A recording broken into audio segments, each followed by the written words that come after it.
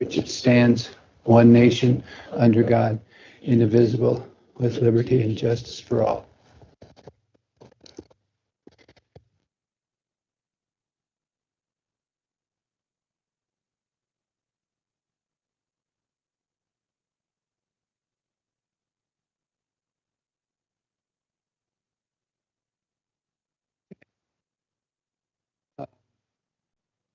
I'd like to request an approval of the agenda with a strikeout of the 9:30 a.m.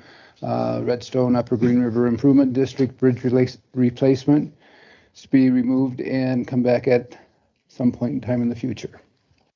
Take a motion to accept. Make a motion to accept the agenda with change. Second. Have a motion and a second. All in favor? Great. Be kind enough to turn your microphones on, please.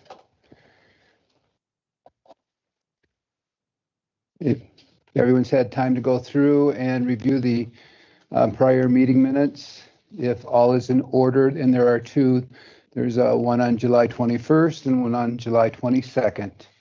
Take a motion, unless there's any changes, to accept them both at the same time. Make a motion to approve the 7:21 and 7:22 meeting minutes. I have a motion by Commissioner Bradley to accept both. I'll second. Second by Commissioner Stevens to accept both. All in favor? Any opposed?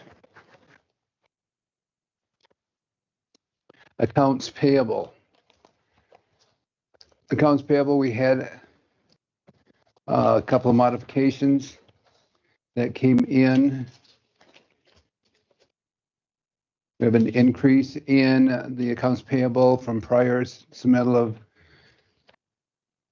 $2,557.16, and added vouchers for another $16,707, making the total purchase journal total $1,511,780.34, plus total payroll liabilities of $725,248.81.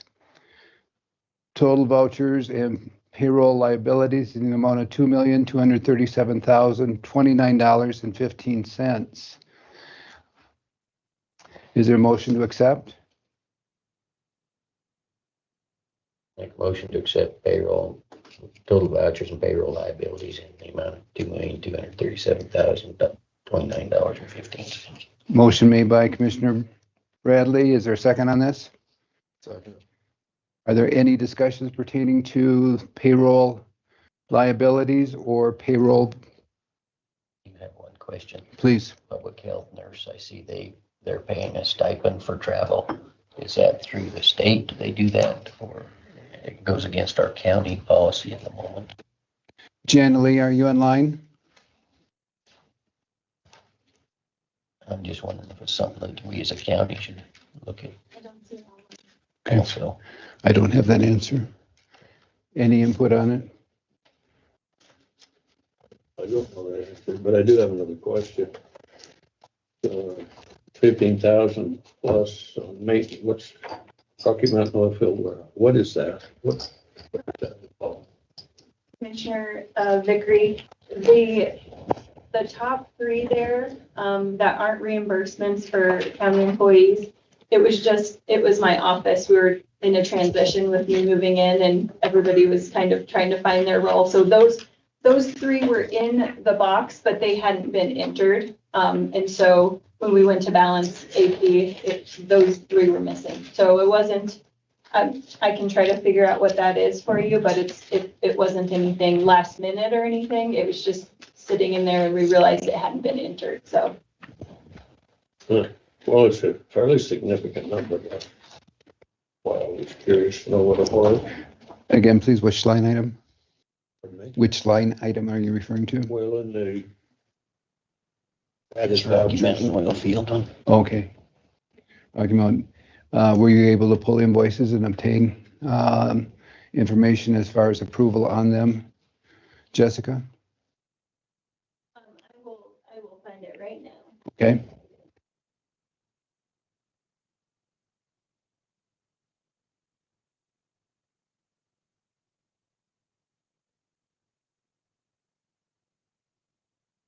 Jeness, would you be kind enough to call Jana Lee in regards to Commissioner Bradley's question?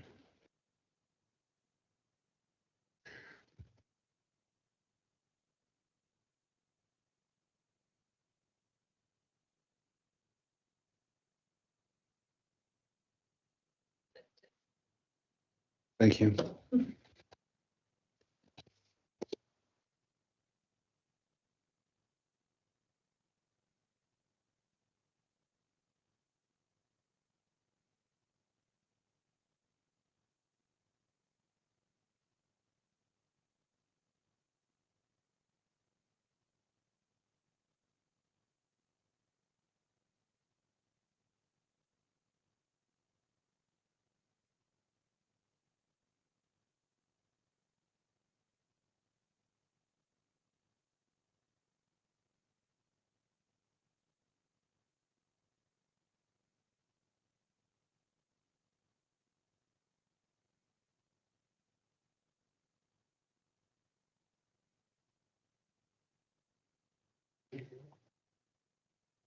Looks like it's a maintenance contract.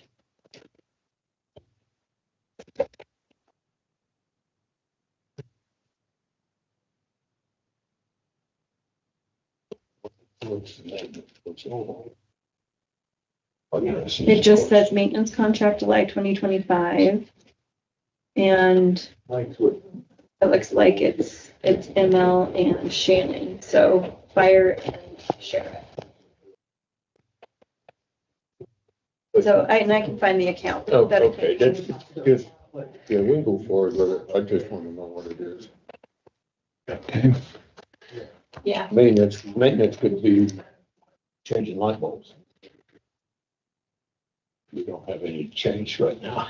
What's that outfit that's those police? It was a $75 travel stipend. I'm just wondering if that's daily meals or if that's through the state. I mean, it's different than our policy. Radios and stuff.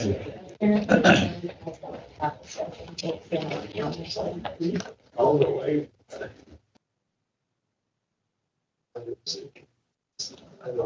Okay, all right, and so that is a county expense as opposed to a state. Switched them. Okay, thank you. She said that's tips training, not a travel stipend. Did it say travel stipend? I sure thought it did, but I'll have to go back and find it now. Might take me a minute to find it. I think they're 161. 161.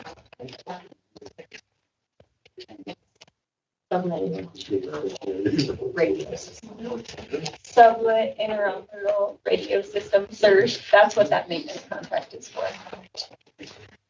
Oh, that's, yeah, so you guys signed a contract with that Rocky Mountain to monthly do the maintenance on that. Yeah, so that's just for 1 month. Yeah. So what is required for over the course of a year, 50,000? That's a significant number. So what breaks down that requires that? Mr. Chairman, I know that they get alarms and he will go to the sites to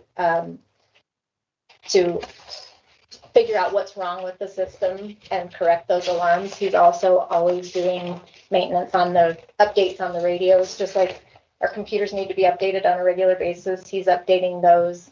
He does stuff with the equipment in the server rooms here. I'm not sure what all the details are, but those are some things that I do know about what that contract includes. And that's the contract that they opted to. I don't see a 161 there, man. On site, or not on site, but to be in Sublette County at all times to have quick response for that. Here it is. It is a tips training. Okay. Now I know. We're good on I that. did. And if you need a copy of that contract. Had it made as travel stipends. Thank you, Jeanette. Okay, and then I have a question on the purchase journal for the addendum that came in on the GL account, top line item, Amazon driver's side awning for $705.49. What department, and what's going on here, please?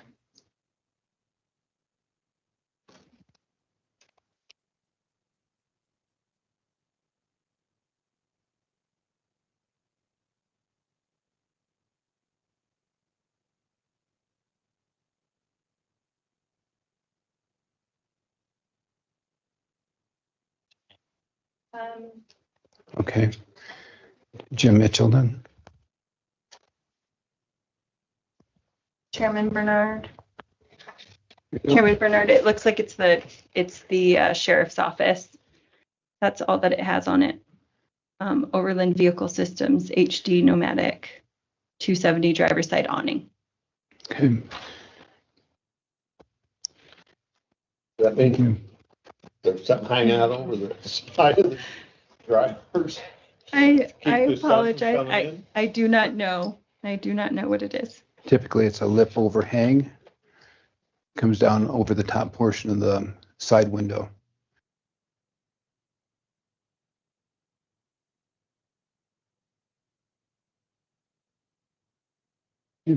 Are there any questions pertaining to this item? Anything that needs to be changed? Okay, I have a motion and a second on approval of the purchase journal plus payroll liabilities in the amount of $2,237,029.15. All in favor? Aye. Any opposed? Passed. Road and Bridge, Billy Pape.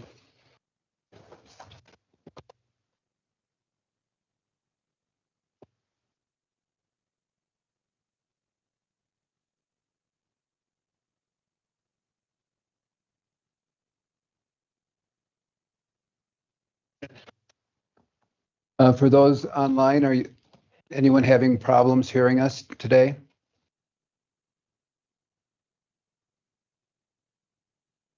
Okay, please continue. Guys got my activity lists. Yes, sir. We're just basically blading roads, changing culverts. Pretty basic. Question is, I got a picture from the Wild West Road. Have you taken that over, started doing anything on it? They took in some improvements or something, back in some of the potholes.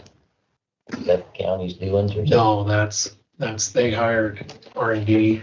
Okay, so they're getting everything up to grade before you take it? Yeah, before we take it. Okay. Yeah. It looks like they ran out of product. Potholes are still pretty deep. Yeah, I think they're, when I talked to Michelle, he's hitting it and doing other stuff, and then he's coming back and doing more. He's doing it in layers and stuff like that. Okay. Yeah. So, yeah. But yeah, no, that's all on now, getting it up. Okay. What needed to be done. Any questions on what we're up to? Our biggest thing right now is just some areas trying to find water. You know, that's we're having hot water and all that. Blade and stuff. That's what I'm doing right now. But we're getting there. The one thing I do have for Road and Bridge, we're still working on up on Hoback Ranches on that road. I finally got Kara at the Forest Service. She's still working on the turnaround and our 100-foot easement through there, and that's going real well. But we did get approval to go ahead and start doing maintenance with this agreement, and everyone's good with it. I just didn't sign it yet. I want to talk to you guys before I sign it. If you're good with me to start doing maintenance on that road. I mean, we're going to do it, but you know, we asked for a turnaround in the 100-foot easement, and that's still going, but we can start doing maintenance on what's there right now. I still want to sign it until I talk to you guys. Yeah, good. Be better to get started now than when the snow hits, have it in good shape before winter. Yeah. We're just next week, we'll be up there starting to blade all up and go back and everything, so I just want to make sure we get it bladed while we're up there. Commissioner White? Okay, I just didn't want to sign it until So, Vickery? Mr. Chairman, Billy, I do have one question. Okay. Go back to cattle guards for a minute. And cattle guards may be made a little wider. Yeah, The reason I ask that is there's one between us and Pape's. And I don't know, I didn't put a tape to it, but it doesn't look like it's 8 feet. Almost looks like it's maybe 7. And the reason I asked about that is because we have a terrible time keeping things from getting mixed on that road, partly because we've got a lot of fixture traffic. Cattle on both sides get stacked up against that cattle guard. And it's just, I can reach over there. I think it's a mentality of livestock, and they do. Pretty soon they just go across the darn thing. And so I'm thinking wider would be better in that case if there's something could be done in the future. yeah, I know normal they're 8 feet. Is that correct? well, they're like 7, 8, yeah, 7, 7 foot, yeah. That's kind of standard. This way, we got, Right. 24 and we go 28 and we go over how big. That's kind of a standard, but, we could make one bigger. Well, no, I don't want to get into that kind of a deal. I just wondered if you could. It's not really that, I can look at it and we can see what we could add a couple of feet to it, because we take old ones and we could weld it, we could take a section that's good and weld onto it and make it where they don't breach. Yeah, well, I know that patient traffic is a big deal there. Yeah. And why livestock want to get right there, I don't know. It happens every year. Those guys come through there and honking their horns, and cattle it doesn't matter which side they're on. They haven't got anywhere to go. Right. Except across the cattle guard. So they go for it. Then they go for it, and that's the way it Okay. is. Yeah, I'll look at it and see if we can add Okay, to it. appreciate that. I do have a question, please. On payables, it shows that Dust Busters came through for $303,000 and change. Yeah, they changed companies and it kind of really messed me up because their main office went from Evanston to Colorado, and they were sending bills out of the Evanston office, but not like they should. So they missed 61 loads. So then they sent them all to us, but really kind of messed me up a lot because normally May and June I pay out of my old budget. So that kind of messed me up there a little bit. I'd say. But yeah, so that's what that was about. So when Wilhelmina was working with their office, the statements weren't showing, but we keep track of how many gallons, how many loads, and all that. It wasn't adding up. So once we got it all straight, we were shy paying them 61 loads. So even though it shows July, it goes back into May and It June. goes back into May and June. That's because it shows July, and that was Yeah. huge amount. It was their mess up because when they moved from one office to the other, they just missed a lot of invoices. Sure. So are you getting set up to build? I'm hoping, yeah, my machine hasn't showed up yet, so I'm hoping because I'm almost out of my money. So yeah, hopefully it shows up. I've been bugging them because they told me 6 weeks, and it's been more than 6 weeks. But that's what that was Great, about. thank you.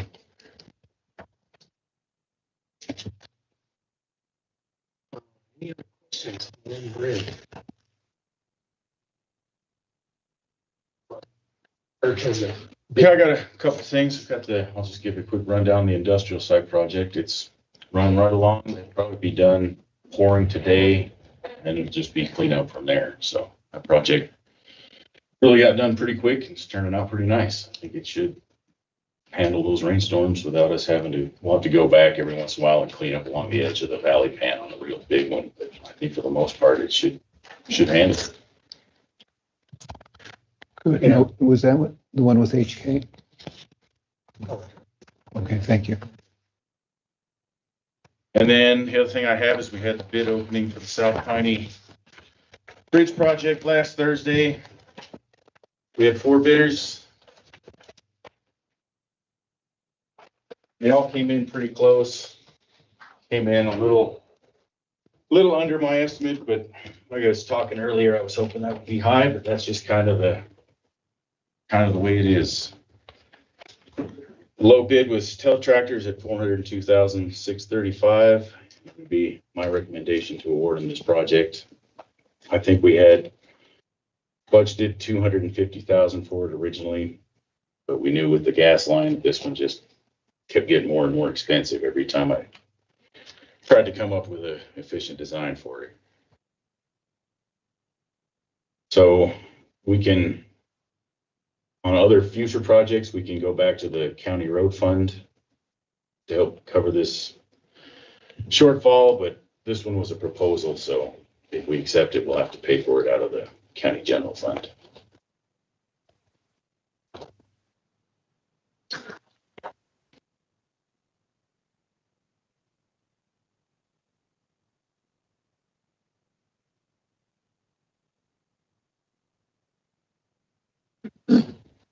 Any questions? Well, yeah, not pertaining to this. What about the East Green River Road? What's going on with That will be starting up again here or starting up in September. Is that going to stay within the budget, or is there going to be something? That one should, because it's pretty simple dirt work and we've got a little bit of contingency in that one, so it's already been bid and agreements been signed. So we just gave them a year extension.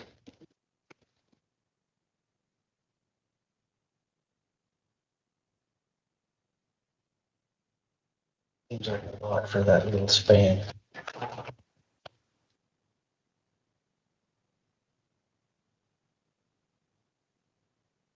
Culvert ends up being 130 feet long, I think, and that's probably where a lot of that cost comes, just because of the angle of that, the gas line, and then falling off the hill to the other side. It's just a tough one without lowering the gas line or rerouting it, which I don't think would be very cheap either. They looked at rerouting it, didn't they? Wasn't that kicked around for a minute? We just stayed away from it. We just potholed it to see how deep it was, and because it gets shallower at the part we were going to try and move the ditch to. But we never really explored what the costs were to. Yeah, like mess with it. 10 years ago, we looked into it. Because there's some spots, I mean, it's only under the ground like that, but it was lots of money. So is that a property line also? Is that ditch bank the property line? No, between the McAdams? property line kind of skirts along. It's south of the right of way, but yeah, most of it's on the Christmas property and a little bit gets on that pyramid property. But the gas line just stays on one side of the road. For that crossing, it jumps to that side and then it jumps back across the road just after the bridge.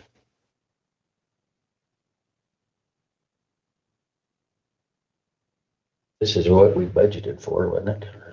We budgeted your estimate in, didn't we? Yes. Okay. There's no questions. Any comments? Any motion to accept or deny?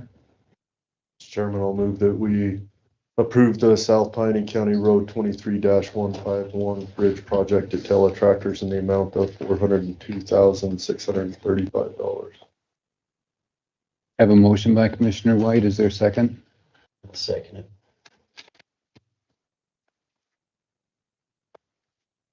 Any further discussion? All in favor of? Aye. Any opposed? Motion passed. Thank you. Thank you. That's pretty much all I have on my front. Thank you. So waste management, everything's going good over there. We had we did the 3 voucher deal and that's over now, but I was just so transfer station, we used 208 vouchers. And then the landfill, we used 183. So people took advantage of it. Response. Yeah, so that was good. So everything's on track down there. Everything's running good. Shredders working great. Baler, they're gonna be here. Do some upgrades on that next week. But other than that, everything running good. Golf course. We got a green replaced. Got it. It's looking good. That's number 7. Yeah, got it redone. So it turned out really nice. It's taken well. Hopefully, probably about 1st September, we'll be able to start using it. Okay. Mr. Chairman. So Billy, not this weekend, but the past weekend, I had quite a few calls. Everybody that called me, so I changed my phone number. Yeah. So nobody will be able to call me. But anyway, so what they said was that was built as a clubhouse, okay, that building, not as a restaurant. Mm-hmm. So they're feeling uncomfortable when they go in there just to sit and visit. Those people kind of expect them to buy something. I don't know whether you know, how you can handle that, but they feel like they're kind of harassed, by the people that have the restaurant, that they expect them, if they're in there, to be buying something. So to me, that's, if it's a clubhouse, they wouldn't have to buy something, not mandatory, okay? Right. So then there was some stuff taken off the walls, about the plaques and stuff that's disappeared off the walls. We're having them redone. Okay. So and we got some of them back. So everything will be back. I mean, there's just a few that, because you couldn't dig out where they were. Yeah. Well, and they needed updated and stuff because a lot of it, but. So, but then if they don't know, then they notice them missing. Oh, yeah. Yeah. So then, according to Emily, none has been paid on that cleaning deposit. Supposed to be $100 a month. Yeah, for 10 months. They had like 3 months. 3 months and then they have 10 months to, Yeah. So I don't know if it's a thing, just don't let it get too far behind, Yeah, I'll talk to her today. Okay. So I guess that's kind of, but anyway, back to the first thing, people, I don't know what happened. I wasn't there, but it was numerous people, were just probably sitting there in the chairs having a good time and they expected them to, Pay some. Yeah, and, we could probably, add something to the lease or something, because right now. Because it says, it kind if of you read states. it, a portion of the Rendezvous Meadows Golf Club consisting of the restaurant. So it's, that same as says that it's not all a restaurant. Right. So shouldn't be a problem if you tell them, Yeah, I've never, I don't know what, I'm sure they probably, I'll ask her. I don't have any idea on that. Sure. I can't imagine her But anyway, it was, complaining about someone sitting in there. yeah, but it was numerous people, so I don't know what happened. And one couple that's been out there, a member since it started, was very upset. And I know there was some stuff about the patio. Right. I did hear about that, but I talked to her about that, so. Okay. Well, anyway, maybe just nip it in the bud, like Yeah. Barney used to say. And they're working on some stuff, we've been negotiating on some stuff that's on pricing and stuff like that, so. So do they have hot dogs on their menu? No, Because it says in that contract, well, and they're supposed to have grab and go and. yeah, it specifically says hot dogs. Yeah, so I don't think she has hot dogs. Yeah. But I mean, Well, I think they put hot dogs in because of the price point of it not being Yeah, high ticket item. But I'm just saying, people sometimes don't want to sit down or wait for an order. They. Well, yeah, and that's what I've been talking to her about, because the big thing's supposed to have grab and go stuff. And she says she does, but you got, you gotta ask her. And so I know we're trying to get a case or, something. She doesn't want to throw stuff away, you know what I mean? But right now, no one sees anything, so they don't even ask her. So, All right, thank you. you bet. Other than that, that's all I have. Any other questions for Billy? Thank you so much. Appreciate it.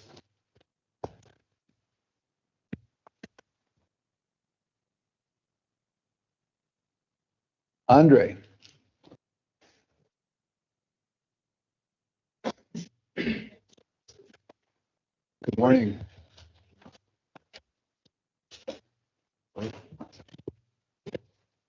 When was this next one in our packet? Mike Jackson to present that plot that needs to be Which one?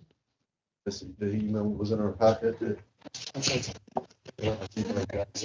For you, Andre. Oh, okay. Oh, no, it's fine. I apologize.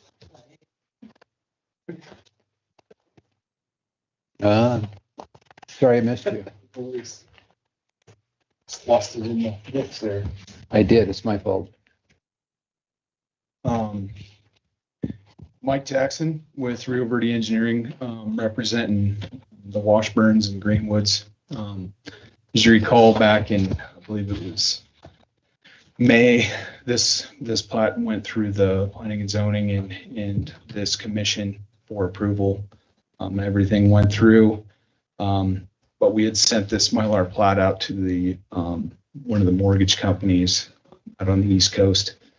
I had brought that up, but it's a 30-day recording limit that we have. To date, we still haven't received that Mylar. So what the Washburns elected to do is pay off that loan so that they could get this thing finalized. So they've done that. They would be here, but Mrs. Washburn was involved in a car accident recently, and she's down in Salt Lake, so they would be here otherwise. But they had two mortgages on this property. They paid the one off that we've been waiting on, and I have an affidavit for the other one.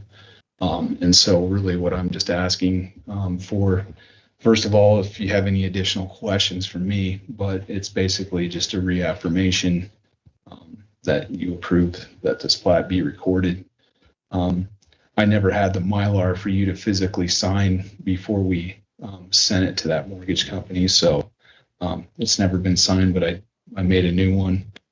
Just took that certificate of mortgagee off the plat. That's the only edit that was made to the plat. So that's why I'm here today. Thank you. Any questions?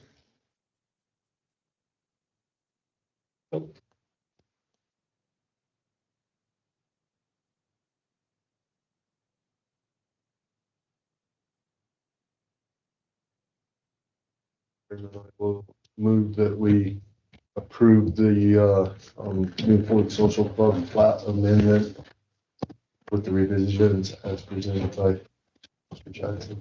Thank you. We have a motion by Commissioner Wade. Is there a second? I'll second. I have a second by Commissioner Bradley. Is there any discussion?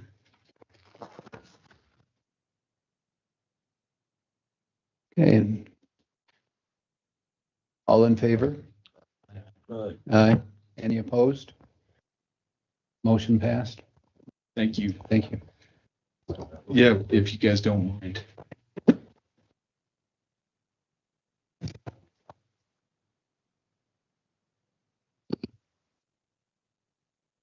So Mike, what seems to be the holdup? What's that? What is the holdup for the mortgage company? Well,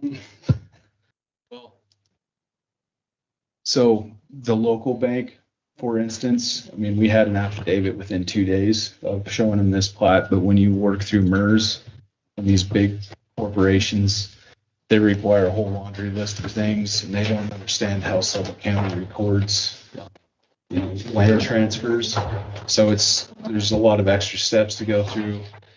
We went through appraisals, title reports, updating those because of timelines, and then they don't get, once we submit it, they can take up to 60 days to review, get back to you with additional requirements. So it's a really long process. I've had this happen before.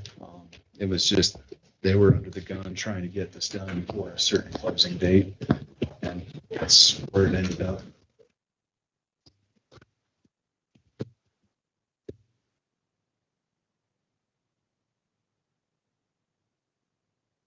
Jessica, we need to sign this also, please.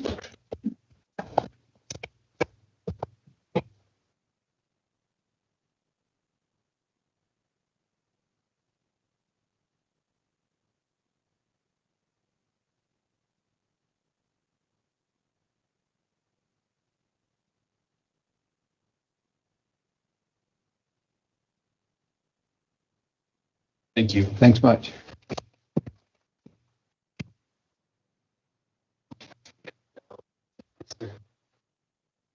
Andre, we'll try it again.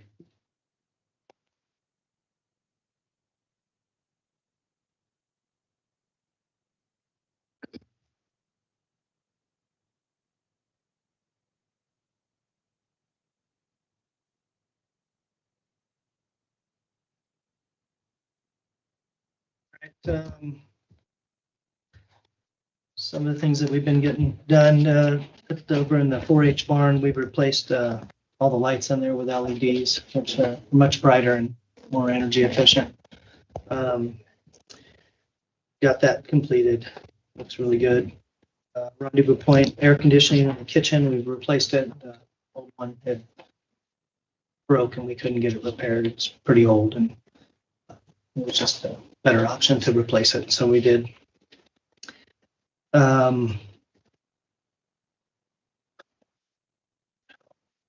We've serviced all the air conditionings around the county.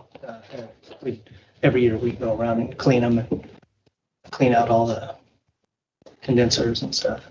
We've gotten that completed. The only ones we haven't gotten done yet, but we actually rely on a company to do it, is the ones for the radio towers. Just because I know that talking millions of dollars of equipment that are in those things, so I like to have those professionally done. That's not done yet, but it's on the list. When you bring up radio towers, how often do we revisit the tower rental to the different people that utilize those, or is that county usage only? I have no idea. That's way out of my. I don't have anything to do with any of that. I just take care of the generators and the air conditioners that are up there. Okay. That's Shad and. Okay, great. I'll follow up with them. Probably county only then. Thank Sorry, you. I didn't have an answer for you. Just No, that's good. Way out of my realm. No, you told me. Let's see. The 4-H wall that was requested to be put in last year to separate the ammunition. That's the wall's up. We're just waiting on. It's almost done. We're just waiting on the metal to finish it, make it look nice. As soon as that comes in, Dan Liskey will go finish it up. He might even have the metal now. Johnson Controls software for all our systems in here for the heat and air conditioning and all that. We've got that software installed now. That was something we had. It was a big purchase to upgrade that. I can't remember. I had it written down somewhere what version we were on and what version they were currently on, and so we upgraded that whole system. It's really nice. It's all 3-dimensional now. They mapped out our entire building, all the equipment. We're able to open and close different dampers and valves and things from the computer now. Much easier to see. It's a learning curve because we have to learn the new system, but that's completed and it's working well. The courthouse air conditioning project, I'm still do not have a second quote. So we had called Vaughn's. They wouldn't even call us back. Couldn't get them out here. Flow right, he did come look at everything and but he hasn't gotten us a quote yet, and I'm just short of begging him to get it to me. So, So with that being said, I'm the one that brought it up as far as obtaining a second quote. Are we comfortable just going ahead moving with what we have, or do you want to wait until another quote comes in for comparison? I really need to get that ball moving. 200,000. And it's 290 something. Well, both big units.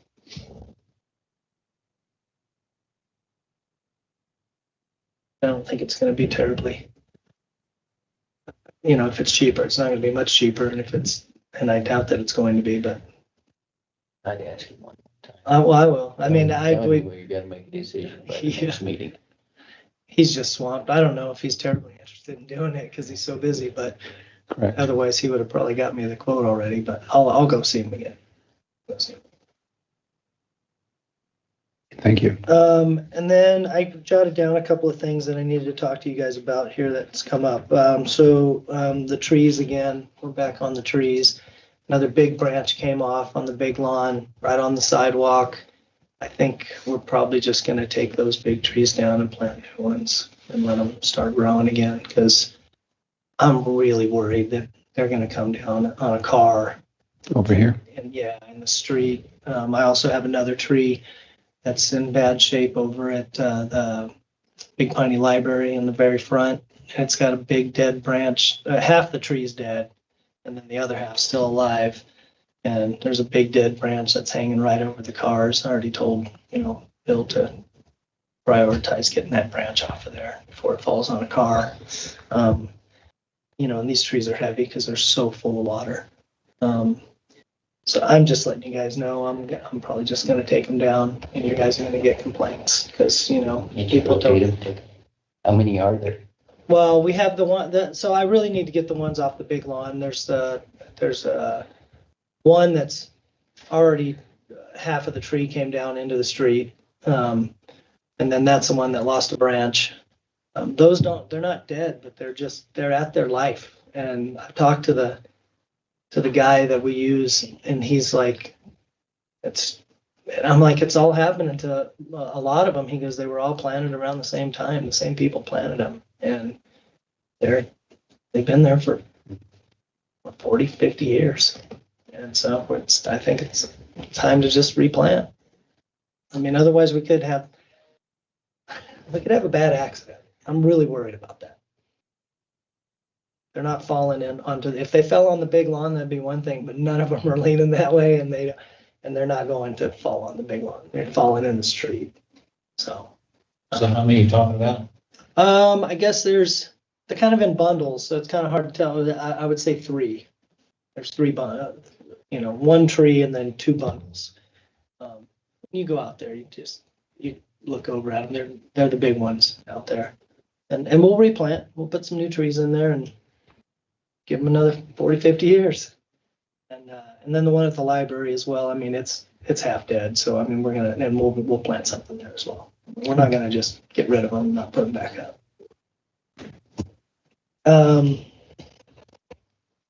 Then, that Stott lot, the electrical over there that they were requesting, so that they don't have to do the generators for Rendezvous and stuff. It's going to be about $2,000 to get that going.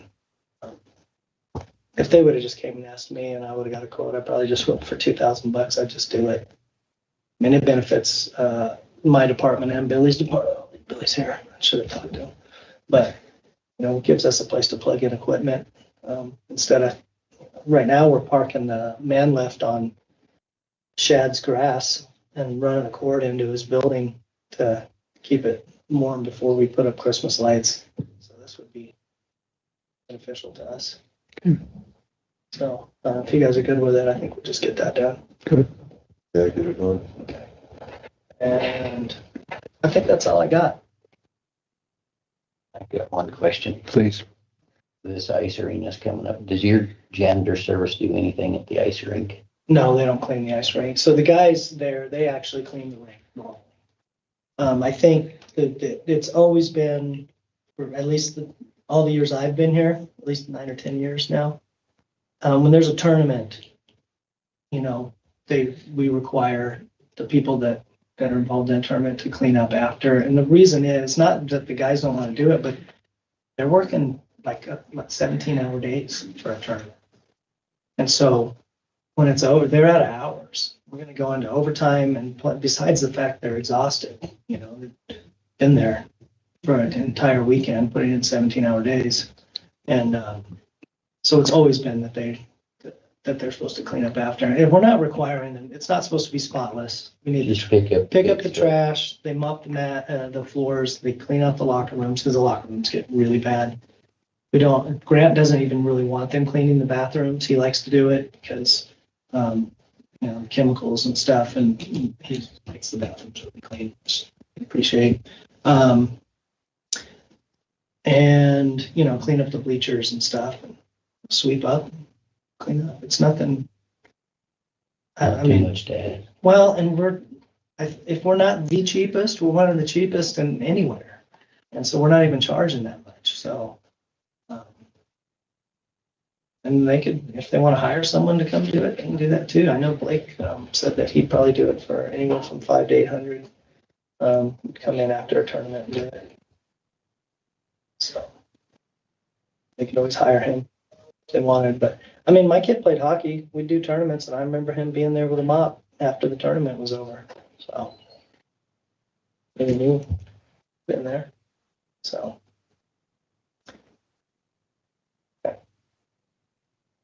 Any other questions?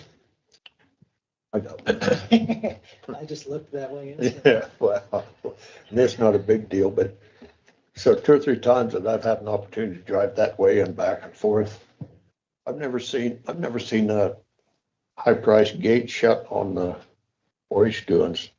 Is that operational? And No, it's not. So the gate's done, the motor's in, but we're putting in card readers now. Matter of fact, my electrician's gonna get a piece of equipment because he's got to run some conduit over to the other side of the fence, and then Dynamic Controls is going to come in and put in card readers, and then it'll be operational. I see. So we're right in the middle of it. Okay, makes sense. Okay, thanks. There's no other questions. Thank you so much. Appreciate it. Up next, Tina with Rendezvous Point. Good morning. Thanks for coming over. Yeah, of course. Thanks. Your staff put out a good breakfast this morning. Oh, good. Very nice. They always seem to do a good job. So I just wanted to go over some of the updates with Rendezvous Point.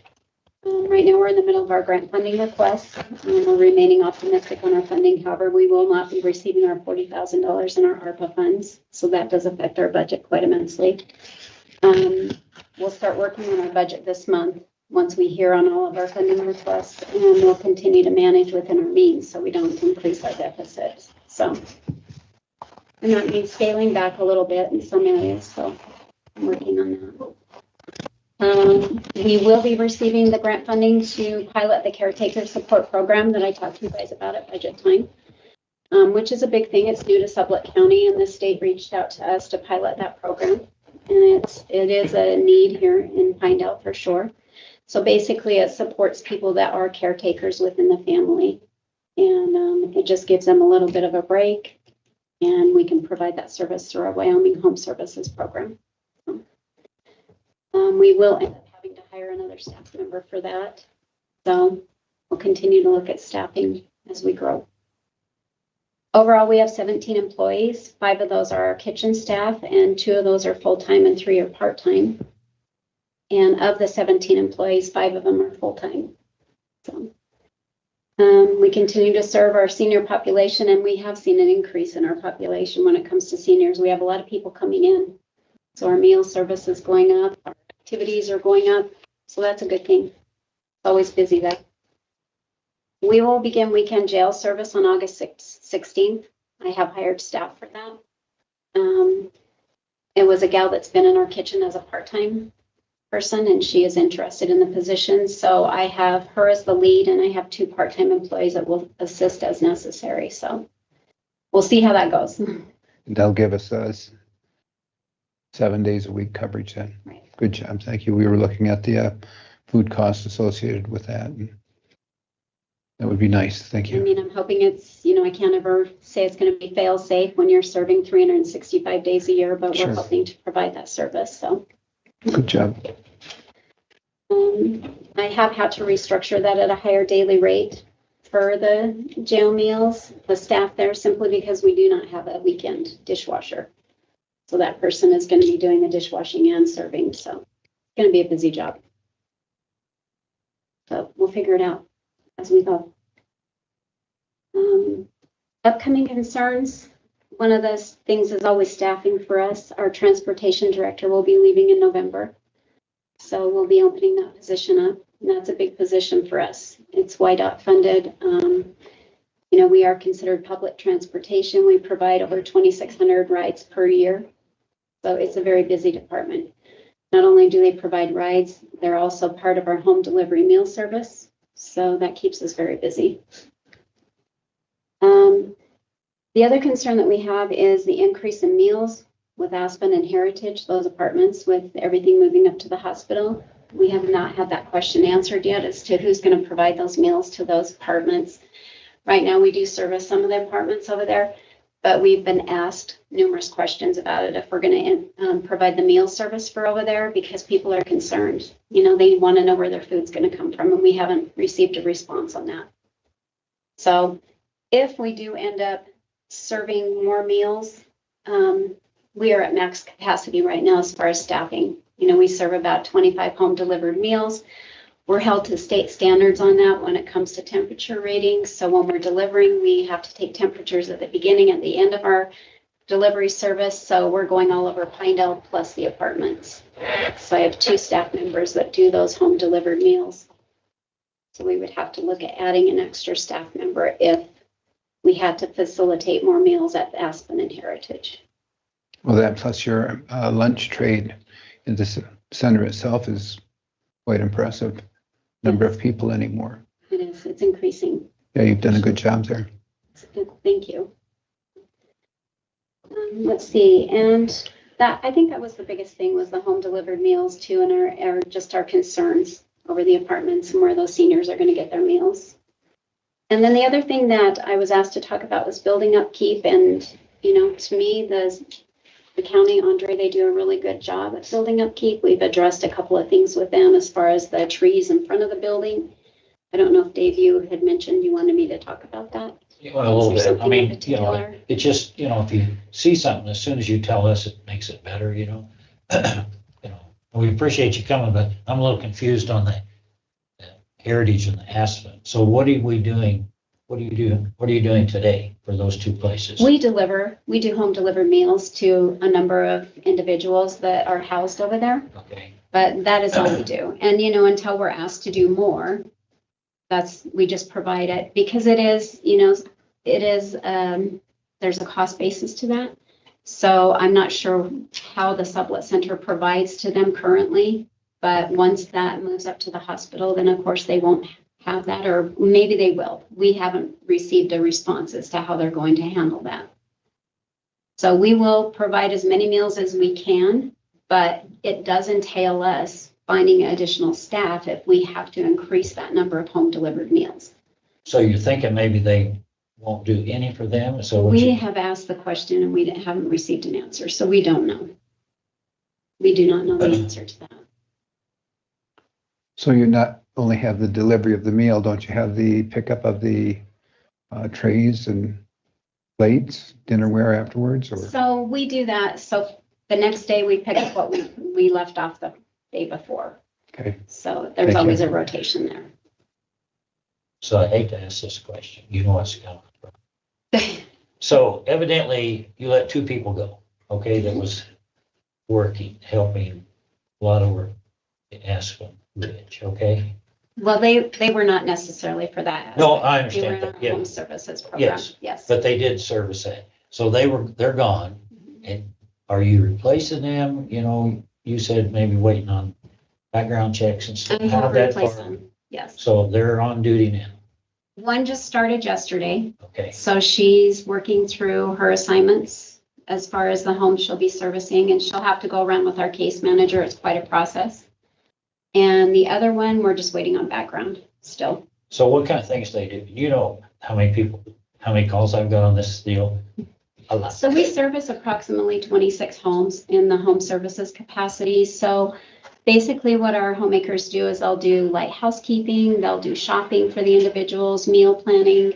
We don't do any type of bathing or anything like that. It's a very basic service, but it's very much needed for individuals who cannot leave their homes or they can't clean their homes themselves. So yes. So do you do any of the heritage part of that service or not? You know, we do some individuals over in the apartments. So, but not necessarily a lot as in the outlying areas. We service a lot in Big Piney. We service a lot in different homes in Pinedale. So, I was just curious why, the hospital district didn't take care of those two facilities. That's what I am not certain how they function in that capacity. I mean, I think they offer the maintenance, but I honestly don't know what they do besides that when it comes to that area. They possibly offer some of the housekeeping services. I don't know. Well, especially in the heritage, where they're right there in the building. Sure. But I don't, and I'm not putting you on the spot, but No, it's fine. I mean, I got called and we talked about it earlier, so, okay. And there is reasons, we don't just eliminate personnel for no reason. Just so you're aware, it's not a fun thing to do, but there is reasons behind that. Okay. Well, thank you. Mm-hmm. You're welcome. Appreciate you coming. Absolutely. Appreciate the invite. Any questions? And you're welcome, please, if you join us first Tuesday of next month for a great breakfast. Well, thank you. You're welcome. Thank you very much for your time. Thank you. Thanks for coming in.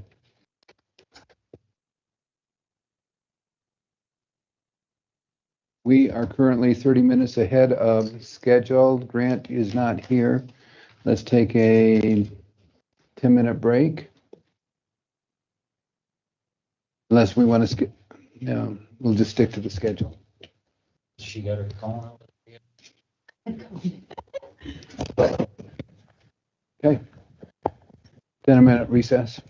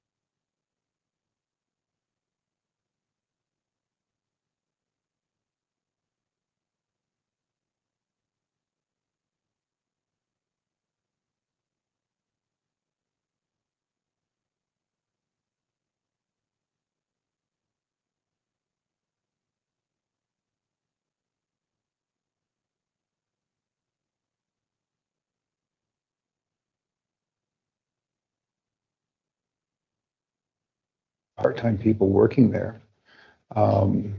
They wouldn't have the necessary resources to pull from, so they would have to hire someone else. Yeah, I think we're speculating on what they have right Correct. now, and so I would defer to having that conversation with whoever's running that on what resources they have without trying to guess, or speculate. Well, you were on the board there, that's what I'm asking you, doggone it. I was just a substitute teacher on the board for a very short period, so. Would that be something that you, or you could assign someone to I think look we into? have two representatives that represent the county on that board. If we directed them to bring that before the PAC board, it'd probably be better for Okay, our representatives in that joint power board to lead that conversation, if that makes sense. it does. Okay, So what about the golf course? After a tournament there, of course, the restaurant owner cleans up everything around, or the So restaurant we manager. built that into that, the restaurant is responsible for cleaning the restrooms and that restroom. And then Billy's guys clean the clubhouse type deal. You don't spend any time out there with your crews, Andre? At the golf course? Yeah. No. I would point out, I was gonna bring it up earlier, when people rent the 11th room for things and events and stuff like that, they're required to clean it afterwards, as well as Rendezvous Point, if someone uses that building, on the weekend or whatever. They're required to clean it as well. It's kind of normal. Can I, one thing, as I was thinking about like renting, like when we rent the ice and our bills to the ice, and my question maybe to you guys is are we renting the ice or are we renting the facility? And I want you to think about that for a second, because I've had to think about that for a lot. If you go to the Levitt room and you rent, or the library and you rent the Levitt room, I did it for a baby shower, right? I get to decide who comes to that. And so, yes, Andre's right. We have to we have to sweep and make sure everything's wiped down, And so I get that. But when I rent the ice, or when I pay for PHA to rent the ice, am I renting the building? And if I am, do I get to pick and choose who gets to come to those games? No, I don't, right? It's a public event. It's like going to the basketball game. Anybody's welcome. And so those are like hockey games. And so I just go back to thinking like, are we renting the ice or are we renting the facility? And if we rent this facility, then we're renting the locker rooms, the lobby. And so I get that. It's just something to think about. I don't know. That's just my being new of like, well, what are we renting? Are we renting the ice part of it? Are we renting the facility? And if we're renting the facility, then I get to clean up after tournaments and per se. But the difference is I don't get to choose who gets to come to that public event, those public games. Does that make sense? no, Okay, never mind. Just forget I just said it. I'm No. sorry, I was working hard to follow up, No, but like for the Levitt room, I get to choose. That's a private event. When I rent that out, I get to choose who gets to come. Right? sure, but the end result is the end result. The end result, yes. But then It's- at the games, as PHA rents, I just want to know, am I renting the facility? Am I renting? Well, the agreement, I believe, has been that because of the nature of the tournament itself, it is up to the league, our local league, to take care of it. So I don't care if it's Okay. building or Okay. event. Okay, I think it's all the same, if that Okay. makes sense. okay, sure, I think, but sure. I don't remember when that was. Several years ago, I'm not gonna mention names, there was a safe sport violation. Mm-hmm. And that was when Derek Shoup was president. We decided that, I talked to Clayton about it, and we decided that it's pretty much the building. Because Okay. in that way, Okay. they could control who comes in. Because that Oh, one okay. safe sport person came in during a high school yeah, yeah, game. yeah. And so Okay. No, we that went makes through all sense. that, and after talking to Clayton, it's like, yes, they're using the ice, but they're using the players' benches, Mm. the nets, locker rooms. And it Okay. ended up kind of being like, how do you dictate what part of the facility? And so it kind of just came down to, it's the facility Okay. No, that in order makes to sense. kind of Yeah, have somewhat control. So in theory, if you didn't want someone at a high school game, you could Oh. not let them in, okay, essentially. Okay. You could type thing is Gotcha. way, I understood it talking with Clayton, but that was also like 4 years ago, 5 years ago. Sure. So, okay. So Grant, I got a question. How do you work the tournaments when employees are reffing games and stuff? Do they go off the clock, or how does that work? yeah, like me, for example, I'll be at the rink for like 16 hours, but I might only clock in for 8. on my hours, but like Kevin and Austin last year, they'd be there from 6 or 7 in the morning till whenever we got done with the cleaning and all that stuff. Do you run them with a bank time or do we pay overtime? It's all comp time based So it overtime. is a bank system. Yeah. So they take off, so you got basically the weekends, Friday, Saturday, there's some Thursdays, Friday, Saturday, and Sunday. And you need everybody, but basically Monday through Tuesday, you run a pretty minimal staff. I still try to have 2 guys there at closing, more for safety and all that, because I've fallen on the ice and I don't know how long I laid there till I got back up. And my wife was the only one that knew I was there. And I just told her I'd be home late. So because of that, not necessarily opening, you need 2 there, but for closing, just for accidents after a 10 or 11 hour day, like I want 2 people there. I mean, it doesn't happen every single time, because sometimes people need a day off and like it's hard to cover depending on the schedule, but I try to have 2 people there at closing at all times. Well, let's take the first step based on your recommendation, your suggestion. Talk with 2 appointed board members and see what they can do to help stir the pot. And if needed, perhaps the 2 of you can jump in at from time to time to make sure things are going in direction and come back in a month. Is that enough time? Is that too much time? I wouldn't think so. I think we could get some answers or just some, I mean, and maybe it's not feasible. I don't know what that answer is yet, but. Well, sure, but that's I think we could get some more information in a month. Yeah, and that might be a natural fit for us, and then it also gives us time to think about what other options there might be. And maybe you can come up with some other options. I think at the end of the day, it's not saying we're not going to do it. It's just one of those things to be brought up. But we to look don't at. we don't know. Yeah. I think what you're asking is really valid and has a lot of merit to it, because I recognize what Sam said. It's the same 5 people time after time. I've been there. Yeah. Everyone's been there for the most part.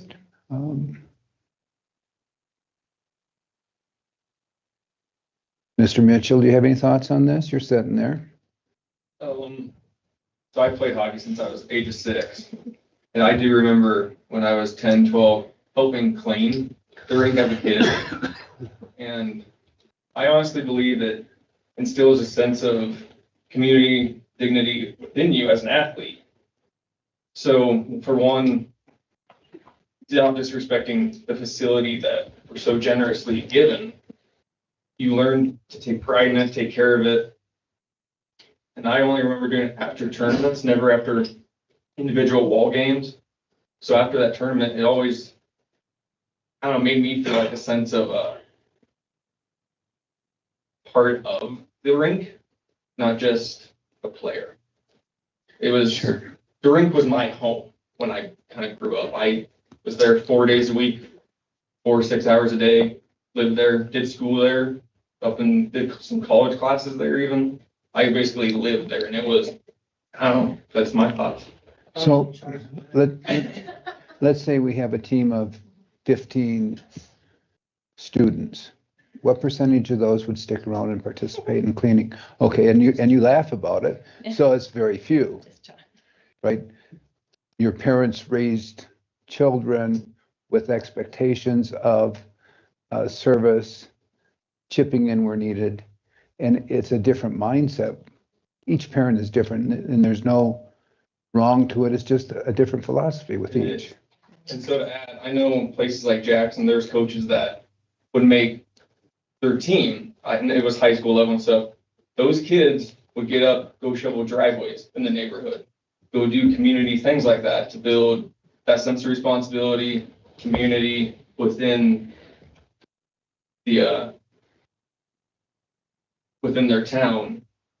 And that was the league, and coach was having them do that to help build that sort of thing. So I don't know if that could fall back on maybe something of actually requirement of having some parents a way of actually, trying to keep Sure. those parents there and have a little bit of sense of, I need a help. My kid gets cheap ice time. Thank you My for thoughts, that. I know hockey, I've been around it. I know how expensive it is. I play goalie, really expensive. Your mom's told me. Yeah. So I know how it is, and I just feel like everyone here is very, very lucky to get what they have. And so. Yeah, and the players are extremely lucky because of the quality of people that represent the community.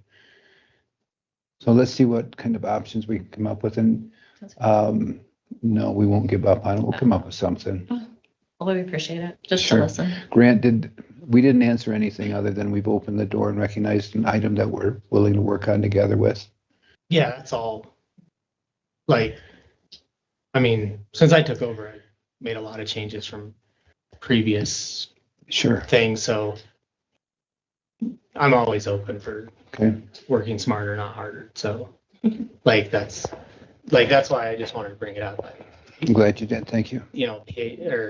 Pine Hockey Association requested looking into it, and so that's why we're here. So I'm glad you brought her to the table. Thank you. Thank you. No, thank you. Grant, thank you.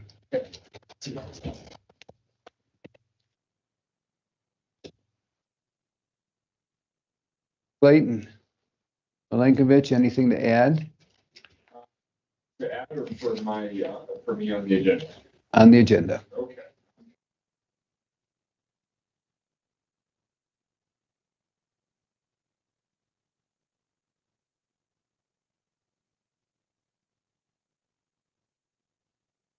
Good morning, gentlemen. I just have a couple of things. First thing would be, and I think he's not going to be here till 11. Yes. Okay. So we have a gentleman coming at 11. We can cover his stuff when he gets here. It's, and I'm blanking on his first name right now. BJ. Yes, BJ with the airport, Ian. Big Pine is going to come. They have a resolution that they need your signature on, and it's electronic signature, but he can give you the breakdown on what that is. But he'll be here at 11. So if you would like to continue and then bring me back at 11, we can do that, or I can talk about some stuff now. Go to another agenda item, and then when he gets here, take him up.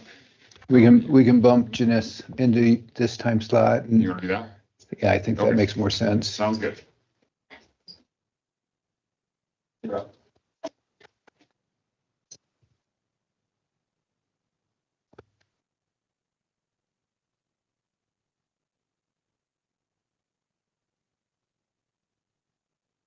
Our commissioners. The first thing on my list is a whole bunch of potential registrations. So I just need to know who is planning to attend what upcoming meetings. The Rockies Petroleum Conference is doing a NEPA training. Commissioner White is registered for that. His accommodations are made. Did anyone else want to go to that? That's August 27th and 28th in there. What days are those? It's 27th, 28th, I get it. Thursday, Friday.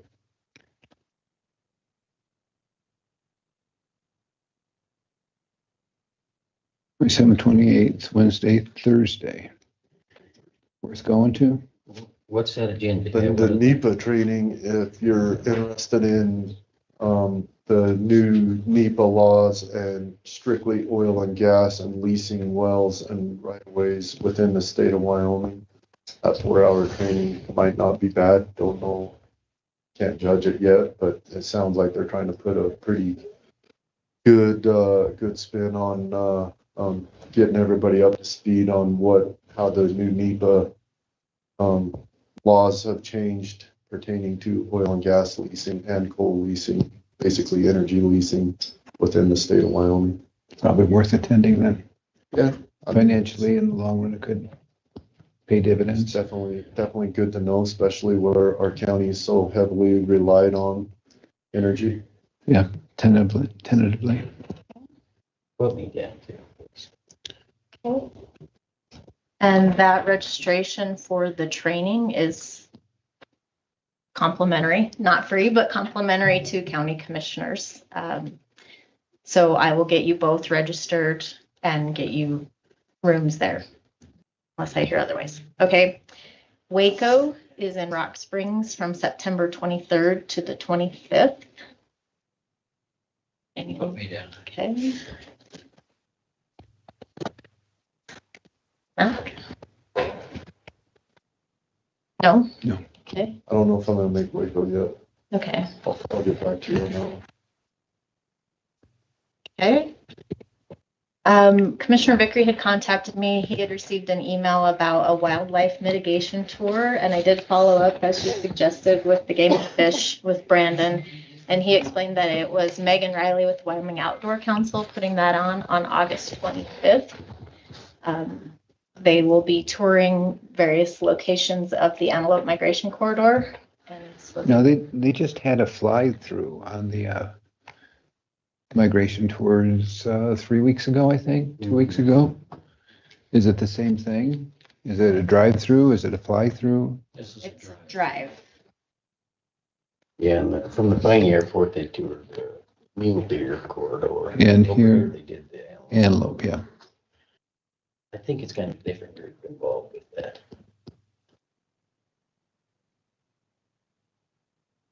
Does anybody have? Yeah, I've any- already contacted her. You, okay.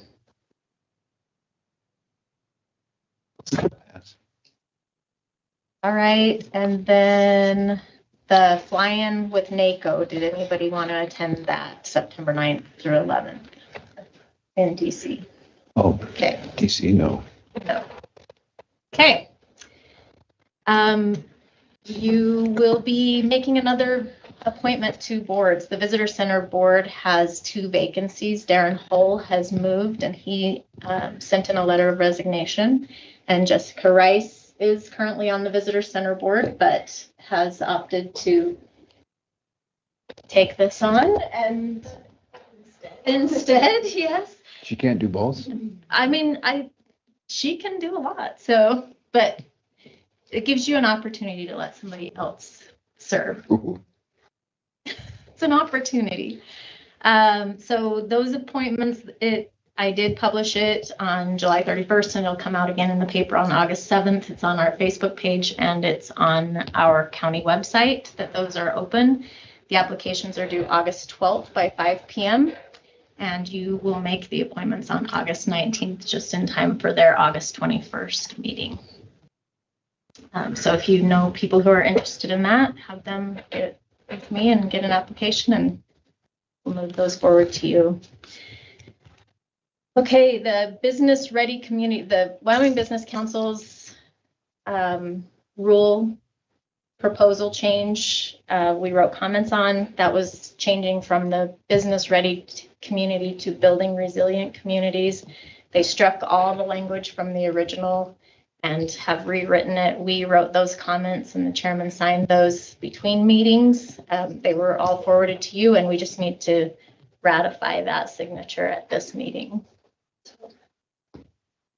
Mr. Chairman, I move that we ratify the business comments that we submitted. I'll second it. Have a motion and a second. Any discussion? Job on those notes, Jeness. Again, please. I said good job on those notes, Jeness. Thank you. All in favor? Aye. Opposed? Motion carried. Thank you. And just as a follow-up to that, they reported that they got 57 public comments, which was the most that they've ever received on anything like that. Their summary of the recommendations that people made fell right in line with what we said. So it sounds like we kind of all were thinking the same thing. And so they are potentially looking at rule adjustments, and they are reporting to the board of directors on September 10th in Sheridan. So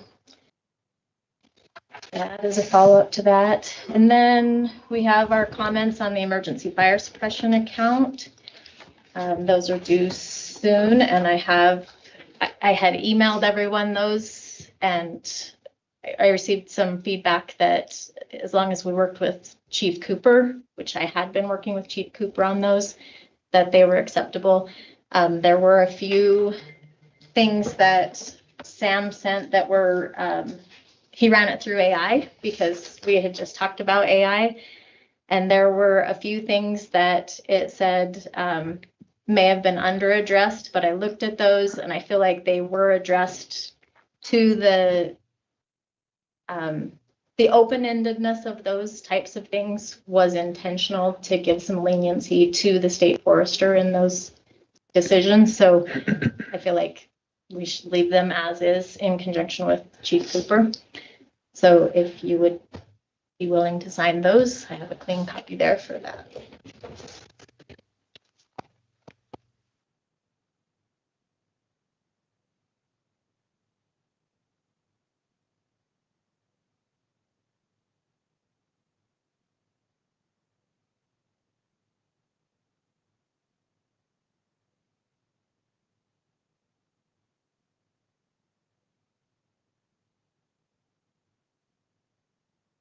Thank you. Do we need a motion for that or not? We need a motion for signature of these comments. Okay. Take a motion on comments. Mr. Chairman, I move that we approve the comments to submit to State Forestry. I'll second Have a motion and a second. All in favor? Aye. Aye. it. Any opposed? Carried. Thank you. Our local assistance and tribal consistency funding closeout instructions have been emailed to us, so I'll be working on that and we'll let you know when that's done. We have spent all of the funds that were associated with it, and most of it was revenue replacement. We opted for the revenue replacement from COVID, but when that's completed, I'll bring that back to you. We've also received our gambling addiction funding in the amount of $6,235.56, and Janalee has been notified that funding has been received by the treasurer's office. You have before you, and I posted them on the bulletin boards, the Bridger Teton tour of the draft assessments release. So if you want to spread word about that, they are going to several locations. And again, I put those on the bulletin boards throughout the courthouse.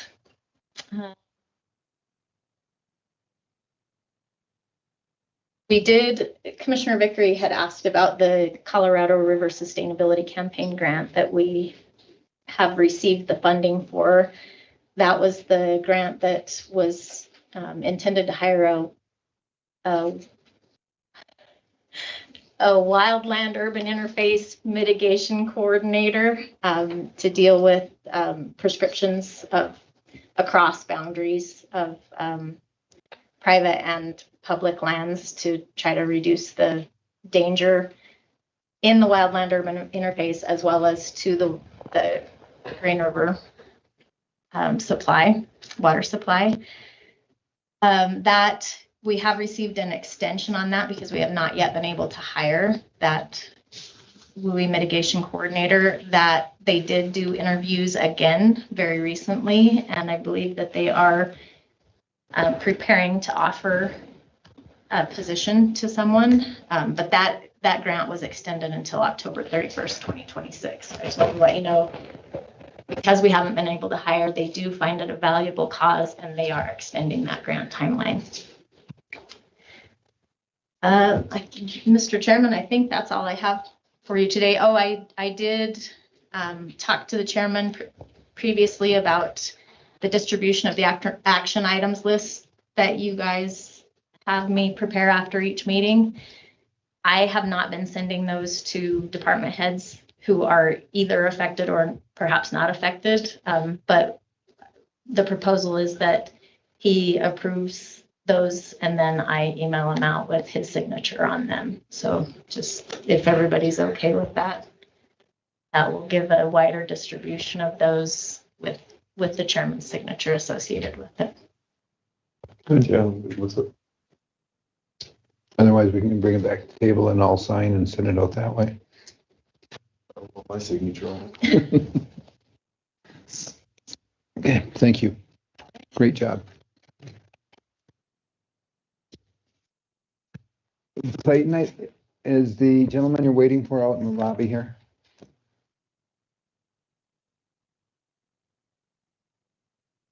Yes. Jessica has a copy. Oh, it looks like you've got it. Yeah, I got it. Okay. I'm BJ Matter, treasurer with the Big Piney Marlton Airport Board. Oh, the BJ. Yeah. So you guys have already signed the second part of our grant. This is the first part of our grant from the FAA for, it's called our West Apron Reconstruction. Basically, all the pavement to the west side of our hangar scheduled by the FFA for replacement. They're actually starting work this Friday. The engineers will be up. They'll be doing that for about 5 weeks. And so you guys signed a grant about 4 or 5 weeks ago.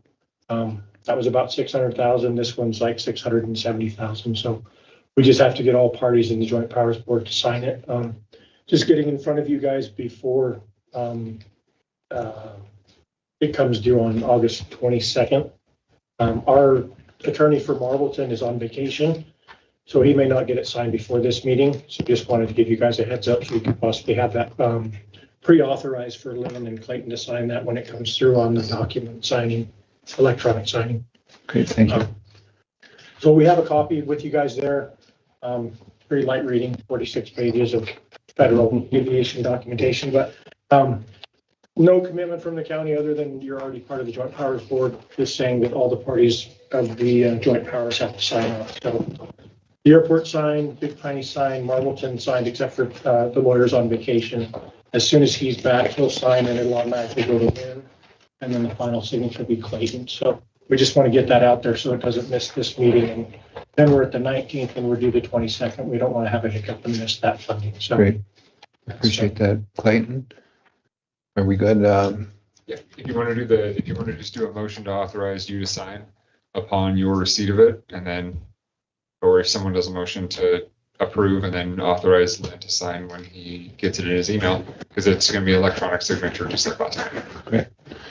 I'd make a motion to allow our chairman to sign grant funding when it becomes available between now and the next meeting.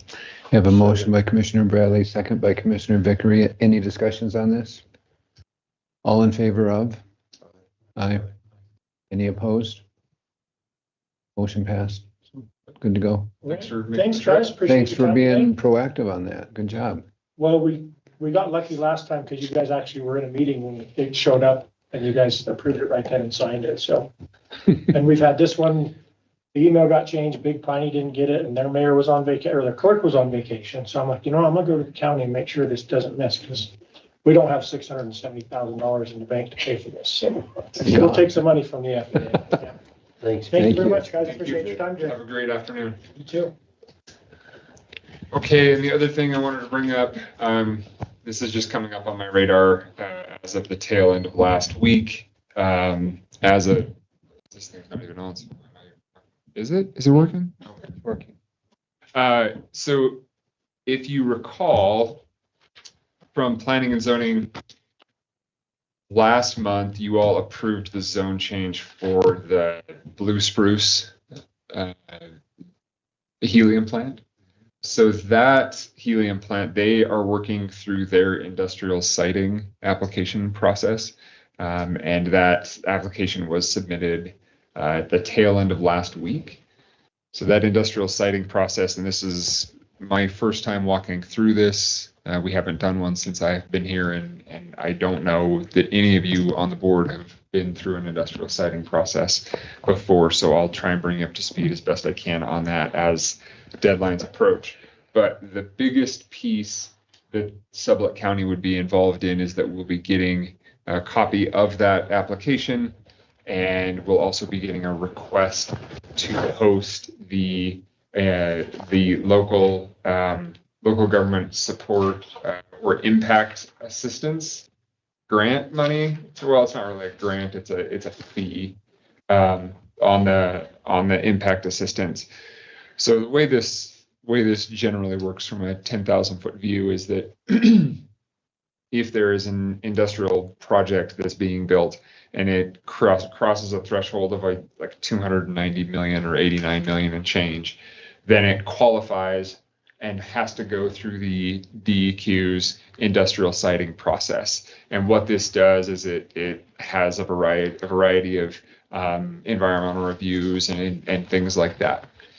From the county's perspective and from local government perspective, there is also an impact assistance dollars that are tied to the cost of the overall project. And Sam, have you ever been involved in one of these on your end?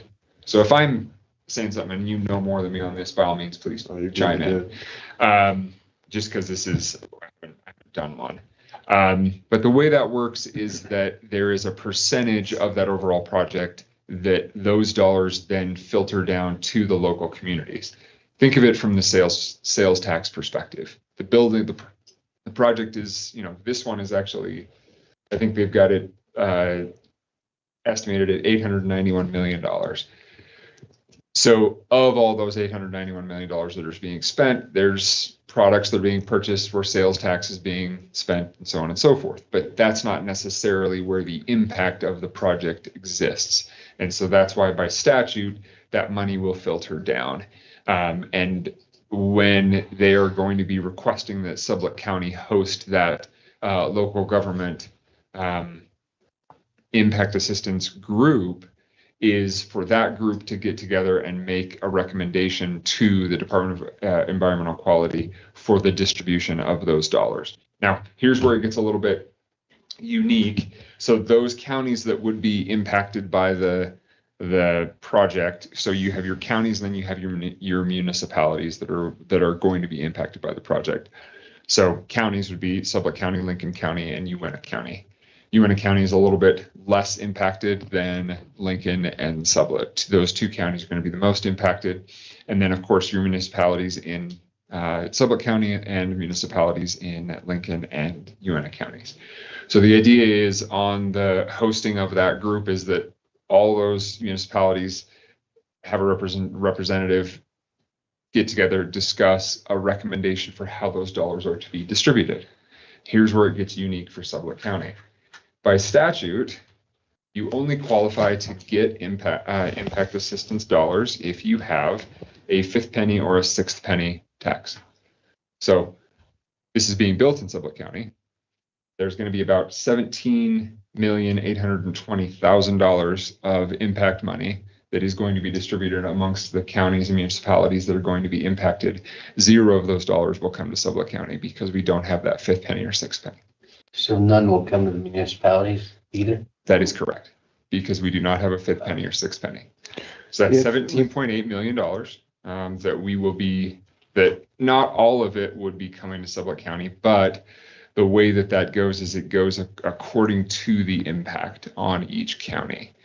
It does appear that the largest two impacts would be Lincoln County and Sublette County, with probably the majority being Sublette County, and then Lincoln County and LaBarge would be the other one. So LaBarge and Lincoln County, they will get money, and Uinta County will get some money too, but Sublette County won't get any of that. How did Uinta County get thrown into this? I don't know yet. Their attorney called me yesterday and we spoke briefly about it, and I'm going to try and circle around on that and try and get more information. But if I'm not mistaken, and Sam, you may know this off the top of your head, but I think there's like a radius of where that impact is, and so there's a chunk of. You think Sweetwater would have been thrown in and Uinta got in? You would think, and that was part of the conversation that she brought up yesterday, is that she doesn't know why Sweetwater's not in there. And the other interesting piece is that there has already been communication amongst Lincoln County and Uinta County on this, and they have not included us, largely because we don't stand to take on any of those dollars. So will they be eligible for the full 17 million? That's a good question that I don't know the answer to. So we'll see. But just as a reminder of how that works, if you chose to do a fifth penny or sixth penny, which you have the option to put on the ballot, this board can make a resolution, and then so long as 50% of the municipalities, which in Sublette County ends up being 2 of the 3, are on board, which I think all 3 of them have told you that they are, then it goes to the ballot. And those kind of things, that would end up you could do your fifth penny, and then you could end up doing your sixth penny for special purposes as well. But that is just another opportunity for revenue. You all were discussing budget stuff last week, so I figured I'd put this back on your you've missed your deadline for fifth penny and sixth penny for the November, ask for doing a November election, but you could get the ball rolling and there could be a May election on this. I'm trying to figure out if we're still a ways down on that project. I don't know if fifth penny or sixth penny were to be enacted before the beginning of the project or before the end of the project, if Sublette County could end up taking some of it. I think it would prorate the way that the statutory language is, but it's also not something that has really happened before. There hasn't been a county that's brought on those additional sales taxes during the middle of a project, but I'm going to look into it and see if that's a possibility. How often do these revenue streams become available? It's like this get built within that radius. Only when a $1 billion project basically gets built. Okay, thank you. Yeah, 300 million. But yeah. So I have a question. So if Uena County's in it, why isn't Teton? Because it would appear to me if it's a circle, Teton would be as apt to be in it as Uena. I'm trying to think of the map right now. I don't know what the radius is. I don't know the answer to that. Okay. And I don't know how that, and again, as I mentioned, this is something that I'm kind of figuring out right now. I reviewed the rules yesterday, just briefly, because I wanted to nail down how this works on us not being able to take under that. And so that was one of my priorities, was figure out why we can't and if there's a way that we could try and fix it. And so that's what I'm trying to look at. Okay, just before I forget, I want to make this statement. People listen. There's a handful here. I will be dead set against wanting another penny or two in Sublette County just to make ourselves available for a percentage of the 17 million, period. Understood. And I'm just pointing this out. That statement right out front. And I'm just bringing it up as a potential issue with this project specifically, but generally you were all talking about revenue last time around, and sales taxes are how the revenue sharing goes to all those who don't necessarily live here as well, as we're seeing increased tourism throughout Sublette County and increased costs that could result in increased revenues that this county could utilize. So that's why I'm bringing it up, so I understand. Well, that's why I brought it up, just so you know what my mindset is. Percentage of this 17 million do we have to, if we were eligible for it, does it have to be earmarked for roads, for infrastructure, or is it just come to our general fund? I believe it comes to your general fund, but it is for those purposes of the impacts on it. And that's where those municipalities get together, and municipalities and counties that are affected will gather together and make that recommendation to the DEQ as to how to divvy that up. And there's either a recommendation that says, hey, here's what we've decided, and there's an MOU, or it's a, hey, we couldn't come to a conclusion, but here's some of the important needs and the things that could impact us throughout this project. Sorry, did you have? No, you're spot on. That's the toughest part, right? Is you're going to go into a room with a bunch of people that are going to argue over. Mm-hmm. You're going to go in there with Kent Conley and Right. Steve and argue that our county's He's already ready. affected. You know, Well, you must be the chairman. he's So- already had 3 or 4 of these, and so they're already educated. Yeah. Very good on I'm it. trying to tell these guys. Can the municipalities or a certain number of signatures, I mean, if we're all dead set against a Sounds like it. 6 penny, can they force us to put it on the ballot? 5% of the electors in Sublette County can sign a petition, and then that can go on the ballot if some person or entity were to choose to do that. Won't they still have to have both municipalities sign off on it? I can't remember those rules. So if you're doing it through the electors, then the municipalities, those electors come from those municipalities. So it's not a requirement. So just 5% of those people within that boundary of that municipality. It's not 5% So- of total county votes. The county, in order for the municipalities to have the 5%, the county has to do it. They have to follow the county's lead. So the municipality can't do it on their own. They can do their own hotel tax, but they can't do their own sales tax. But if it went through the resolution route, let's just say for discussion's sake, if this group were to resolve to have that additional tax for revenue purposes and whatever it may be, if the county were to make that resolution and 2 other municipalities also resolved the same, then it would go on the ballot. If not, then 5% of the county electors could get together, and then if there was enough signatures, then it would go on the ballot, and then the county would host an election either in May or November, and then go from there. So if it were decided to try to put it on the ballot and this project fell through, could it come off the ballot? Could this penny be tied to the success of this project? Or once it's deemed for the ballot, it's deemed for the ballot? I think it would be deemed for the ballot. I don't think it could be tied to a project at that point, but not 100% sure on that. So as I understand it, so a sixth penny could be like that. Right. But that would be for a project that the county was doing, like a governmental project. But here, if you put it on the ballot, it's on the ballot. And just a reminder, so it's interesting. So the woman from Cheyenne who called yesterday and we were visiting about it, she was also acknowledging that this is somewhat new territory for her, given the fact that they've never had a county where a project was built where they weren't able to take on the project. Sublette County and Park County are the only two counties that don't have at least that fifth penny, and are enjoying the revenues from that. So just put it on your radar, something to think about. I will be. So can you get back to an answer that if we go through this process by May, if we'd still be eligible, or if it's prorated? That's what I was about to say, is I'm gonna keep digging on that and try and figure out if it ended up on a May ballot, if we could take at that point. So let me find that out. That may just be an incentive, because it does appear that it would be an additional chunk of money for the county. But like I say, this just came up on my radar as of Friday afternoon. Spent some time on it yesterday, and so I'm trying to wrap my head around this and figure out all the rules and all the details. But we will be getting a request. So, but yeah, so I'll work on that. The question I would pose to you all today, we will be getting a request to serve as the host county for the purposes of that impact assistance group for have that discussion. I guess my question to you all is, do we want to do that? That's where she was saying it's unique because they've never had a county do it.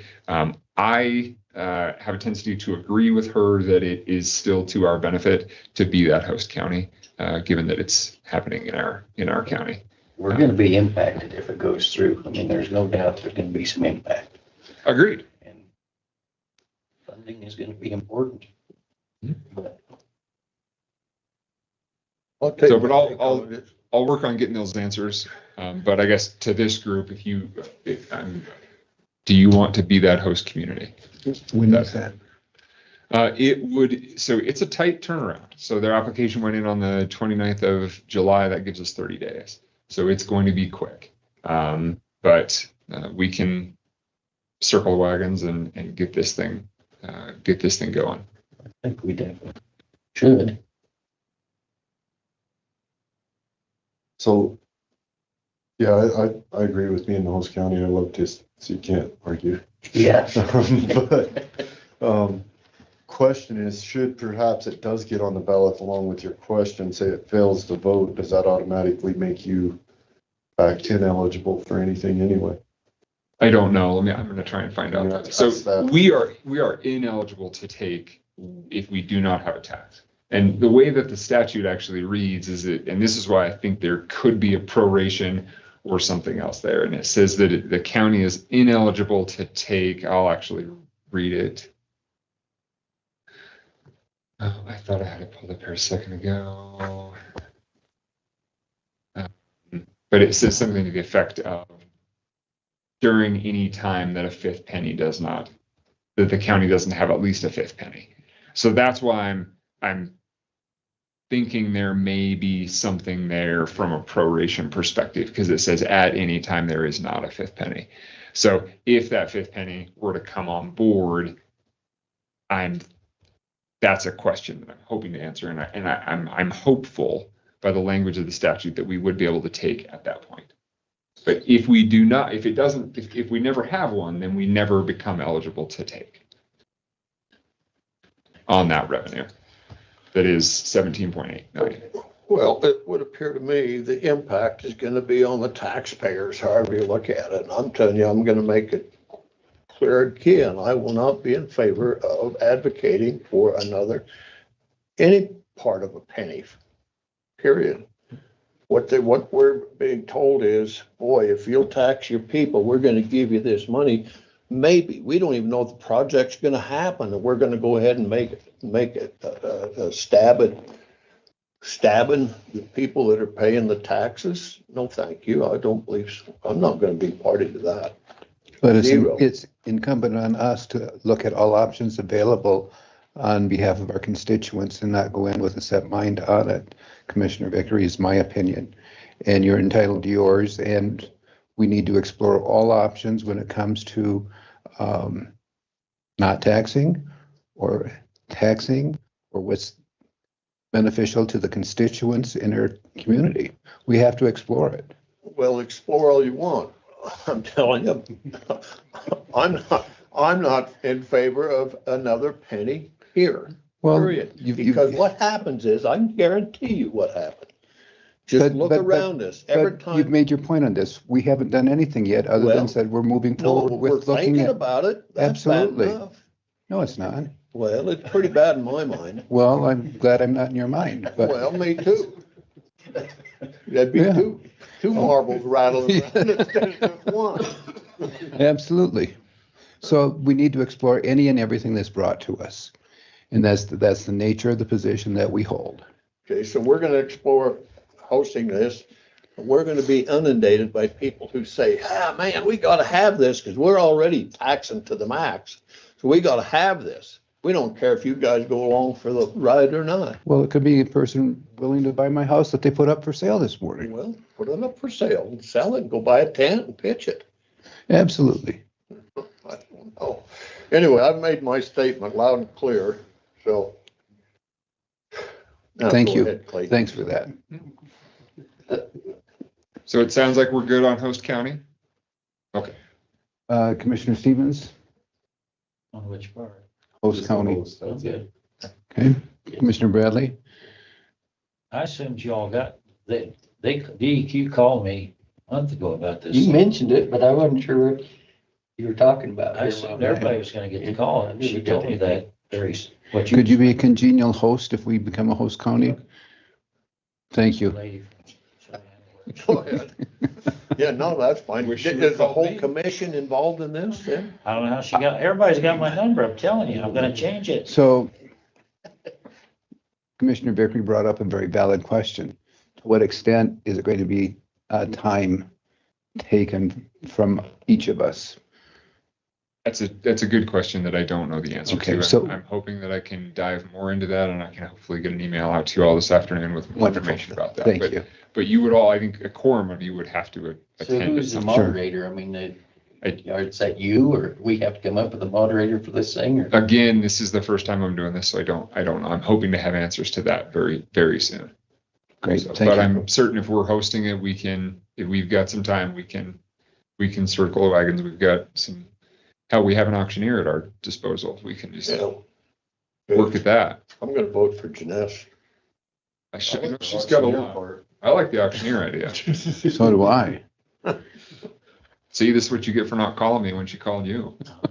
Next time you ask her, talk to her, ask why she singled me in. Okay.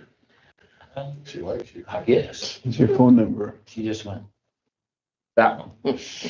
So, okay. Okay, And then great. I will get the ball rolling on that. And just as a reminder, and please understand, I'm not advocating and saying either way. I don't do policy. I'm simply just bringing up, letting you guys know that there is dollars on the table that you don't currently qualify for, and just as a reminder of how those dollars become available. And just as a reminder that yeah, there's, when we look at the way taxation works, we're currently operating right now as a county that is not pulling money in from our visitors. So, Just, and maybe we don't know, and maybe it doesn't really matter, but if it's a portion of this 17 million comes to wherever, like, obviously the hospital will be an impacted thing. Do they get some of that funding, or do we designate where it goes, or are they naturally getting some due to their meals? so my dad always used to say, sorry out of luck when he would say SOL, but sometimes I think that S stood for something else. Sublette County in its entirety is SOL when it comes to these dollars at this point, as I understand it.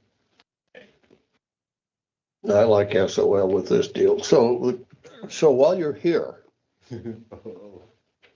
I will not be discussing confidential matters. no, not at all. Just letting you know, just reading the tea leaves. Okay, so. I was born at night. So but have it we, was not have we last got the deed? Have we got the deed?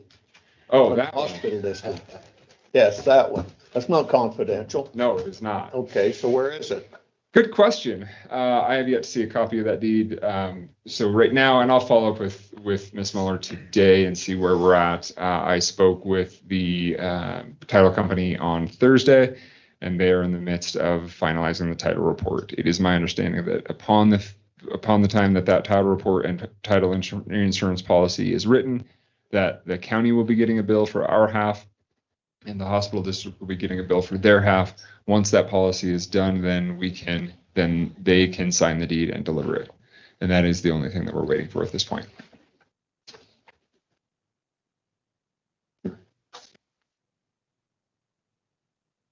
I'm just not going any further. I've got a lot of stuff I could say. Okay, great. We'll take that for no.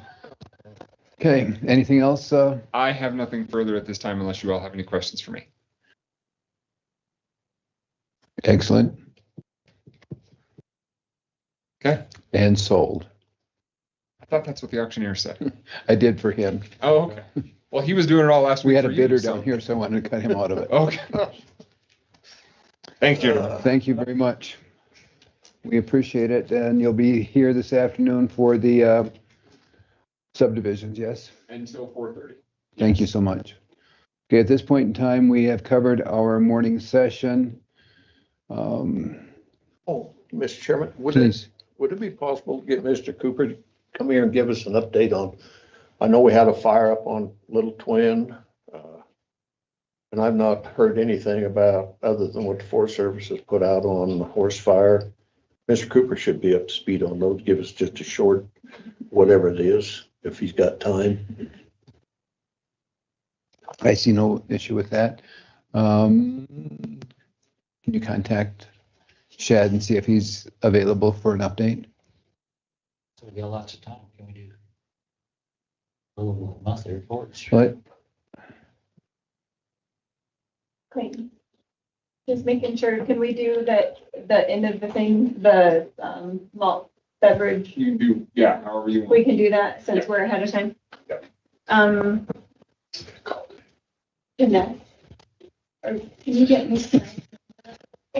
You got a cheering section down there. Somebody said 4:00. I'm like, we better not do this. You heard that? Look at your, 4:30. Okay, with that being said, and us being so, There is, let's see, no malt. Thank you, Leila. Okay. No malt beverage, but there is 2 bonds. Yeah, we What have about them all these there. ones that we got in Yeah, we've got a whole, Oh, you do? Oh, there is one, I'm sorry. since we are so far ahead of schedule, we're moving the monthly reports up to the current time prior to lunch with a call out to the fire chief for an update on fire that occurred recently. So with that being said, we have the malt beverage permits. Chairman, I'd make a motion to approve the water hole number 3 for party at the fairgrounds. Motion on water hole number 3 by Commissioner Bradley. Is there a second? second. Any discussion? All in favor? Any opposed? Motion passed. Next, is there another? The surety bond. Chairman, I have a surety bond for Jessica Rice for $4,000. Motion to approve that. Commissioner Bradley's made a motion on a surety bond for Jessica Rice in the amount of $4,000. Is there a second? Second. Third. Any comments? Discussion? All in favor? Any opposed? Should be one thing to sign. Yeah, we need to sign that. Okay. Assessor. Layla, didn't we just talk with you last night? Did. I have, actually, it's an adjustment to my abstract. Oh, 1 minute, please. There's two. Did you do the second bond? I'm sorry, there was two of them. Thank you for pointing that out. And that one may have come through after the packets were made. So I apologize for that. So Commissioner or Chairman Bernard, you have the second one, or Shayla? Shayla Sickler? Yep. I'm sorry. Mr. Chairman, I have a surety bond for Shayla Sickler, Deputy Treasurer. $10,000. It's been signed, so I guess I'm missing. Have a motion by Commissioner Bradley for a bond for Shayla Sickler in the amount of $10,000.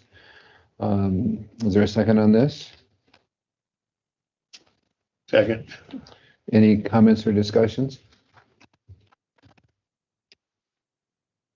All in favor?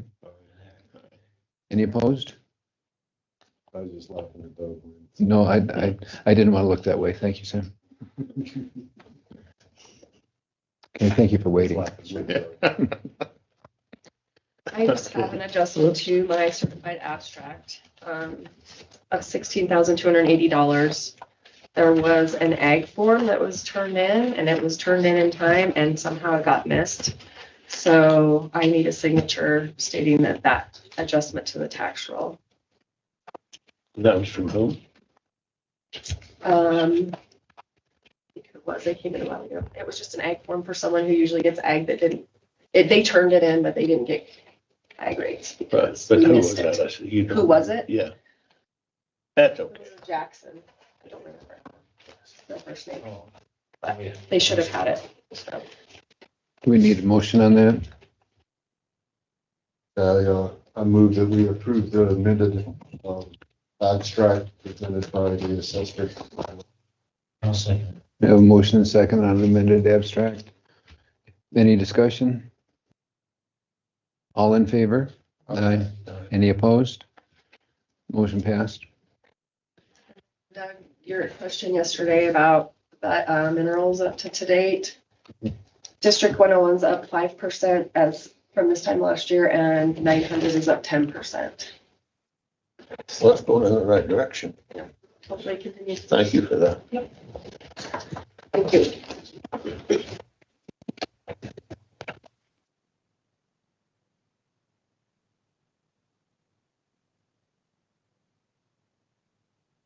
Okay, Treasurer's report, Emily Parpsini. We did the bond approval monthly report. Anything in that regard? She has nothing. Okay. We've gone over the monthly reports. Or down there in the water. Was it from? I'm working on it. Okay, no, you're good. No, thanks. All we have left are the subdivisions coming up this afternoon. Unless we want to go into old business, is there anything in that regard? Old business I have. Please, Clayton, in regards to credit cards for department heads, have you been able to come up with any sort of liability statement for people to sign? I don't have that. Good enough, thank you. On the offset that we get traction on this, Jeness, can we have the county departments put together a list of what they believe would be an appropriate series of steps to take in the issuance of cards and obtain their input so we can present a complete package to the commissioners at one time rather than piecemeal it? Sure. Great, thank you. At that point, we don't have lunch here, but I think that we are adjourned until 1 o'clock. Get hold of Shad, see on his Yes, way. he is on his way. Oh, okay, great, thank you. Go on break.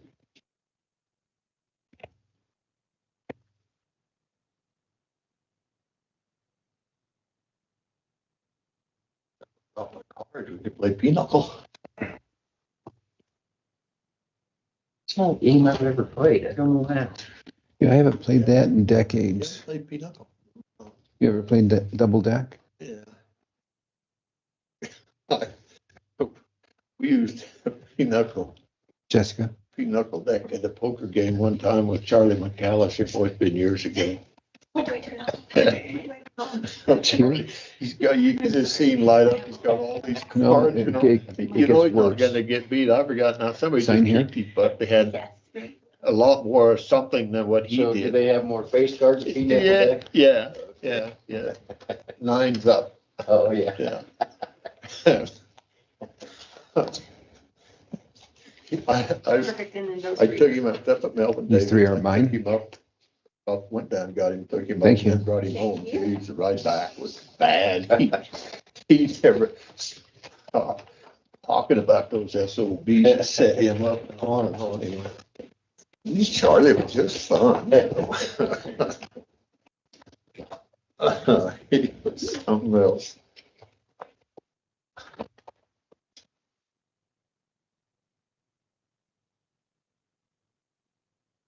Come on in. Thanks for coming over on the short notice. Yeah, Certainly appreciate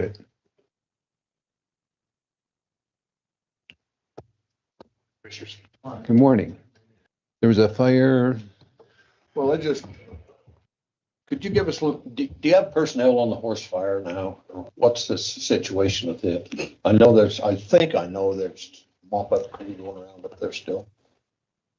Yes, I'm happy to answer your questions. So to answer your first question, Sublette County Unified Fire does not have any personnel on the horse fire. But to the second part of your question, the Forest Service does. The fire started, I can't remember the exact date, early June, escalated up, burned about 2,800 acres, and then escalated back down from type 3 incident management team all the way back down to a type 4, and then now to local control. They've just this morning, they gave an update. They're making a transition from incident manager. But yeah, they're keeping some modules and fire personnel, engines staffed on that fire, and just continue to monitor it. There's still some interior pockets of unburned islands that are burning, and once in a while you see a little smoke coming up off of it. But they declared it controlled. I'm not controlled. They declared it contained. July 25th. So it's still in patrol status and continue to staff it. So is that gonna be one of those, do you think, until snow falls, we're still gonna see a little bit of activity within the boundaries of it? Yeah, it's hard to anticipate how long that's going to be active, Commissioner. What I can tell you is that because it was an early season fire, when it originally burned, it is what we call a dirty burn, meaning that it didn't have clean consumption. It kind of, there were days when it had wind on it and it had a lot of activity, but then there was other days when it didn't have wind, and it just kind of smoldered around and left it, like it preheated or pre-dried some of the fuel. But then the other problem was there was actually still snow on some of the north facing aspects, and so it didn't burn completely and left these interior pockets of unburned fuel and within the perimeter of that fire. And so they'll continue to smolder probably through the season, to ask your question. My understanding is they're going to continue to staff and patrol the fire, but I mean I don't want to speak for the Forest Service. This is their fire. They're in control of management, and I'm just here to lend assistance with them and help out wherever we can. So everything I'm giving you is the information that I understand it. Great, appreciate that. So second part now, I know there was a lightning strike on Little Twin Creek that occurred, and fortunately, my granddaughter's husband is riding our cattle up there, and he apparently saw it. Actually, when it hit, smoke started up. I know they made the call in here, and they got right on it, but I also know Unified Fire sent some equipment up there, so I was told. So how's the interaction with that work? I know they got it out, so I was told. And so, and believe me, we've been through 2 major fires with livestock. So this one, where it didn't get started, was a godsend, if you would. But I do know Unified sent, I don't know how many vehicles up there. I do know they sent one. At least that's what I was told. So how do you play, how's your interaction with the Forest Service in something like that? Yeah, that's a really good question, Commissioner Vicker. I appreciate you asking. So I'll give you a lengthy answer, but the interaction is that we always monitor each other's radio traffic. The Forest Service is an excellent partner. We've given them our pagers that when we receive an alert to our 911 system, they also receive that alert. And if it's a wildland fire, they always have a duty officer or leadership that coordinates their response. But let me back up. Actually, this is important. A lot of times when somebody calls 911 to report a wildland fire, it'll go to our Sublette County dispatch center for all 911 calls, car wrecks and everything else. But other times, other forest users might not call 911. Instead, they might call the Bridger Teton dispatch center, the interagency dispatch center. But regardless of which of the 2 dispatch centers it goes to, we still coordinate together with the Forest Service and respond together and work shoulder to shoulder with them. And frequently, there was actually 2 fires last week. The big twin fire that you mentioned, that was about 1 acre in size. We responded with them. It came to our dispatch center. We sent 3 trucks up to it, staffed it with our personnel, and then the Forest Service personnel and some helicopter. That was some helicopter work that needed to be done to haul bucket loads of water and drop it in there. But yeah, we were up there pretty late that night, working to put that fire out and contain it and get some line around it so it wouldn't continue to smolder through the night. And then the Forest Service picked it up the next day. It was all on forest. It wasn't on private land or state land or anything. Forest Service picked it up the next day. They had a module, in other words, a half of a hand crew basically, that came in and continued to sit on it the next day. They declared it contained on the 3rd of August and declared it controlled on the 4th of August, of yesterday. So yeah, they'll continue to monitor it though. They'll still, there'll be crews that check on it, and then when flights, helicopter flights come over it, they'll purposely fly with a pattern to go over and look at it from an aerial perspective to make sure it's out and nothing's smoldering. But to your question about coordination, it's really important to understand that relationship that we have is actually pretty unique in Sublette County. There's a lot of counties in Wyoming that don't have that close of a relationship with their state and federal partners. And I feel pretty unique and privileged that we've been able to build that relationship over so many years and have a relationship of trust that when we respond to a fire, that our firefighters are just as well trained, capable, and competent, and we can work together and have a common operating picture with our federal partners. And they trust us and we trust them to work together and accomplish a common goal to put these fires out as soon as we can. We've been very, very effective in that, and we're very privileged to have that close relationship with our federal partners. Yeah, it's based on your hard work putting it together. It just doesn't happen. So thank you.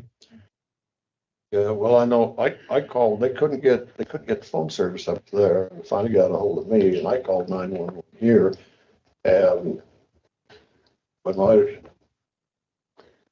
the dispatcher who answered the phone said, helicopter's already on its way. And I said, wow, so that happened immediately. I do know they pulled water out of the ponds there at Fine A, which, it's right there, obviously, a good source. And so when you've went through the New Fort fire and then what I call the Minor Creek fire, the New Fort fire was devastating for our cattle. We lost a lot of livestock. We had to make a big move out of the other one, And then I'm thinking this one, oh boy, that's right in the heart of where we're at. That wouldn't be great to have that thing take off. And so the response, and I want you to send this back to whoever was out there. The response was incredible on that one. To stop that thing, and you said it was an acre? Yeah. Yeah, it was above and beyond, in my opinion. And it just, you know, when I went to bed that night, I thought, I think that thing must be all under control, because I haven't heard anything more. So apparently it was. And you're absolutely right. The coordination between the two entities was what makes that kind of stuff happen. I appreciate that. So anyway, hopefully we'll get by lightning strike season here sometime in the next while, because that stuff's been wild. You know, I said, I saw the blurb the other day, Yellowstone, they've had over, well, probably 500 lightning strikes up there by now. We had 400 and some last time I heard. You know, they've got a couple of fires going up there now, but that darn lightning, when it gets going, we all know it can create havoc, and does. So anyway, once again, thank you for the update. Appreciate that. And hopefully we've gotten through our fire season for a little while. But September's coming. I know that too. Appreciate everything you do. Thank you for coming over, Shad. Commissioner Vickery, thank you very much. I'll pass your regards on to our volunteer firefighters and to our state and federal cooperators, and let them know that they appreciate the coordination and your feedback. Yeah, thank you for that. Thank you. Thank you. Thanks, Shad. Okay. Well, we're about an hour and a half ahead of schedule. Is there anything else that you want to beat to death before noon, or shall we break for lunch? Okay. We'll take recess until 1 o'clock. Thank you.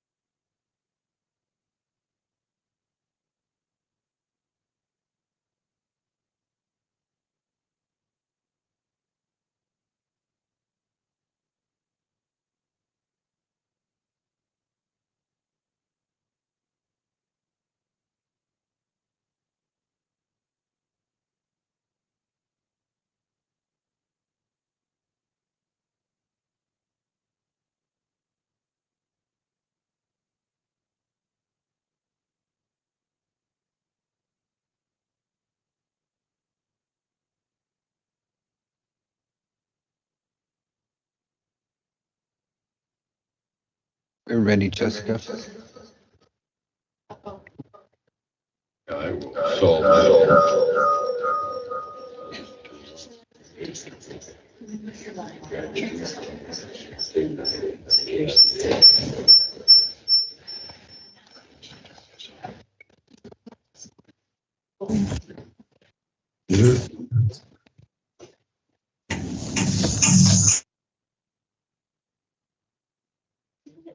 Okay, I'd like to reconvene this meeting and thank everyone for attending. Up next on the agenda, we have the Mountain Meadow Subdivision. Actually, it's dirt road first. Thank you. No, you're right. No, dirt road. Yeah. It's good. Okay, thank you. Dirt road is up. I might, commissioners, and as an introduction, I'm sure you're all aware this is a 16 lot subdivision that ranging in lot sizes from 10.12 to 15.6.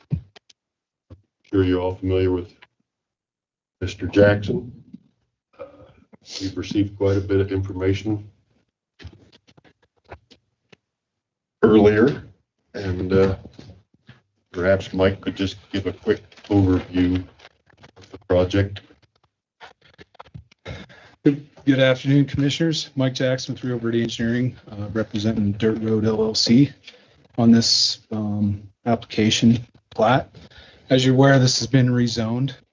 During that rezone, there was some attention brought to road maintenance out there and also the water rights. So I figured I'd kind of touch on that. We did submit a draft version of the covenants, conditions, and restrictions.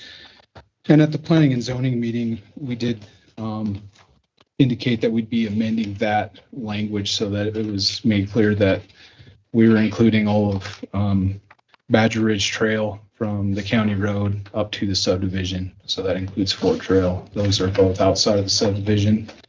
And then all those portions within the subdivision. So I have made that edit. I have the language here. I can read it to you if you want. But it does include, I'll just read it so you have it. So this is under section 9H. The governing committee shall develop and implement a plan for road maintenance and snow removal. The road as defined herein shall include the following: Badger Ridge Road from Fayette Pole Creek County Road 23-121 to the Fort Trail intersection, all of Fort Trail, all of Horseshoe Loop, and that portion of Hyatt Way located within the bounds of the Dirt Road subdivision. There's also information in there that paragraph 9H may not be changed, modified, or voided by a vote of the lot owners of the subdivision without prior written permission from the Board of County Commissioners. So I think with the covenants, besides the water distribution, that's kind of an internal thing. They're trying to figure out how they want to do that based on lot acreage use or flow. So it'll be figured out before final plat, but that's the only other section in the covenants that would be altered. So you have received, you've received letters from the Department of Environmental Quality and the State Engineer's Office. I'll start with the State Engineer's Office. So as the second sheet of this subdivision that you've seen, that's the water distribution plan. And I have submitted that to the Board of Control for a preliminary look over. So it hasn't been officially submitted. And if approved today, that's something that we would move forward. That would have to be in place prior to final plat. So it has been submitted. We included some extra notes on it, but it will be formally submitted following today's meeting if we get approval. As far as they talk about that Wyoming statute 185306. There's basically 4 methods of complying with their statute. That's whether you detach it, transfer it somewhere else, abandon it. What our client has decided to do is a distribution plan, so maintain that water right. And they have certain directions, rules, and regulations on how that works inside a subdivision. I did attend the annual meeting with the Highland Irrigation District, gained their sign off and consent to this plan specifically. So we have that on file as well, which the Board of Control would require anyways upon submittal. You also received the DEQ notice of non-adverse recommendation. So we sub-consultant John Wetstein with EA out of Laramie. He's done a lot of work up in Sublette County, specifically for Rio Verde engineering over the last 20, 30 years. He prepared the report that went to the DEQ and didn't necessarily agree with the one note that they wanted to add to the plat, and it really has to do with nitrates. And he said in some successive emails back and forth with the DEQ, he argued that enhanced systems were not going to affect the nitrate loading. Via phone yesterday, they had an internal meeting between him and the DEQ, and they're going to be reissuing a second letter with no requirement of enhanced systems. Regardless, we will add whatever the DEQ wants on the plat for final plat, but I would suspect in the near future, you'll be receiving another amended letter from the DEQ with that being altered. Either way, whatever the next one says that supersedes this, those notes will be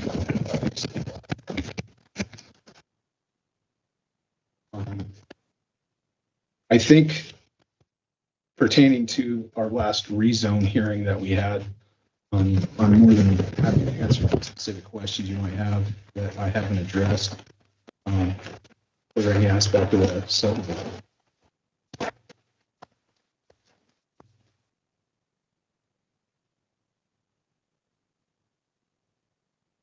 Are there any questions from the commission? Like, did you have covenants already set up for this one?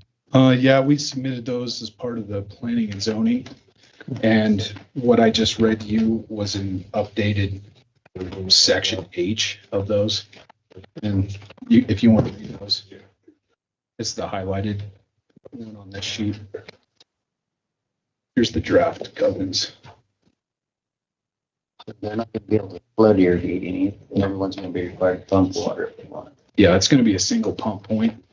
And in fact, the Board of Control doesn't allow flood irrigation just because of the runoff and things like that. So it's all going to be just outlets off a pipe and a service point for each lot. So if they don't use their water, does Highland still make them pay a ditch maintenance fee? They'll be assessed for their acreage through the district.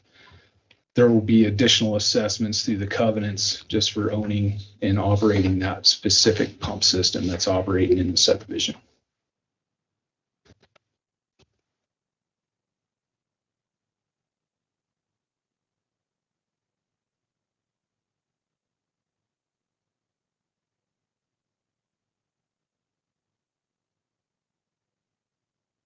Are there any questions or comments from the people in attendance?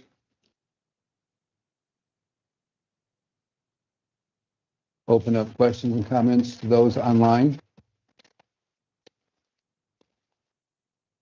See if I can bring any noise here. Huh? See if I can be any noise here.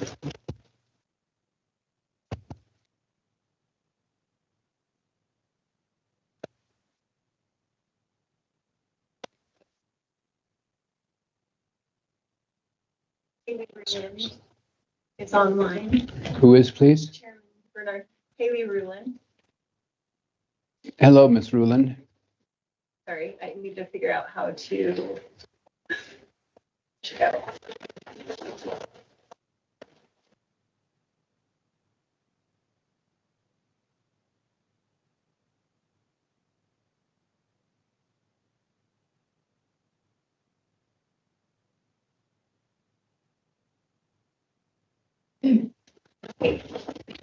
She's unmuted.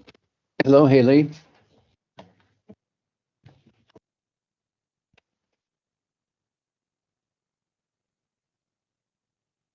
Haley, would you like me to turn on your camera as well? I did unmute you.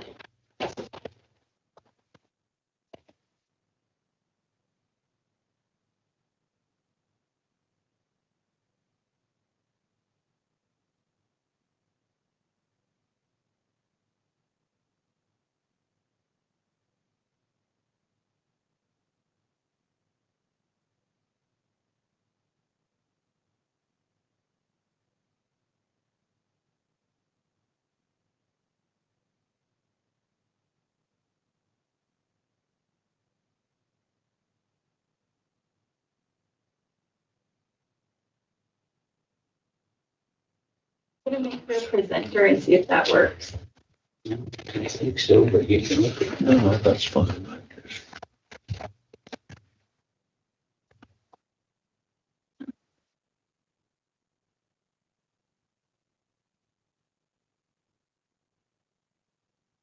Jess, she said it's not working. Hello, is it working? Sorry about that, Haley. I had to make you a presenter. Okay, I'm sorry too. You do not need to turn the camera on. Okay. Good afternoon, commissioners. I just wanted to follow up and double check that you received my email that I sent yesterday. It just had a couple comments about this subdivision and the other application. And it's quite possible some of the questions that I brought up could be addressed further along, or maybe they've already been discussed and there's no issues. I just wanted to double check before getting too far into the discussion. After you, Commissioner. One of her questions would be note 14, which is, that's pretty much it. It was in every one of them. There is a responsibility of the lot owner or purchaser to verify the existing soil conditions are suitable for what they desire. That's just standard language, correct? Yes. So if I may, Haley, since we're in a public meeting and for full transparency, a number of the people may not have had the opportunity, I know they have not had the opportunity to read your email and the questions that you have posed regarding this. Would you be kind enough to take a minute and go through your questions item by item so all is aware of what your questions pertain to? Sure. Do you want me to just start with this application first and relevant questions with this application? Yes. Okay, so in general, so just to other people who are in the meeting, I am the new planning and zoning administrator. However, I do not start full time until September. And I attended the previous planning and zoning meeting. However, I was not officially employed by the county at this time, and I have not thoroughly reviewed these applications, nor was it like part of, the hiring process to review them. But I just, after attending the meeting, there were just a few things that caught my attention, and I just wanted to bring them up. I feel like I know that this has been going on for a very long time, so it's quite possible a lot of these questions have already been addressed, or, this is something that is still ongoing discussion for the final plat. So I just provided a brief, well, I wouldn't say brief, but I provided a list of some questions. And I think just starting from the beginning, I went through just different topics. And the first one was about access. And I didn't address this application per se regarding access, but I do think, I would be curious, Mike, if there was any review of like traffic or any traffic impacts to additional roads along the network, if that's something that was looked at with this application. Another question regarding fire suppression units for both of the subdivisions. It seems like both subdivisions are going to have those underground storage tanks I just was curious about more of the consistency between the plats and the future long-term intention with these units and how they're going to be operated and maintained, just to understand the county's intentions with them and make sure that it's clear on the plat. And then number 3, I just noticed as far as a general drainage plan, I feel like some of these things are, I understand these are very sizable lots. It doesn't seem like drainage is going to be a main issue, but from looking at the application and the checklist, it appeared to me that there were just some things that were not all checked off with the application, and I just wanted to note that. And then this one, I just thought note 14 seemed vague, but I agree. It's very possible that is common language that's used. And then I noted too that the Mountain Meadow plat appears to be a public road and that the dirt road subdivision is more of a private subdivision road, and just wanted to make sure that was clear. And then lastly, it just seems like there was a lot of work that went into some of these with the submittals with various reports and studies. And I just was wondering if there's a way to provide some of this information on the plat or include references to these studies on the plat. I am finished. Thank you. Please, Mr. Jackson, would you be kind enough to address the items brought forward by Haley Rulin? Sure.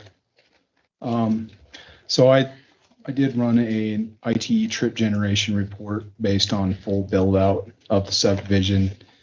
And I'll provide you with those. Sure, I got these in the right order. This basically shows where the subdivision is going to be and then the access route off of Fayette Pole Creek Road.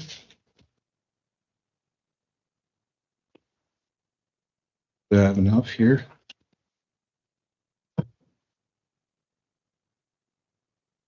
Basically, the first one is the actual trip generation report, and then I just tabulated it so it's easier for you to read.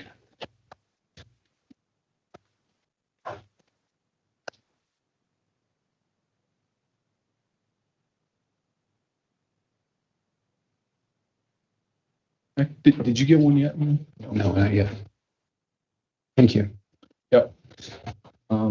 So I don't have a copy to look at myself, but that shows basically what the peak hour trips are going to be.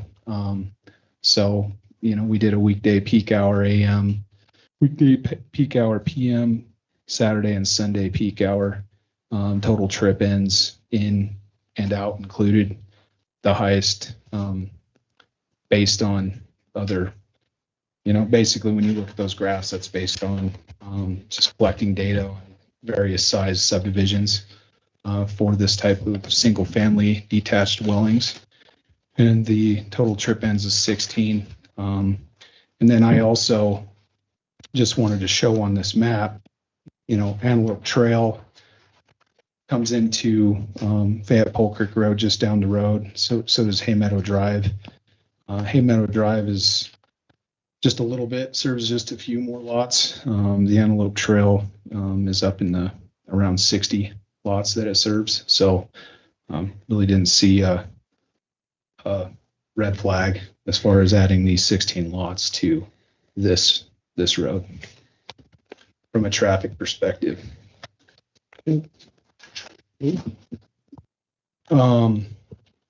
To fire suppression, this came up during planning and zoning.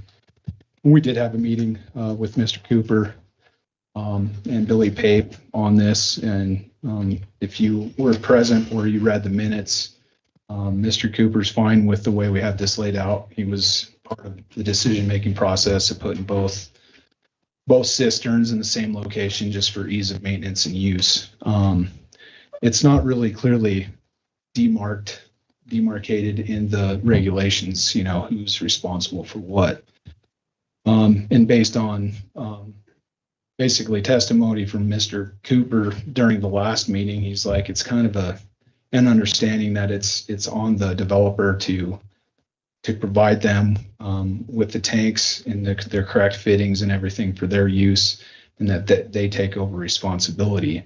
The only thing that we have on the Plat, because there's really no regulation as to who's in charge of what for maintenance and use, is that specific easement is dedicated to the use of anybody in the subdivision and Sublette County for any fire suppression related activity. So that's under the certificate of owner. That's the most important thing. It just states that the county can come in anytime and use water, refill, test, whatever they need to do. So I'm at a loss as to guiding you on, there's really nothing written currently as to who's in charge financially of maintaining.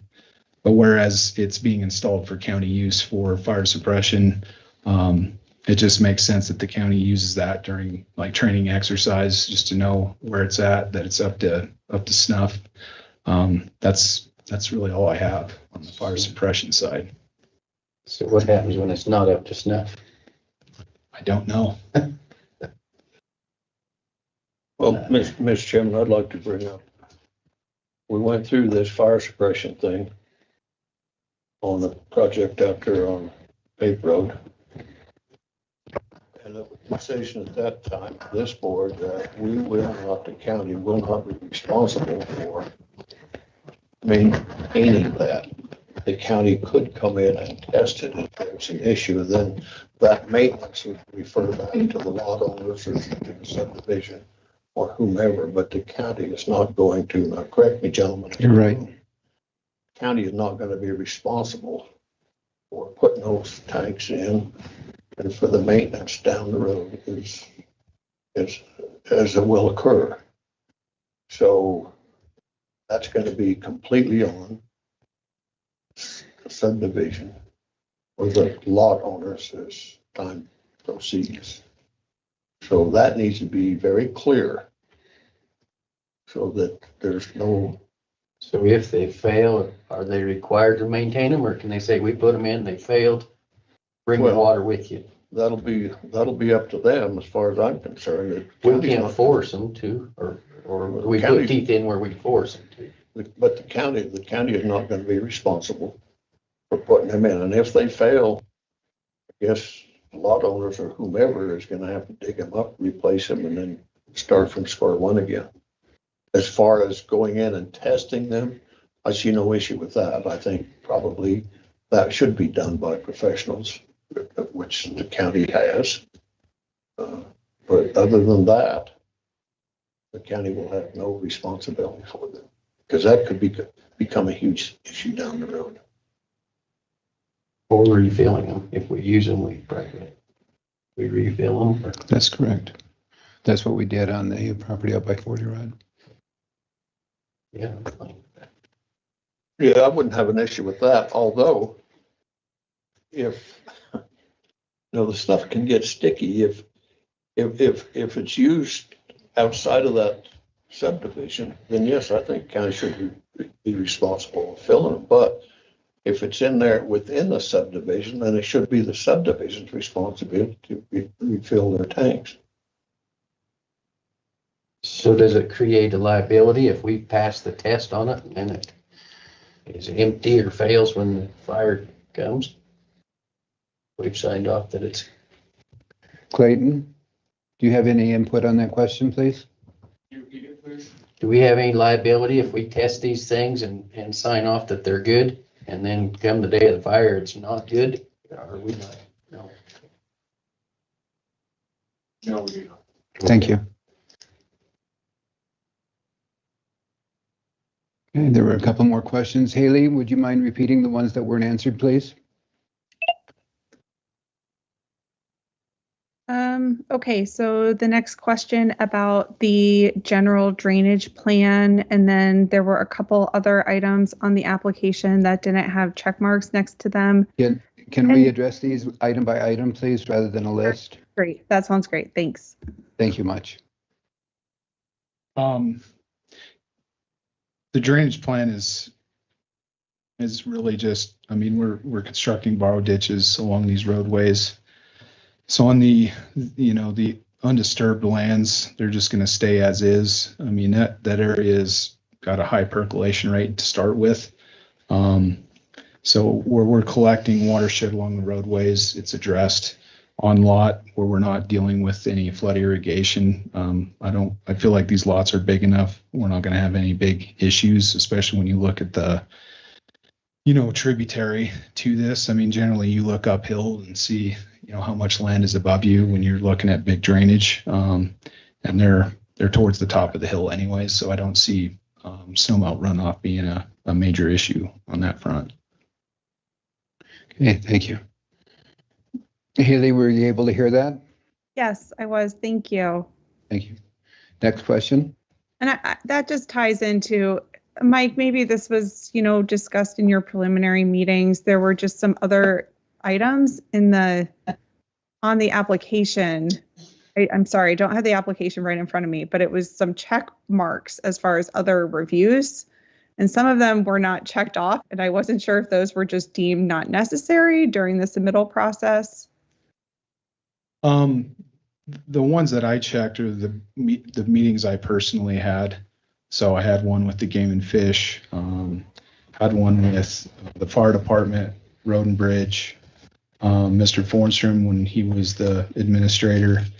And then ones I didn't check at the time were the DEQ State Engineer's Office. Obviously, we've gotten review letters back from them, have addressed those. And I can't think of, well, we ran through the Sublette County Conservation District as well, so we got review back from them. We don't have federal highway access. Cost estimates, improved facilities will come prior to final plat, either in the form of bond or an estimate showing you what the construction cost is for the roads, power, and irrigation system, which I have ready, but just want to get one process at a time. There's no floodplain delineation in this area. If there was, it would require elevation certificates, and we're not within those. Mike, I feel like this is a silly question for you, but I was curious as far as any additional county engineering review. Did I see that on here, but I wasn't sure as far as these applications, if anyone else reviewed them from an engineering perspective. No. Okay. Hey, Mike, did you have some others there? I think so. Sublette County Weed and Pest was kind of addressed with the Game and Fish review. I mean, that was one of their things they wanted to key on. That's to do with during construction, just cleaning equipment. And, Sublette County Sanitarian, I mean, really the DEQ would take over that, I mean, in their review. So, and really whatever they recommend is going to be incorporated as part of the plat, period. So, I mean, I guess that's you guys' decision, but I would assume that, so. Okay, and I think number 14, note 14, I understand if that is more of a general note. That makes sense to me. And then I had on here too about this being a private road versus, and it appears the plat is clear that it is a private road on the plat. Yes. Okay, and then there's clear easement for access into the property. Yes. Everything inside the subdivision is dedicated to the public. Everything from the county road to the subdivision is a private road, but they have reserved easement for access to this property. Okay. And I think just my last comment was there were a lot of studies and research that went into this that are beneficial. And is there any way of including some of the key findings from those studies, or just a reference on the plat to these studies to just help people realize that there's additional information?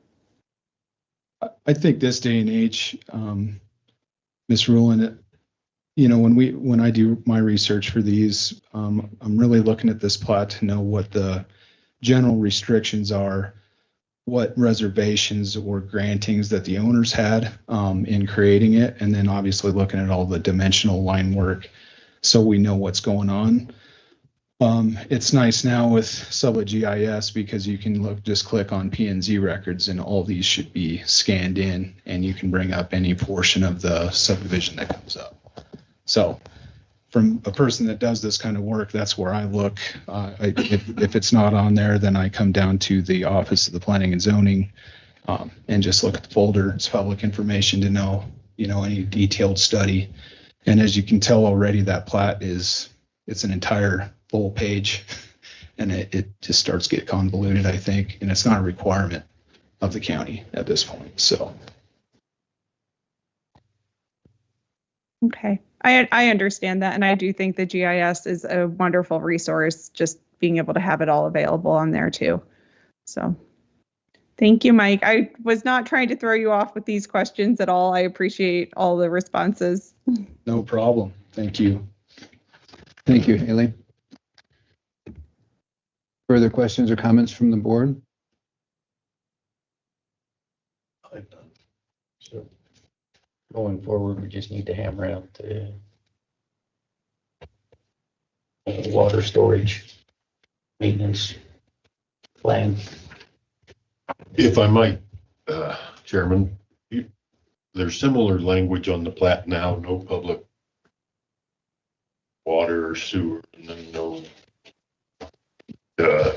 can we just add language like that? No. Yeah, we could.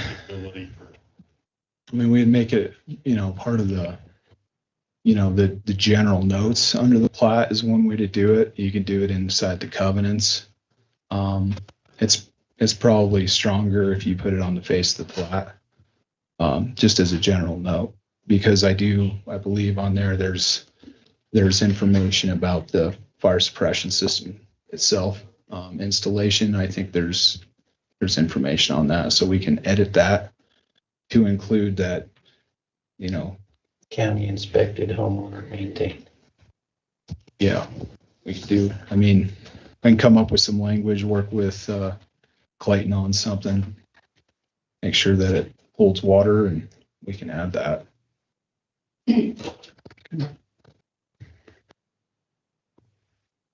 Because right now, the way it's set up is definitely the purchase and installation of it is on the developer as it sits right now. It really comes down to down the road, just upkeeping.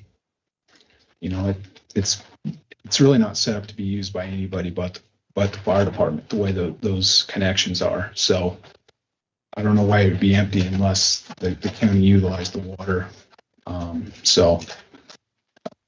I don't know why it'd be empty unless the fire department knew it was empty, I guess is what I'm saying. I didn't see a copy of the covenants. And them right here.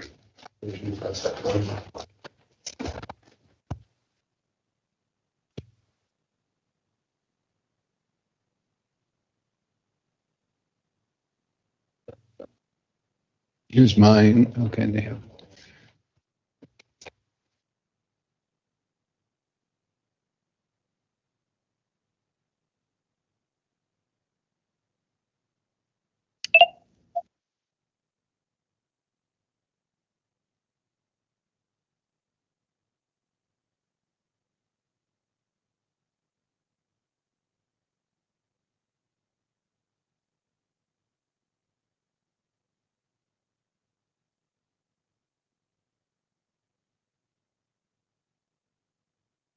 Mike, who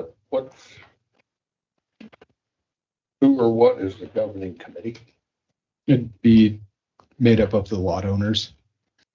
3 lot owners with staggering terms, 1 year between all. Well, right, no, I understand that, but said before construction of any structure or any lot in dirt road subdivision, commences approval of plans and building material samples must be obtained from the governing committee. Well, if they haven't sold a lot, there won't be anybody in the governing committee. It would be the Dirt Road LLC at that point. Okay, but as soon as there's several lots sold, and that committee is comprised of the folks that own those lots. Is that Yes. correct?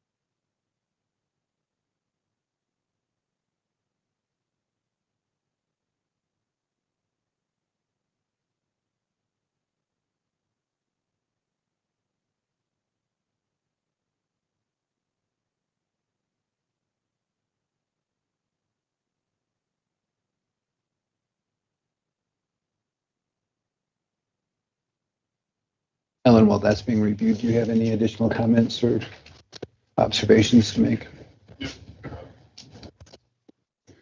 Well, Mr. Chairman, I assume you all had an opportunity to read my rough draft of the minutes for the planning and zoning meeting. I did. It's helpful. No, I think this is just your old-fashioned subdivision that you would see frequently in the 80s and 90s. Any adverse comments in regards to this? Not a one. Had one in favor from Van Hutton. So. Good.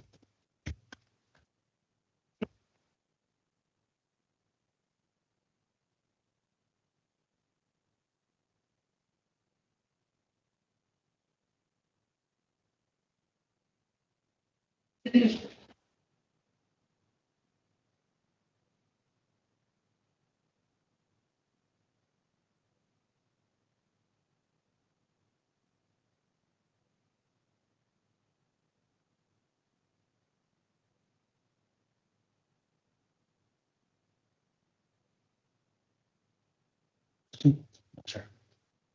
Making sure Sam was awake. Oh.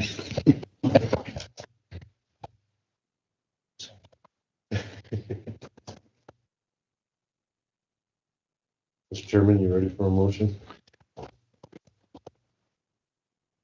Commissioner Vickery? Are we in good shape?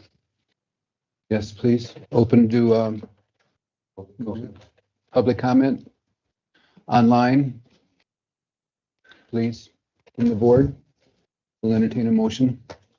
Mr. Chairman, after going through section 7 of our zoning regulations required findings, do you want me to read down through them just to get them on everybody's mind? Yes, please. We as a commission are required to consider these, shall make the following findings on these. A, the proposed subdivision conforms with all applicable provisions of zoning and development regulation resolutions of Sublette County.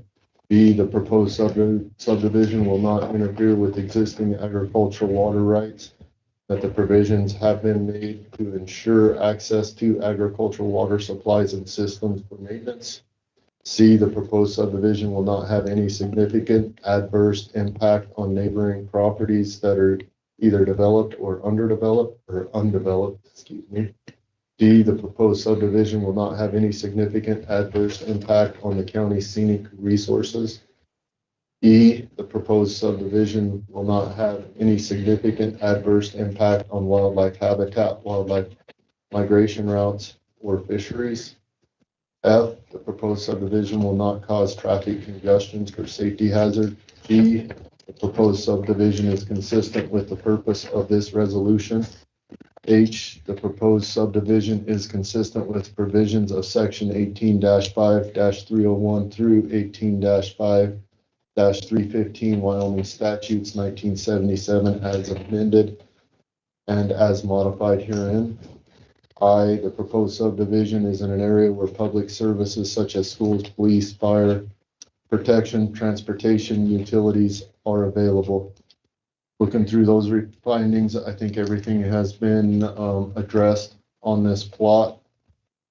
Mr. Chairman, I recommend approval with the one condition that the final plot will contain verbiage stating that the homeowners and homeowners association will be responsible for maintaining the fire suppression system. I would second that. I have a motion by Commissioner White stating the conditions of approval of the subdivision, a second by Commissioner Bradley. Are there any further comments or discussion to be held pertaining to this?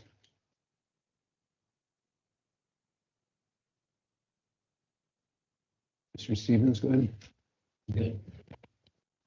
Good. Yeah.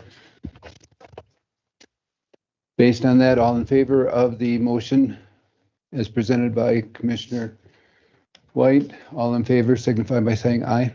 Aye. Any opposed? Motion passes. Thank you. Thank you, Holly. commissioners.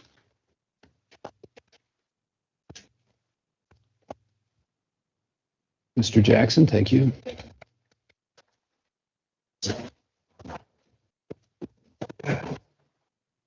Mom had a rough time with you, didn't she?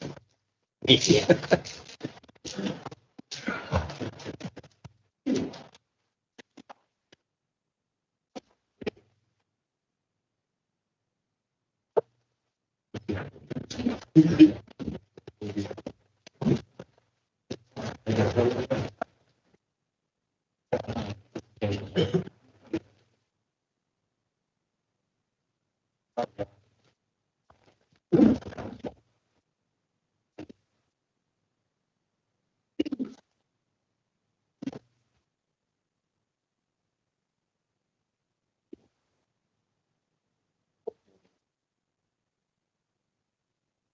You better hurry.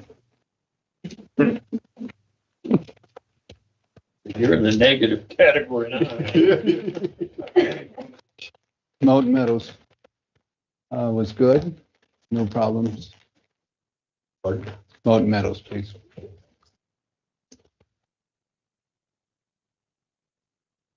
As I'm sure you're all aware, this is the preliminary plat application for 5 lots of light industrial. Daniel Y. Mr. Gray with Jorgensen. Give you a brief history. Sure thing. Commissioners, good afternoon. As Ellen said, Brian Gray representing Mountain Meadow Subdivision, or Mountain Meadow Creek LLC is the landowner and developer. We came to you a while back for an extension on this to get the preliminary plat put together and have done so and gone through P&Z similar to the prior subdivision you just heard about. Sounds like a lot of the same items will come up, but just wanted to give you a brief overview. As we've looked at the subdivision and got it put together, basically have it kind of broken up and phased out. We've got lots 1 through 5 split up on the preliminary plat that was provided. And those are accessed off the existing road that is actually the old highway, the old 189 highway there that went by the old DOT property and shop. So that is the access. It comes off the highway just south of 189. That existing access is owned by YDOT and is their property. The proposed use of that road would be obviously maintained and operated by the homeowners association. Inside the subdivision is not designated for public use, although because of the way the road is built now and proposed, the proposed road and cul-de-sac would be designed to meet county road class 1 standards, just because it's wide enough and down the road, have that, I guess, capability to meet those standards. So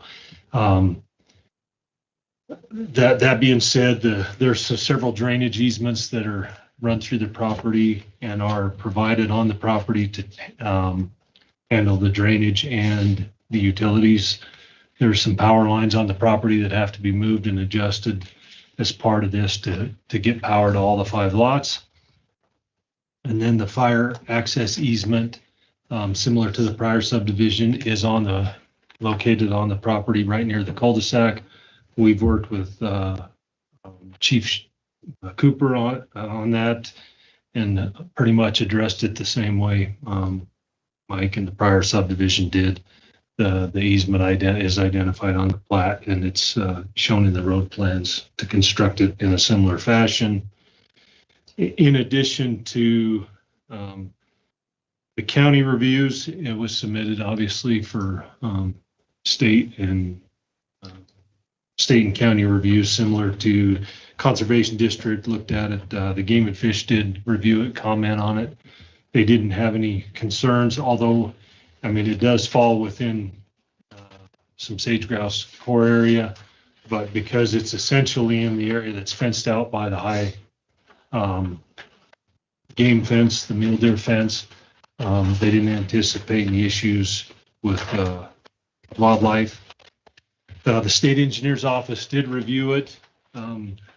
If you were able to follow some of the letters in their review, at first they thought there were some water rights on the property, and we had a conversation with them and some correspondence back and forth to address that. But there are no water rights on the property. The irrigation ditch that irrigates the property to the south, and then Robert's property across the highway, that ditch is just on the south end of this property, and so it, although it does clip the same quarter of the section, there are no water rights on this property per se. Obviously, the property, if you guys have seen, obviously, or know, it's an old borrow pit for whiteout when they did the highway, and much of it's very limited agricultural value, if you will. It's pretty dry. Other than that, the DEQ did review the water and sewer study that was performed by John Wetstein with EA, similar to the other subdivision, and found the soils are suitable for water and wells and septic systems, and so the septic systems have been added to the plat as part of one of the prior conditions of review. Soils are, like I said, suitable for septic systems. With the industrial lots, we don't anticipate, obviously, too many septic systems or, much in the way of septics, given the limited nature of, possible office uses or maybe a residence on them. Other than that, the plat revisions that were reviewed by Schuyler had been made and addressed. And those are included on the most recent plat. And then the CC&Rs were provided. There was an updated addition to those, kind of some legalese and cleanup and notary blocks added and all that. But aside from that, I guess they're fairly minimal or simple, I guess, in terms of restrictions, and maybe defer any questions on those to Mrs. Dover. Aside from that, I'm happy to answer any questions. The only, I guess, the big thing we had, I didn't go over was in terms of timeline. It's the applicant's goal to continue with the subdivision or build the subdivision out as was presented in the zone change and with the master plan that is included. And so in front of you now, obviously, is lots 1 through 5 of block 1. Block 2 There's been some discussions of the potential road location through Block 2 and how it may or may not be able to tie into Highway 354. So working with those through YDOT, I guess the intent would be to come back with a preliminary plat on Block 2 after the first of the year, in 2026. And then that would allow the applicant to get lots 1 through 5 and that road constructed and the utilities done and complete that final plat before the end of this year. And then, as I said, Block 2, we'd like to submit that preliminary plat on or around when the final plat of Block 1 is completed, and have an idea from YDOT or working with YDOT where that access, how it would tie into 354 on that end. There's been some discussion of the 2 routes that were shown on the master plan tying in at different angles, or possibly just putting a cul-de-sac, which has some different implications in terms of traffic and stuff for Block 2. So the Block 2 construction would be anticipated for 26, 28 to be able to complete all that work. I guess asking for a little time on Block 2. Maybe the one item I didn't cover was one of Haley's questions on access to the highway to 189 for this Block 1. We would anticipate submitting that an updated approach permit to YDOT upon your approval of the preliminary plat for this. And I guess our early discussions with YDOT in regard to Block 1 here with these 5 lots, we don't anticipate any additional needs or any additional requirements from YDOT, given the low volume of traffic. We don't anticipate more than 25 to 50 trips per hour at peak hour on these, given the 5 lots. So it'd be like 5 to 10 trips per lot at most, given the industrial use. So Darren didn't think that would even require any kind of analysis or anything from his end. So I think that covered my list of items. So happy to answer any questions. I've got a couple, I guess. So entering the highway, Block 1. Commissioner Vickery, sorry, your microphone. I had it on, I just didn't have it on.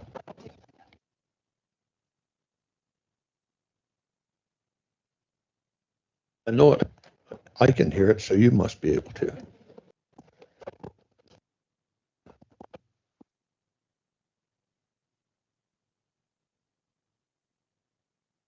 Can you all hear me now? Yes. That's part of my southern upbringing, y'all.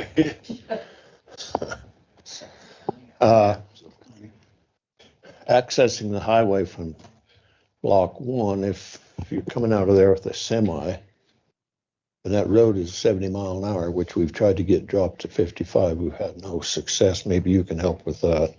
It would appear to me that could be a danger zone at some point in time during the days when there is pretty heavy traffic on there. So is there going to be down the road perhaps, I don't know, either I don't know what's going to be required, but I can see semis coming out of there at 5-10 mile an hour just to make that turn, and traffic coming from specifically from the south driving 70 mile an hour, and all of a sudden, whoa, what's that in front of me? And it's a semi truck. So is there something that can be done to address that issue in your mind? Aside from, I guess, deferring to YDOT on what they require, but I guess I'd have to defer to them. YDOT could always require something more down the road, and additional improvements or something to that intersection, but just based on our proposed industrial uses allowed and the the limited traffic volumes we anticipate, they didn't seem to think it was an issue. I'm not sure how they dealt with it or what they did when it was a gravel pit and, trucks were coming in and out. I imagine for a temporary use, they could ask for something additional. Well, I'll go back to the reference about 55 versus 70. It's a lot easier to stop at 55 than it is at 70, and that's been an ongoing battle with YDOT, and at least myself, as I've been on this commission. They don't seem to think that's an issue. I do. So, I would, and I'm not throwing this on you guys' shoulders, don't get me wrong, but I think YDOT, if we're going to have subdivision there that's going to include larger equipment, so to speak, then I think YDOT should look at lowering that speed limit down through at least that section, because it's not very far going south to Daniel, and all of a sudden it's 35. And so people are always in a hurry when they turn that corner to get to that 35 mile an hour zone. And so that could become what do I want to say, a safety factor as you go forward with the development of this. And secondly, the fire suppression, I'm just reading this that Haley sent us. Fire suppression system is in block 2, and if block 2 is not being developed now, does this need not be part of block 1, the fire suppression system? The fire suppression system's in an easement already that's provided for block 1 already. I guess it will be in there then. Oh, I'm sorry, I didn't see it's that. already in there. So it's adjacent to the road, and that road and easement are. Yeah, okay, fair enough. So I got a question on that. I might get run out of the room, but can we as a commission say we don't need the fire suppression system? They're less than a mile from 70,000 gallons underground. Or am I opening up a can of worms we can't open? Thank you so much. I just struggle with these fire suppression systems. There's such an issue, and you're right by the Taj Mahal Fire Department buildings right there. We know who's maintaining that one. It's not a mile away. I guess that's your call, your regulation. Yeah, it's our regulation. I don't know if we can bypass it or not, but I struggle with these things with. Clayton, what kind of can of worms are we opening if we were to set that aside on this because of location? Mr. Chairman and Commissioners, I am trying to remember off the top of my head if that in that information, if it's a shall or if it's a, I think it's a shall that's required. This came up in conversation last time because of the idea of a fire suppression system on one side of the road, and then if there's some other subdivision on the other side of the road, they can use the same system. If memory serves, I believe that's a shall. Again, they are your regulations. And you're more than welcome to update them. But yes, in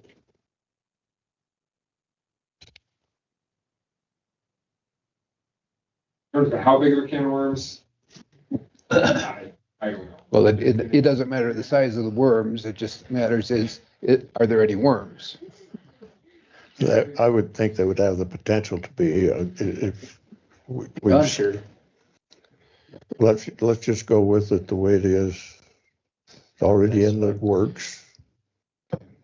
And if you run out of water there, then you can go to the Taj Mahal to get more. How's that sound? Those trucks Good. should be loaded anyway. Correct. Yeah, I think it would be negligent on our part to open that up with an exception here, but it was a good try. Thank you.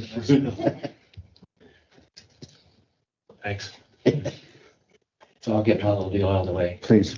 Because I have been for this from the very first, because I think it's going to be a traffic problem, not only on 189, but if they come out there, where they want to come out by the cattle guard up there on the Horse Creek Road, I think the traffic's going to be a major problem. And then I don't like it to be an industrial site, so I just never will accept that. I think there's 10,000 cars a day go through there from one direction to the other.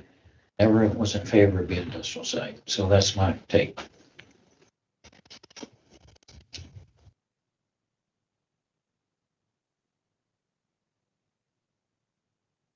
And that brings up an interesting question from a question standpoint only. Doesn't matter which way we're coming from. Daniel is a great community for us. And having an industrial site on a main intersection for Daniel is a tough one to swallow. So all we can do is hope that everything is done where it still remains as attractive as possible and welcoming as possible for the community there, if that makes sense.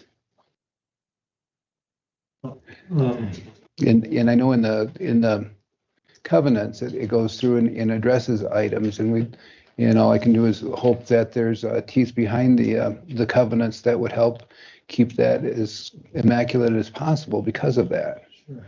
And I'm not going to speak for Ms. Silver. Correct. But there is. She can speak for herself. There are some of the industrial uses that are restricted and additionally eliminated from the use on the property in the covenants. Well, I just, I mean, I know where he lives now, and I got a pretty good feeling all that stuff is gonna move out there eventually. Okay, so I know what, not 100%, but 99%, what will be out there in less than a year. So that's what I'm gauging mine on. I guess there's nobody that's gonna keep up all these covenants, okay? It ain't gonna happen. I hope everybody got a chance to read them because, I mean, it will never happen. And there's no enforcement either. So really. Yeah, the goal is to keep it cleaned up. And I guess the anticipated uses are, like a plumber or electrician or carpenter or businesses. I guess those are more of the targeted uses that have been discussed, or businesses that have been discussed and thrown out. Possible uses for those lots. Right.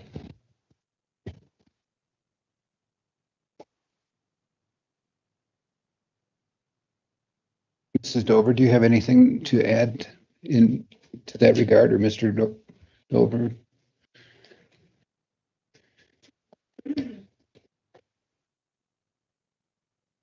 I'm sorry, but since you're here, it would be rude of us to ignore your presence and not ask you directly. Thank you. I agree with the worry for it to look like a junkyard. That was something that I don't want it to be. When we talked to planning and zoning a couple weeks ago, that was something that was discussed as some of the potential ideas maybe of use or businesses that might be out there. I mean, I had brought up even the fact, not that I've visited with them, but we have, is it Bright Gas? It's not anymore. What's it called now?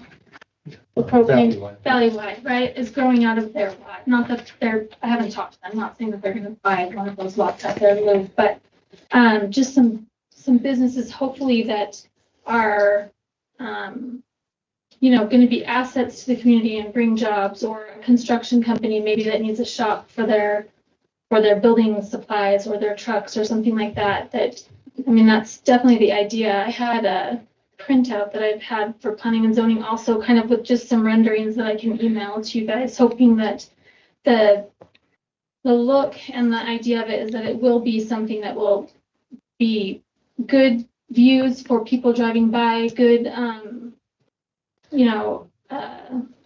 business, people being able to have good, I don't know what I'm looking for, oh goodness, just being able to have good visual for the businesses that are on that corner, to be able to have advertisement and be able to have lots that are in areas that work toward, down to Kemmer or in that whole area of the county, and be able to have it look nice. That's, really the idea of what we want to have happen out there.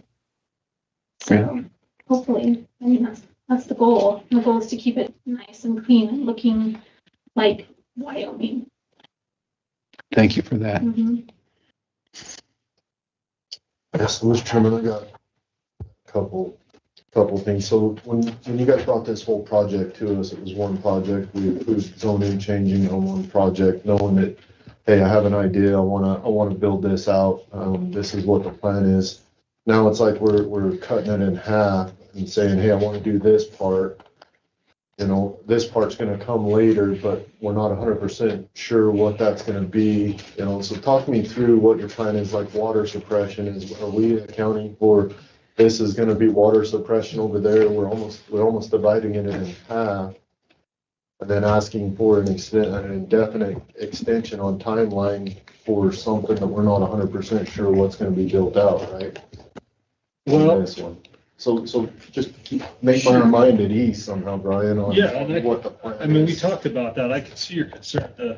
Probably the biggest reason to try to phase it out is the cost to build everything and the tight timeline and getting the construction physically done. Lots 1 through 5 are fairly easy to get the utilities to, and the fire suppression system does account for the whole thing and all 9 lots. The future master plan, I guess all of block 1 and all of block 2 would be covered by that fire suppression. And then the road constructing that road into Highway 354 is in addition to being a fair amount of work, just the discussions and the permitting with YDOT of how to redo or not redo and access that pullout with them has generated some discussion that took some time, and like I said, just the cost of it to get all that done in a short amount of time is not insignificant. And so to help try to get some of the development going, so Mr. Over can get blocks or a couple lots sold maybe and get some money to build the rest is the biggest reason for the time. And the plan, and when we've talked, the plan is to keep the same layout, obviously, and not change the lots or try to keep it with the zoning, but just build the road where it fits best and then get the, get that access with YDOT. And I guess our timeline is to do that within 3 years to be done with that one. So how hard would it be to submit a preliminary plot with that and the best plan for the road, knowing that, that road might change depending on what you have, but at least everything else is locked in the preliminary plot, and then say, hey, but I want to build it out in 2 phases, phase 1, and then 2, and put a different timeline on. What would that even be possible, or why and why not?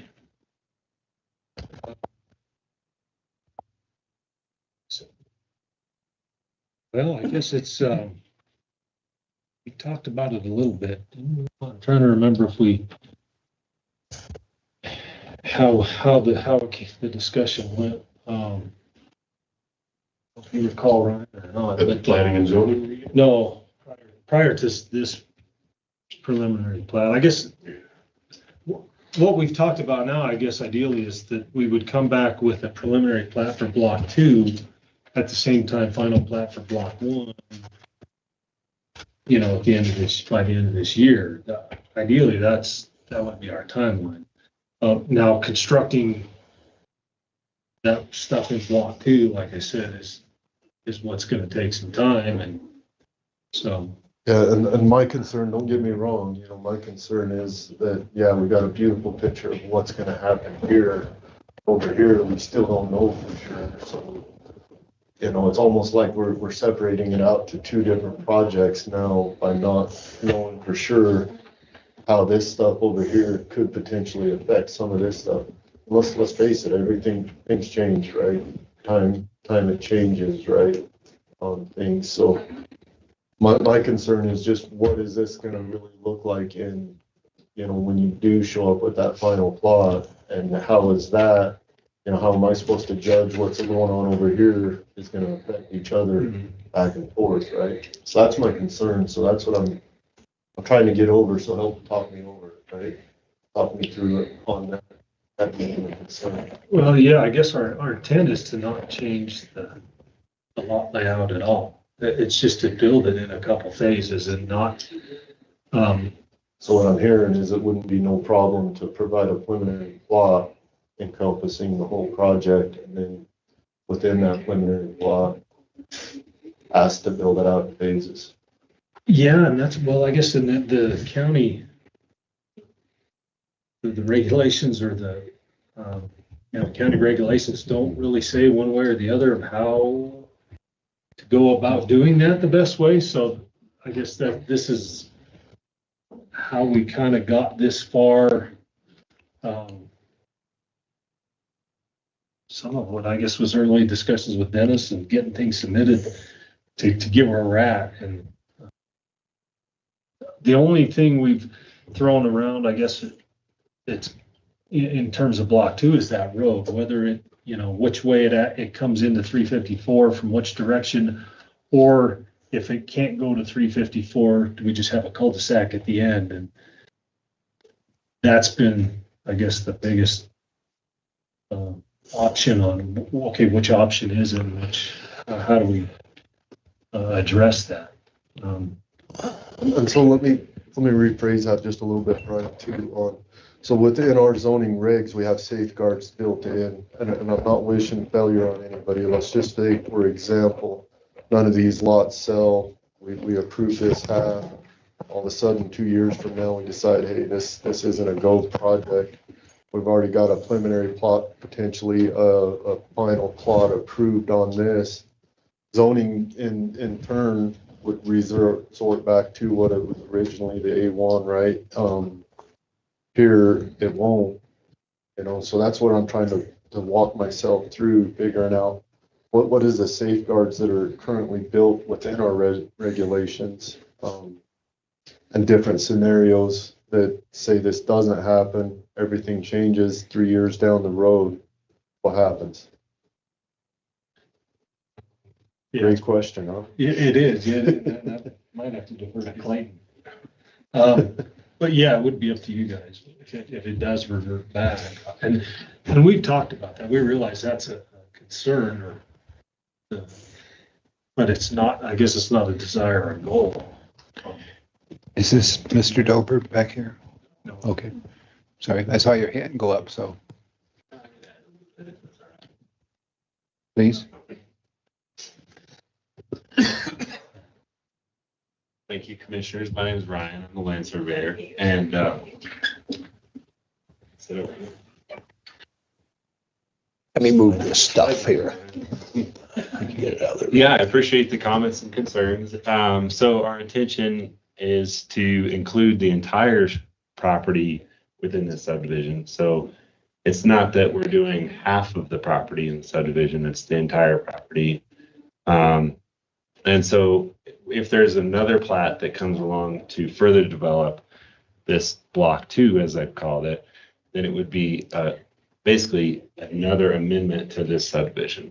Okay, so we did that out of convenience to build this lots 1 through 5, where there's already infrastructure, and then also knowing the value of the area and trying to really think it through when it comes to attaching up to this school bus turnaround or not.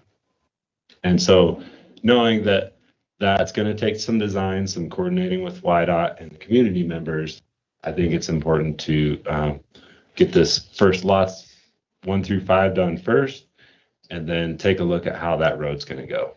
There's really no other infrastructure that needs to go in there, maybe some dry utilities, but that was my understanding of where we're at and why we got there. So back to my original question, why couldn't we submit that all on a preliminary plot? Well, we could, but then we'd be responsible for building it exactly how we want, how we put it on there. The point of the preliminary plat. One or the final one, right? So the point of this preliminary plat is that it's simple and doesn't require a lot of infrastructure to get these first 5 lots approved, right? And so then the cash flow can happen, and they can take a look at designing and building this road and the school bus turnaround and how that's going to take place. There's quite a bit in there with the fence and the school bus turnaround and that hill. So Ryan, if the cash flow doesn't happen, what happens to this project?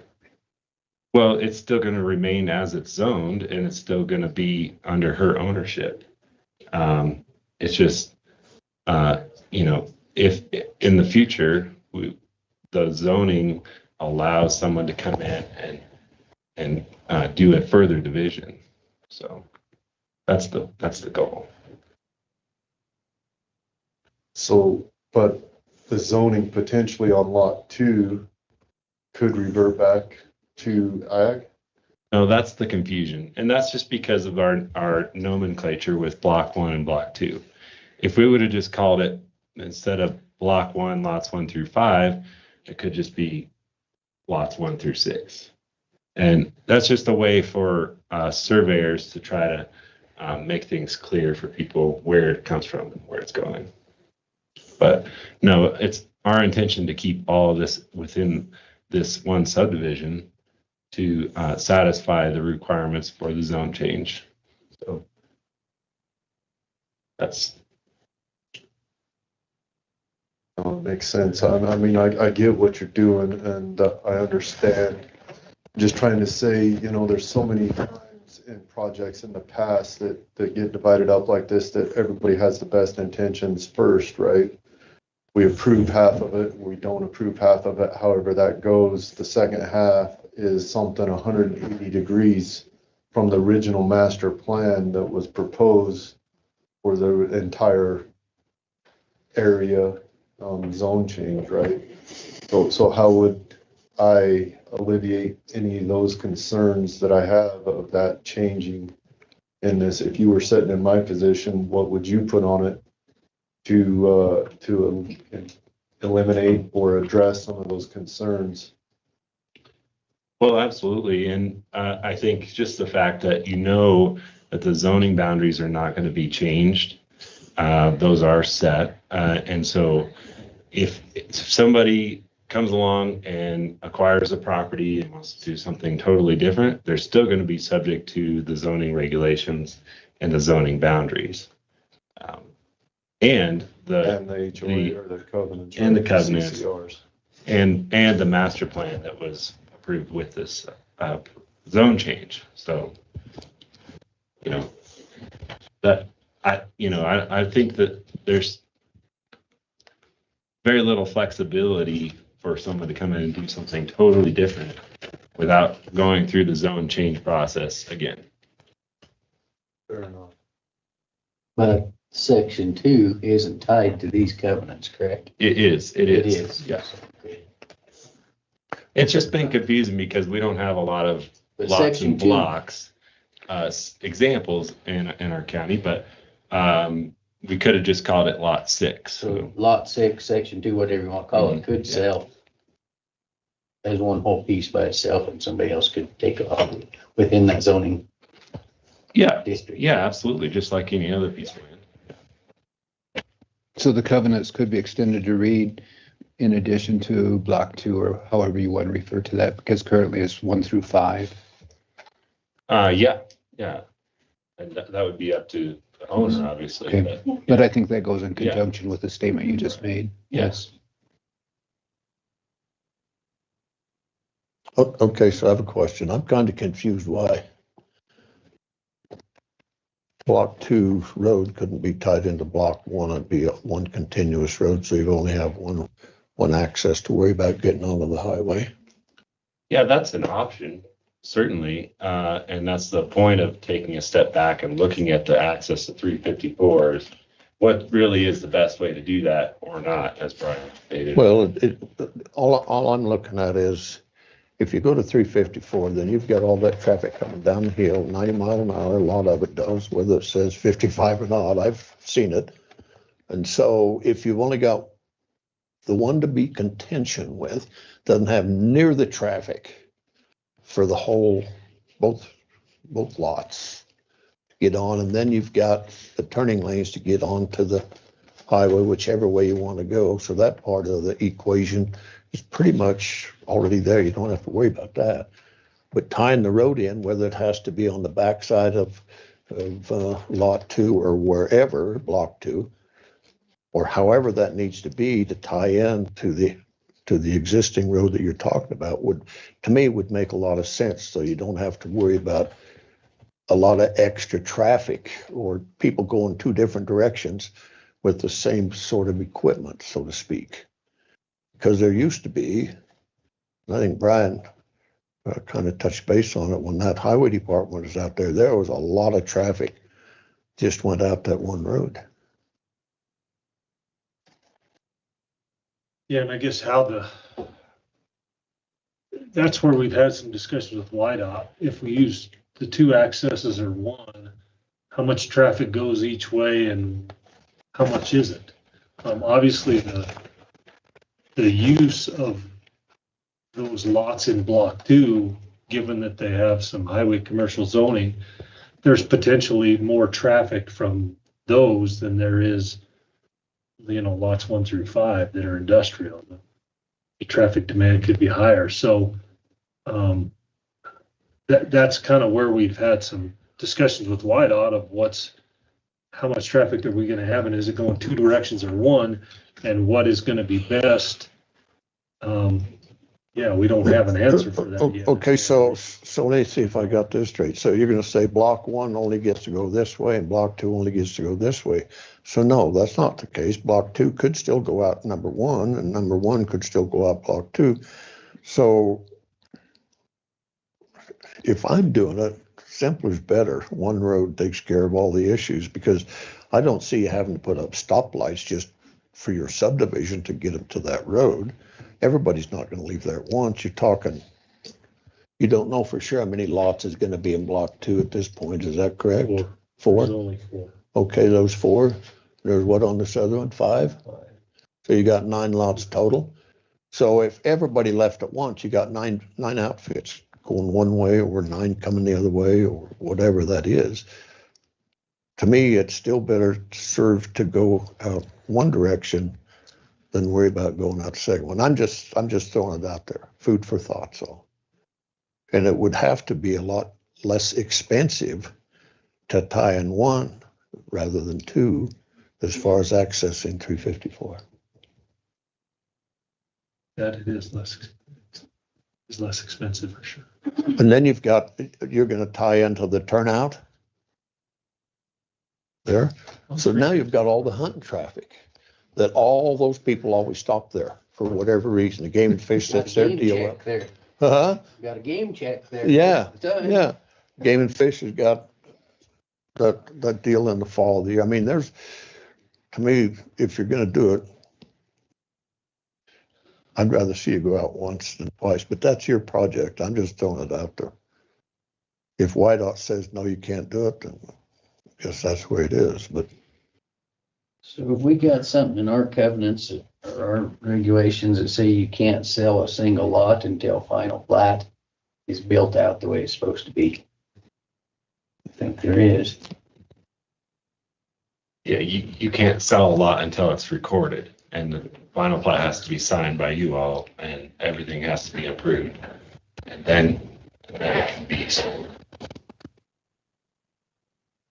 We could make an exception. I mean, I understand financially it can be tough to pursue the whole thing at once. If we did it in 2, if they want to do a single plat but 2 phases, can we make an exception with our regulations the way they are? So, Mr. Chairman, this is an issue that is not necessarily kind of like just in case. And Aaron did a pretty good job of talking through this a little bit. And this ends up being an area that's not fully fleshed out in our regulations. So yes, theoretically that could be quote unquote lot 6. Okay. And then when the time comes that they want to split that up, according to what their goal is, there's just procedure that has to be followed. It's not just, oh, well, we're going to split it up now. They still would have to come back before the commission and follow that entire process to get that done.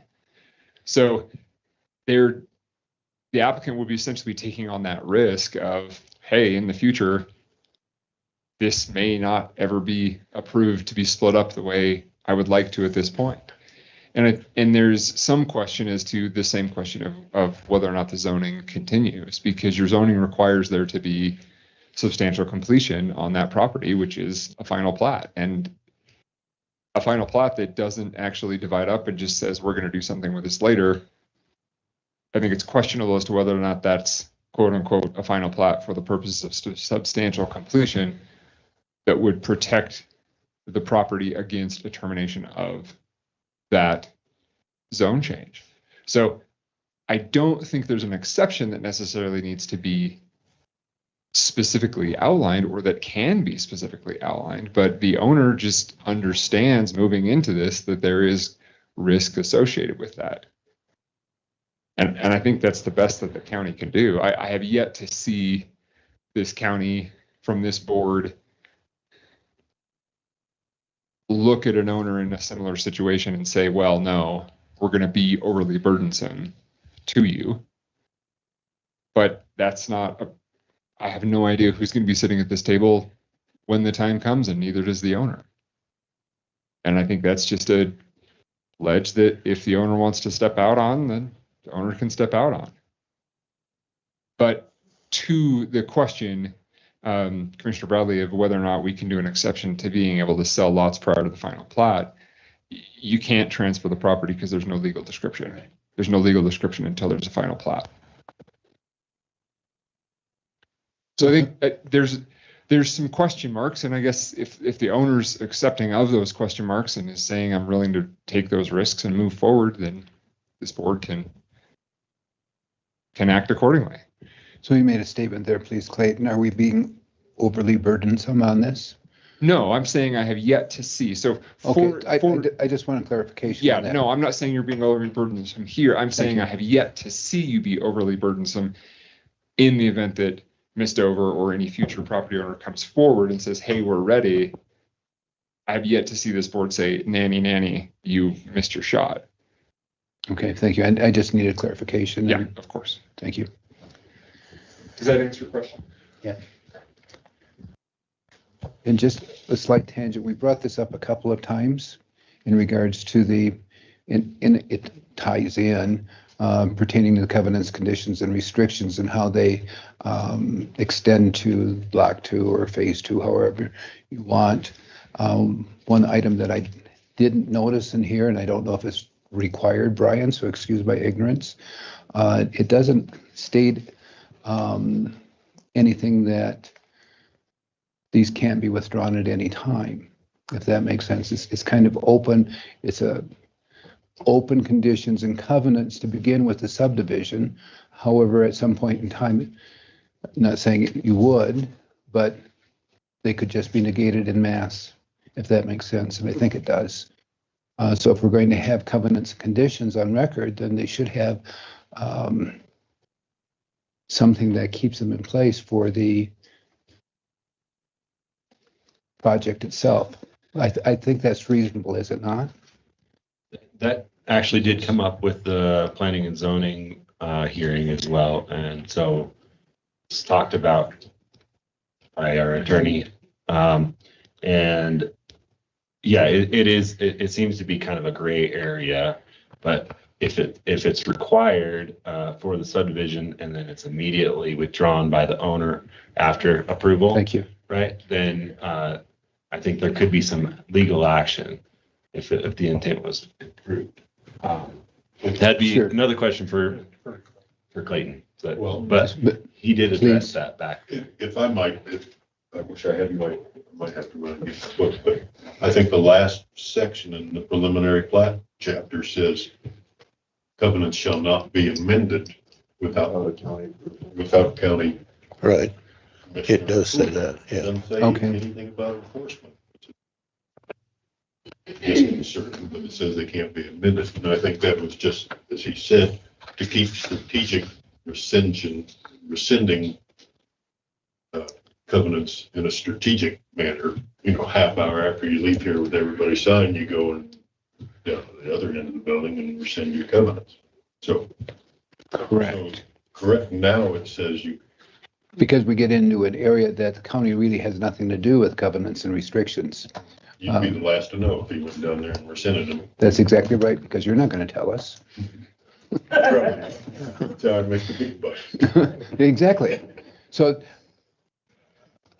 as stated in, and I'll use dirt road covenants and restrictions as my illustration, it was stated specifically in there, there's non-removal of those conditions. So regardless, I think that if the other commissioners want, we still are empowered to add that to the covenants. Is that not true, Clayton? Sorry, say that one more time. In the dirt road covenants and restrictions, it made a reference in there that the covenants are in place and cannot be removed. Being on record, there's something in the latter portion of that. And is that something that we can add to these existing covenants? You can ask them to do that. You can make a condition they do that. And then also back to Alan's point, the regs require any amendment to the covenants to come first. So it is kind of built in suspenders. Okay. Because it appears that there's some concern about what's going to happen in Block 2, is why I'm trying to further identify this, not to give you a hard time, but. Okay.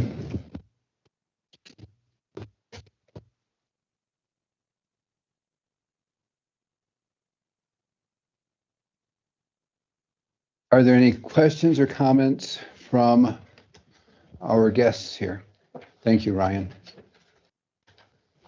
Yes, please, would you come forward to the microphone? Thank you.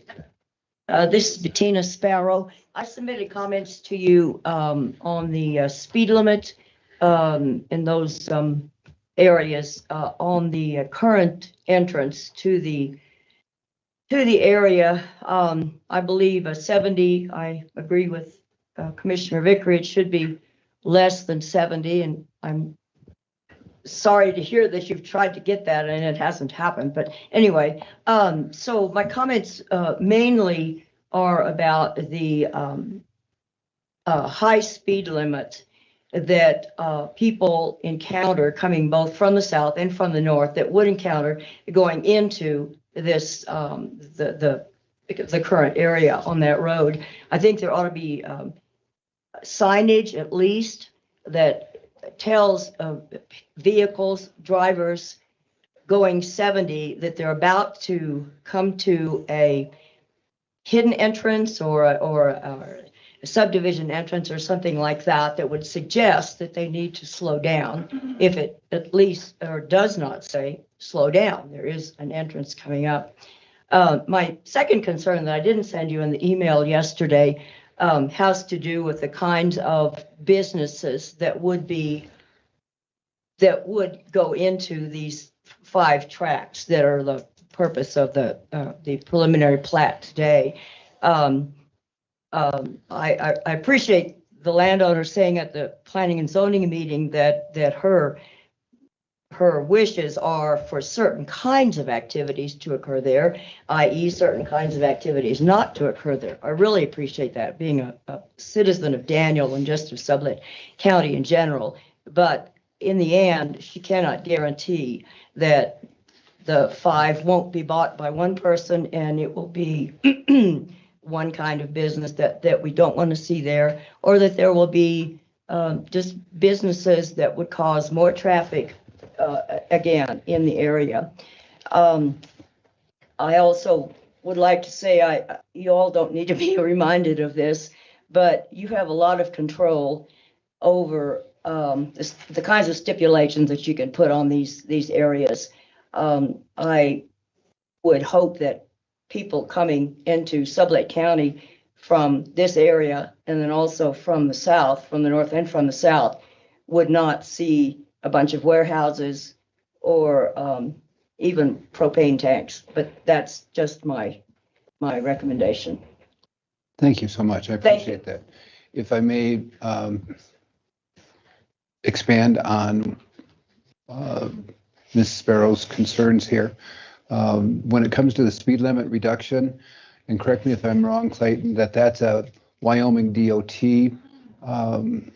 area that the county can't go into. There were regulations this spring trying to pass it on to the counties to set speed limits within the county, and it could have been on secondary roads. I don't remember that. Yeah, Mr. Chairman, certainly the county can request the traffic study and ask that the state do that, but that's certainly wholly within the state's purview, as are all signage within the state's right of way. So in regards to the traffic slowdown and being able to do it, in addition, there's a cost to the traffic study. Would that be, no, there would not be? Is that what you? So there's two ways the traffic study can be done. The county can require an applicant to obtain a traffic study at their cost, which is similar to what was done with the 40 Road West. The other way is that the county can just simply ask that a speed limit be adjusted, and then White Owl will do their own, which is similar to what we did. I believe the county most recently did this in, I think it was on that same exact stretch of road, if memory serves. That was the stretch of road that we requested, that the county requested White Owl to look at from a speed reduction perspective. Do we have any, going back to the statement earlier, are we opening a can of worms where we ask for, from a county perspective, for the state to identify this for a reduced speed when we pass that on to the applicant on a prior piece of property? No. Okay, good enough. Necessarily. Thank you. I wasn't just covering all bases here. And then the other thing, and your point was very valid, Mrs. Sparrow and Mrs. Doverwood. She said that there are some things that some businesses you may have agreed that couldn't go in there, but actually when a person purchases a piece of property, they might go ahead and do whatever.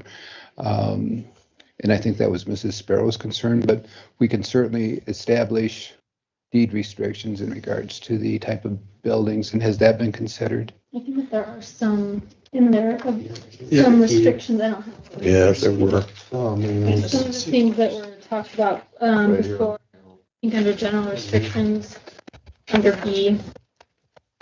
The additional prohibited uses are in addition to the county's prohibited uses or uses that are not allowed.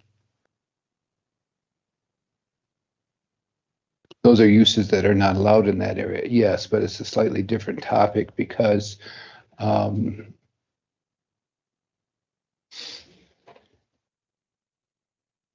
your mind, you might be saying no auto manufacturing, but a person purchases, and I'm going on a limb on this one, but a person comes in and goes ahead and does the auto manufacturing because it's permitted.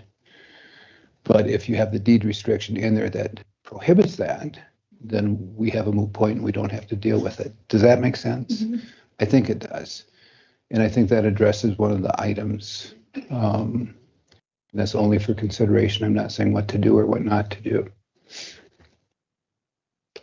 Yeah, so the prohibited uses on all the lots are basically uses that are allowed in industrial per the county regulations, but that Ms. Dover does not want to allow. Those are the sanitary landfills, fur farms, salvage yards, oil and gas production waste facilities, sexually oriented businesses, and sawmills. Okay, thank you. Obviously be cut from the county's list. Did that answer your question, Mrs. Sparrow? Great, thank you. Thank you for your patience on that. Mr. Chairman? Please, Commissioner White. When we're talking about that, would you guys be opposed to mirroring the exact by right language under in our language? For example, on yours right now, it just says sawmills, but under ours, it says sawmills and lumber yards. Just to make that so there's no argument. Another by right use, automobile wrecking or salvage yards, where you guys have just in your CCRs, you just have salvage yards. 'Cause I could see that could potentially become an argument. Well, it's not a salvage yard, it's a wrecking yard. just so those terms mirror each other on the by right and the conditional use. On the definition for sawmills or lumberyards, what's the definition of a lumberyard? Is that saying that then something like an actual pine to lumber then wouldn't be able to have something in that area? And would that be a concern? I think if somebody wanted that, it's the same thing as what they would have to come to us for. If we put that in there, that was a deed restriction, they'd have to come have a conversation with whoever the decision-making authority is to define that, Okay. right? Mm-hmm. Which planning and zoning administrator would grant the power to define that. If they don't like what our planning and zoning administrator at that time defines as that, they have the option to bring it before this board to come and have a discussion. Mm-hmm. Does that make sense? Mm-hmm. Yeah. Are there any further questions or comments from, yes, please? If you'd be kind, yes, ma'am.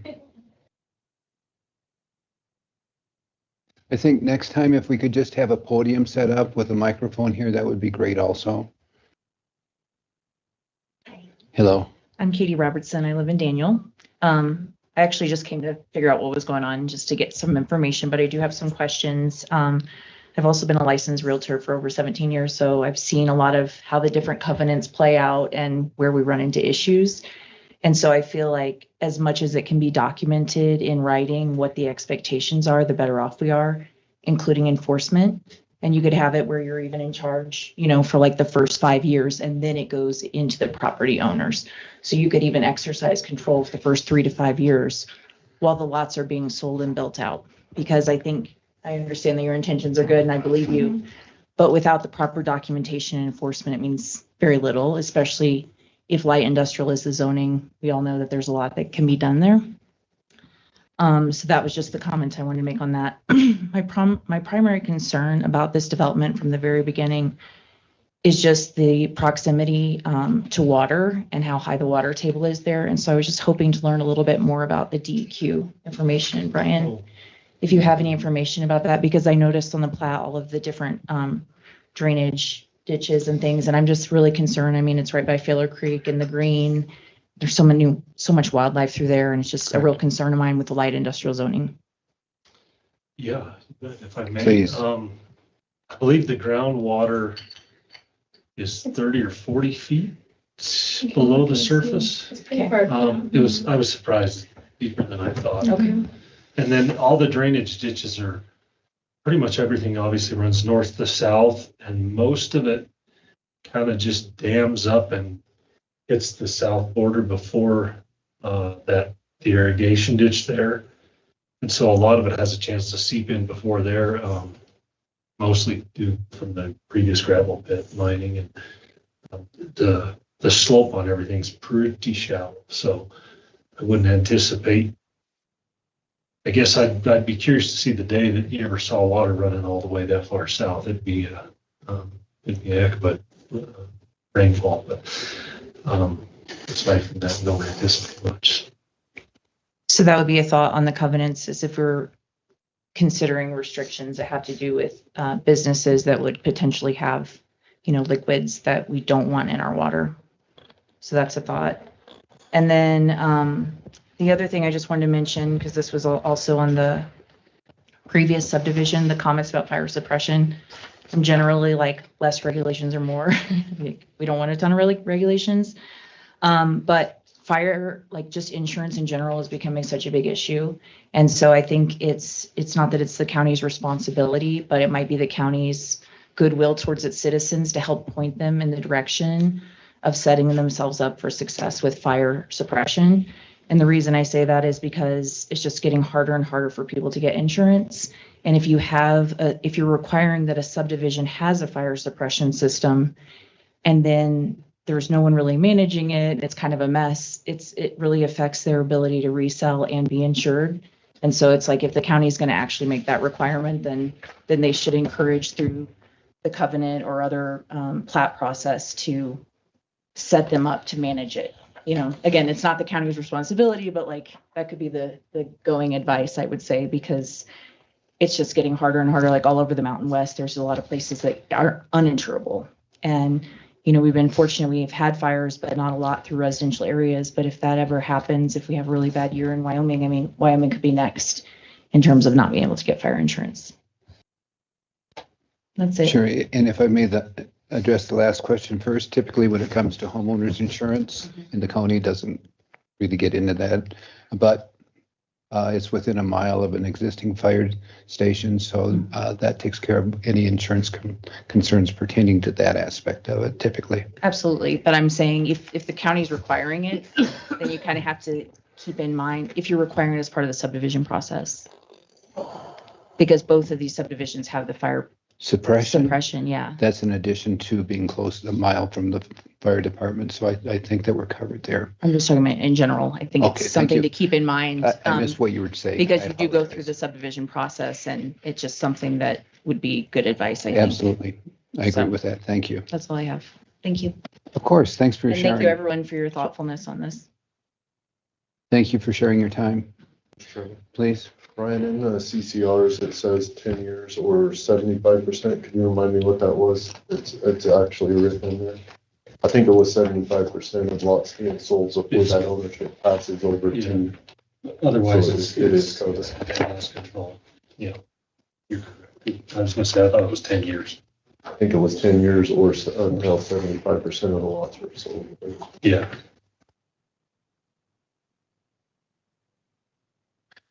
Are there any other questions or comments from people attending? I'll open it up to people viewing us. Are there any questions, comments, concerns that you'd like to share, please?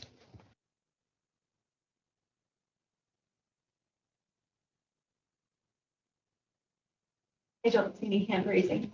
Okay, thank you. That's over here too. Haley, ever hand up? Hi, I am still on the line. I am sorry, I was not able to lower my hand from being raised the first time. Should be tired, but no. I think Brian went through and answered the majority of the questions, and you guys have discussed most of them. As far as YDOT's involvement, I think that's great. If YDOT is as involved as they are, that is very good. I was wondering if there's any way, I know this whole conversation about the access, it took a lot of this time period, but is there any way to include any sort of statement on the plat that would ensure that any future improvements are the responsibility of the subdivision rather than Sublette County for in the future? And if analyses needs to take place. Haley, a point of clarification, this is Sam. Are you talking any maintenance and or changes that has to happen to the actual road itself be responsibility of the subdivider? Yes, yes, such as turn lanes. Because though it might not be warranted today, but depending on what happens in the future with the roadways, if the road doesn't connect all the way through, this is the sole access. It's possible that it might not be warranted until several of the lots are developed down the road. If I may. Please, Brian. Yeah, that makes sense, Haley. I guess that would be, we'd be happy to add a note to the plat in regard to your future development of one of the lots. If that should trigger additional permitting or work on the highway, that lot owner would it be expected or anticipate that they would be expected to be responsible for that? If that makes sense. I mean, that's typically what's been done in the past on several subdivisions and developments around town. When you go to access YDOT on the highway, if you change the use or something and you have to do an improvement, it's now your responsibility. And that would be a large pill for one guy to swallow. It should be everybody in the subdivision at that point. I mean, yeah, one guy may trigger it, but Well, but, if the one right in front of him hadn't been there. and just based on the conversations with YDOT, based on the proposed use, it shouldn't trigger anything. But if somebody were to come in and say, put in a parking lot, because I believe a parking lot or transportation facility is allowed under a conditional use. But if somebody was to come put one in, and now you got 500 cars a day coming in and out, then that may trigger something, which at that point in time, I would think should be on that person's responsibility or that developer. And yes, I'm happy to add a note to the plat in that regard, that future improvements due to on-site development are be that responsibility of that lot owner. That's easy enough to do if that's acceptable. Thanks, Brian. That was really my only question. I think most of the other things you answered during your summary.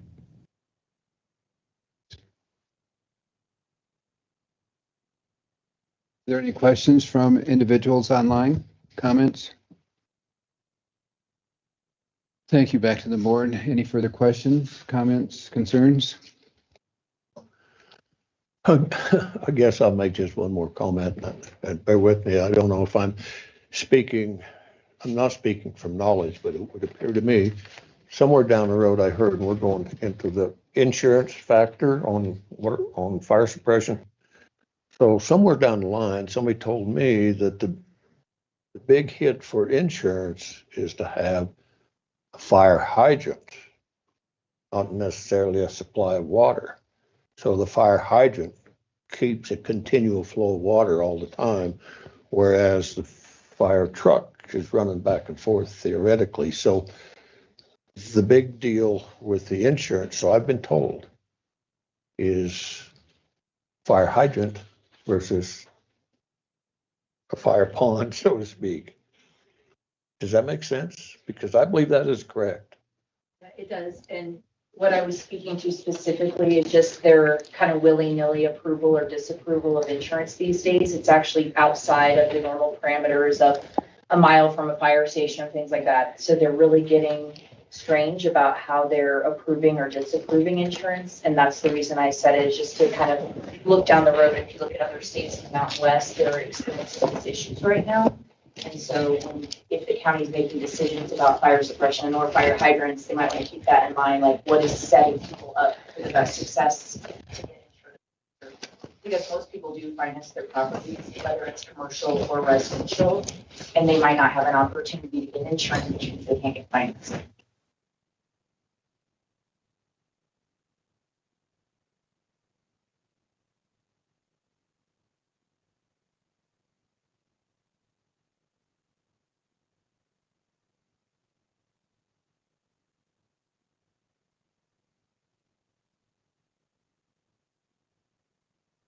I guess I have one final question, and I'll be quiet.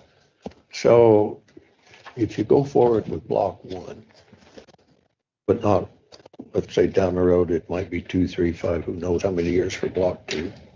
Might be day after tomorrow also. So can block 2 be used as a depository for all sorts of stuff while you're waiting for something to occur?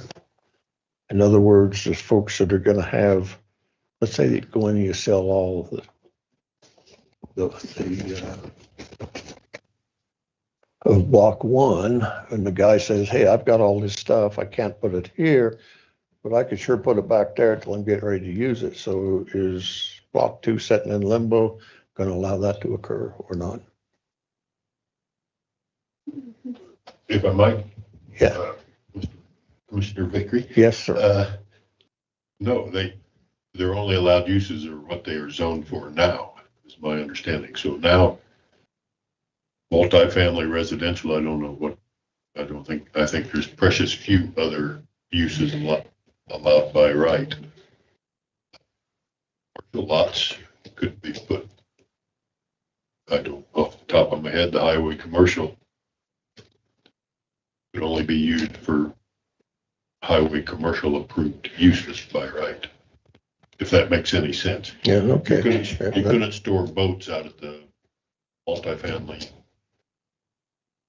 residential zone per se, because that's not an approved by right use. Does that answer your question? Yeah, so they're zoned. Zoning restrictions are in force, is my understanding.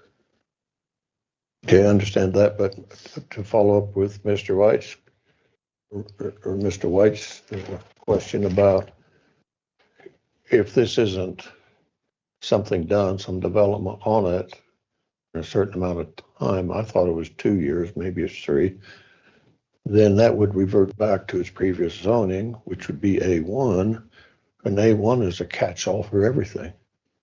So if that is reverted back to A1, this is sold for whatever, maybe you've got a couple of lots that haven't sold yet. You're still waiting for that to happen before you do something here. This is reverted back to A1. All of a sudden, that could be storage for whatever is okay under A1, which is a list like this. So I guess down the road, that would be a concern of mine, because that's set right there as a, what I want to say, is a blight as you come around the corner there, or it could be. I'm not saying it will be, but it could be. And I know we can't take care of all of what may occur in the future, but we can hopefully put some restrictions, so in the unlikely event this doesn't occur as quickly as you would like, that we can keep this more pristine than it could become. We'll put it like that.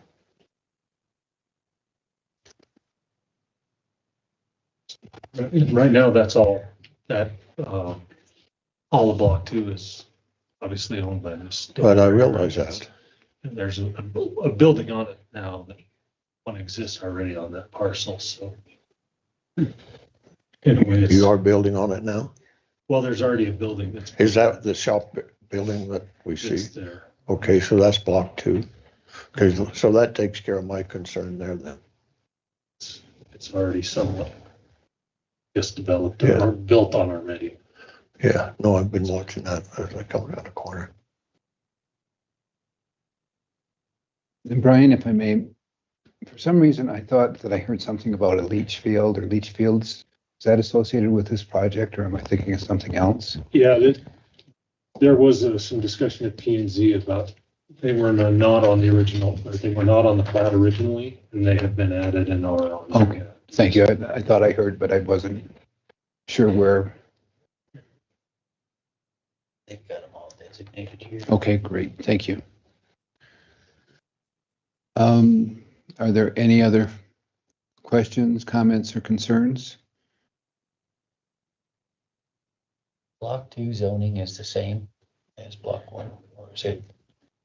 You know, the block 2 zoning has the Multifamily on it. Highway and industrial. That's the 3. Have we had any adverse letters or comments pertaining to this development? Not that I'm aware of, but Only people wondering when we get something. I think we're getting a lot closer.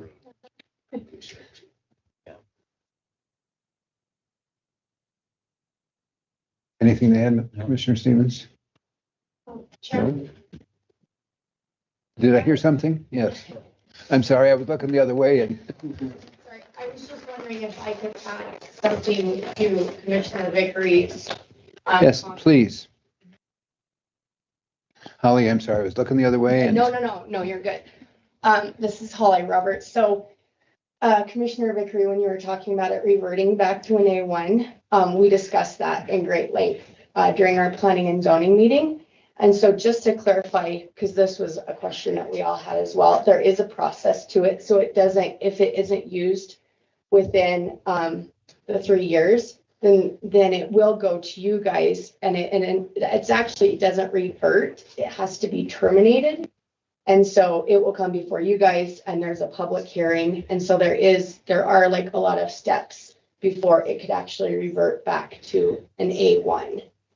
So if that, I don't know, if that settles your mind at all. Well, I was just curious to know that really didn't have a big issue. I just want to know. Yeah. If it could go back, because for me, A1 there's a lot of stuff in A1 I don't think should be there, quite frankly, okay? And that was my concern with if it reverted back to A1, that opens up the floodgate for all sorts of stuff to be parked there if in fact no relation to mine case. But you've already got something going on there, so I think my concerns are going away. Put it like that. Okay. Thank you for that. I didn't know what all the steps would be, but. Yeah, because that was something, like I said, that we did talk about quite a bit in our meeting, because I wanted that clarification as well, because I didn't know how that process went. So I'm sorry to. Okay, interrupt, so it's 3 years, not 2? I thought it was 2. It's 3 years. Okay. Yeah, and then like I said, and then it has to come back before you in order to terminate, and then and then it has to go before a public hearing and. But ultimately, it would come back through zoning, and then to start the process all over. Yes. And then from us to you guys. So by then, we'll probably none of us be here. Anyhow, thank you. Thank you, Holly. If there's nothing else, I'll close the session to public comment and questions. Thank you so much, everyone. Is there anything that you need to add in regards to this? No, sir. Okay. Are there any items that we want to further discuss as a board? I guess my first question, block 2 would fall under these amended covenants. Well, I think that was one of the suggestions. Yeah, that the covenants be amended to indicate it's more than just block 1. It was more than a suggestion. Thank you. Mr. Chairman, I like Clayton's take on that as far as, let's just call it lot 6. So proving the whole thing, lot 6 is tied to the master plan, and then when they get the future plan of lot 6, they're taking a risk of whoever the commission is at that time to come in and build out that master plan, right? But lot 6 is subject to the whole thing. Instead of saying it's block 1, block 2, it's just lots 1 through 5 and lot 6 over here tied to the master plan. Acceptable, yes.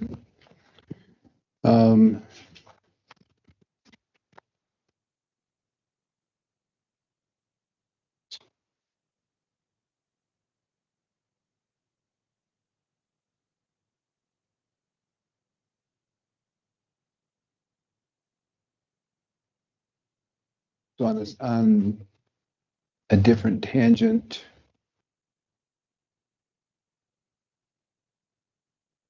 Can a single lot have 3 different types of zoning?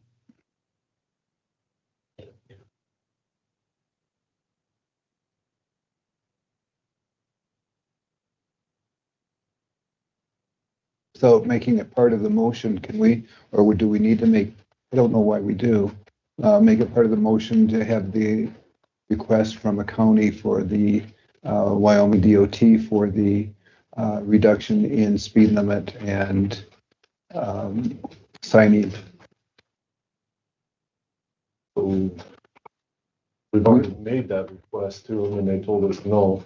For this parcel? But I don't know if we can tie this parcel to a request from the county to another agency and try to tell that agency that they have to do something. I know we can, like Brian said, we can tie anything that agency declares that they're gonna have to do to the road to a potential lot owner or business owner in there that's gonna cause any undue burden to doing that modification to the roadway.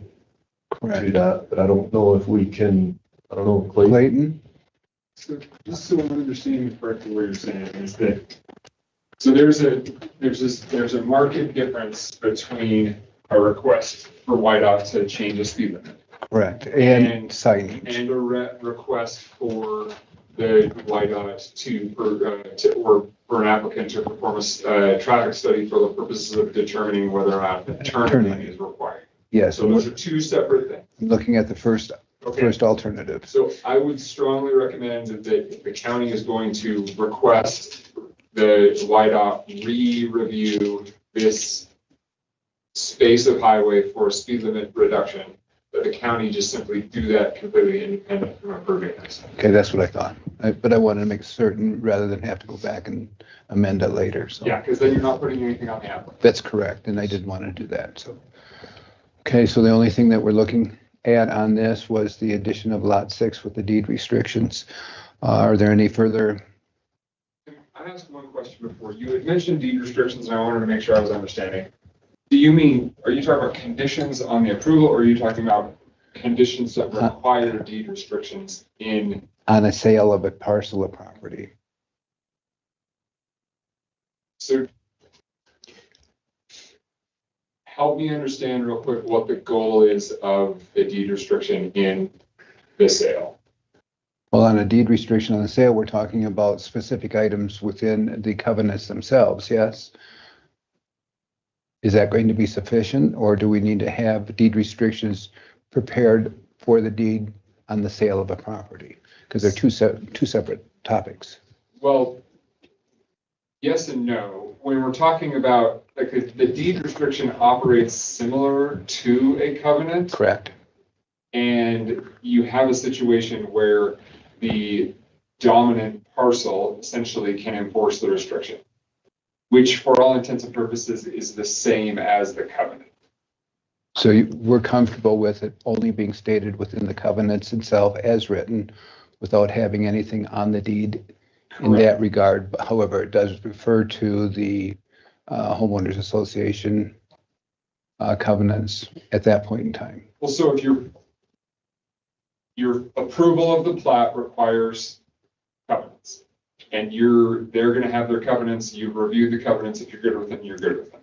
You've also, if I'm not mistaken, the recommendation from planning and zoning, and I believe the landowner is on board with this, is the restriction of uses in the industrial that takes out the all those.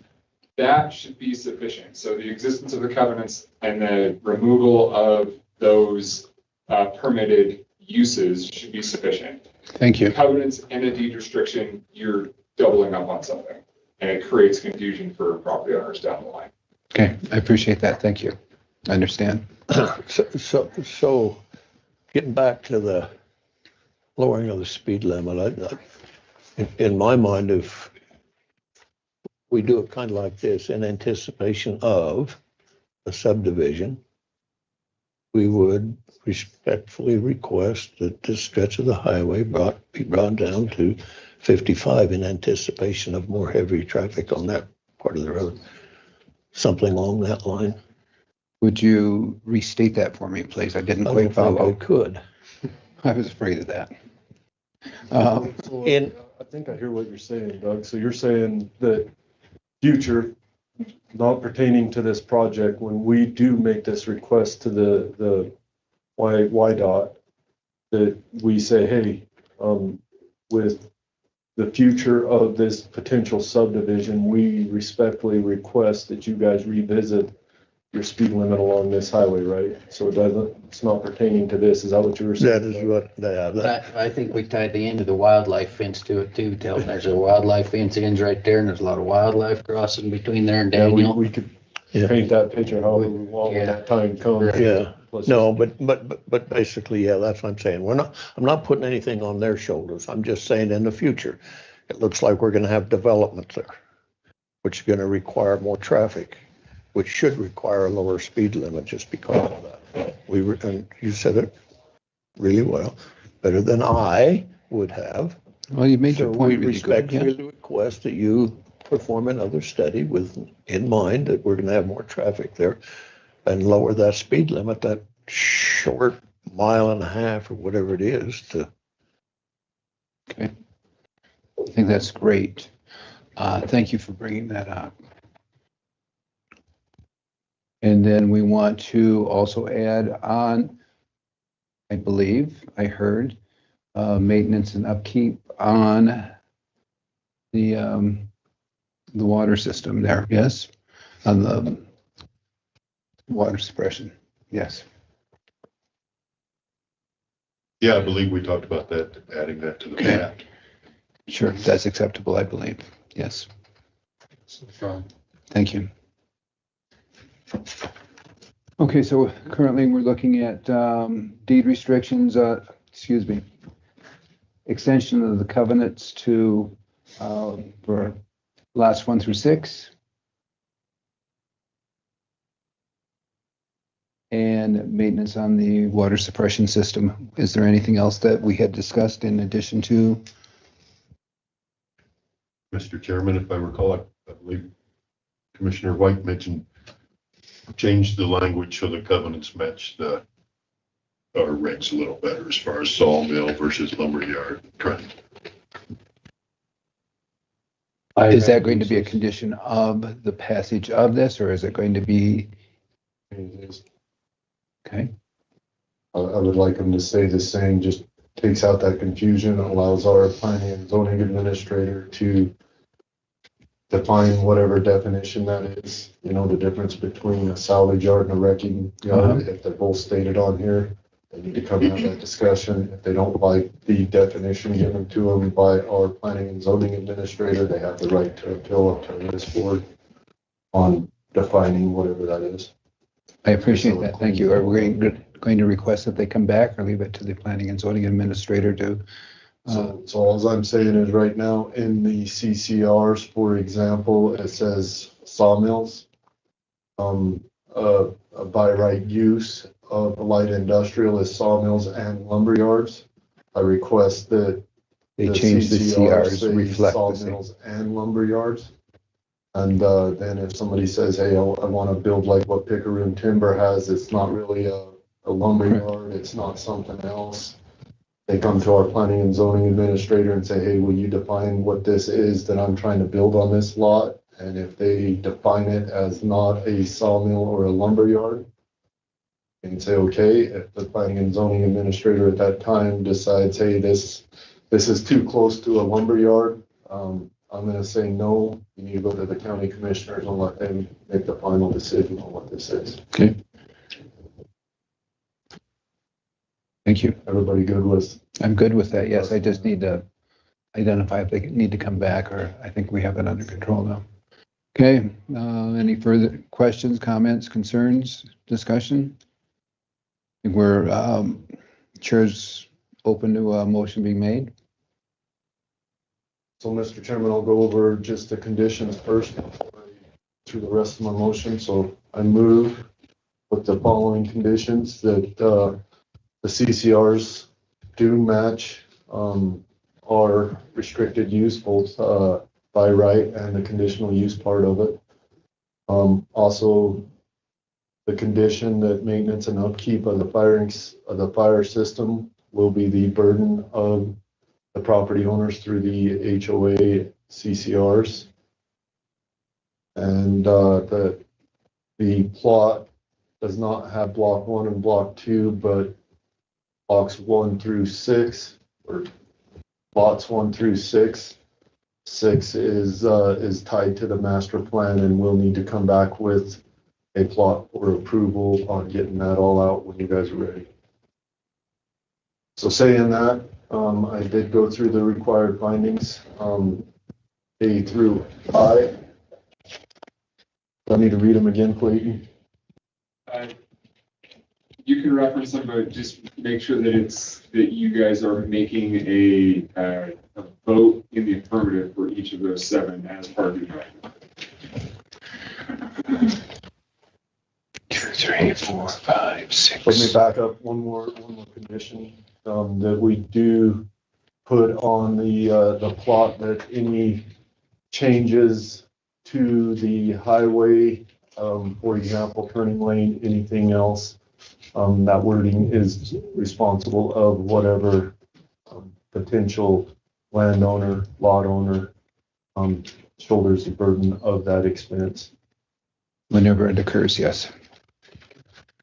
So going through that, I am making my recommendation recommendation based on the required findings in section 7 of our planning and zoning regs under subdivisions A through I, and find that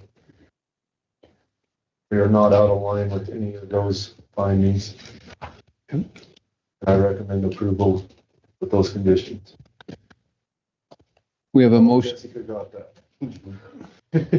I will second that motion. We have a motion by Commissioner White for approval based on conditions stated earlier. And the second by Commissioner Bradley. Are there any further comments or questions, discussions in regards to this? Okay. At this point in time, all of those in favor of passing based on the motion given signify by saying aye. Aye. Aye. Those opposed? Okay, 4-1 negative, motion passed.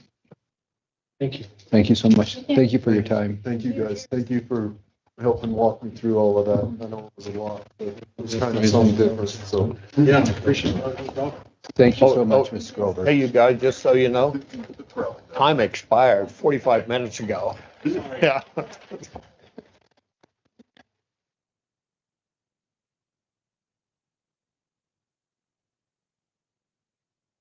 Thank you, Helen. Good job.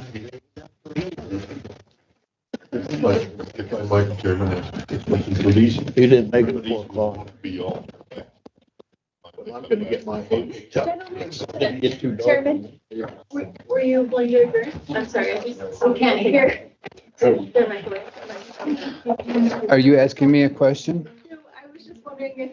I can't hear you over the paper rustling. I'll be quiet. Jeez. I was just wondering if you were making a motion to adjourn. I saw 2 people. I haven't made it that part yet because no one will let me talk.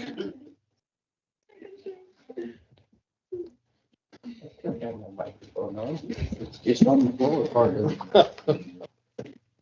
Okay, at this point in time, we've gone through the agenda as presented. Are there any public comments associated with any of this or anything on your mind? If so, the only ones available are those online. Is there anything that anyone would like to add at this time?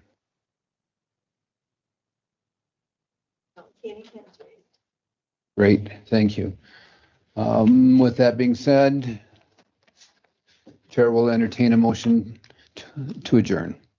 I'll second that. Have a motion by Commissioner Vickery, second by Commissioner Bradley. All in favor? Aye. Any opposed? Great, everyone, thank you so much.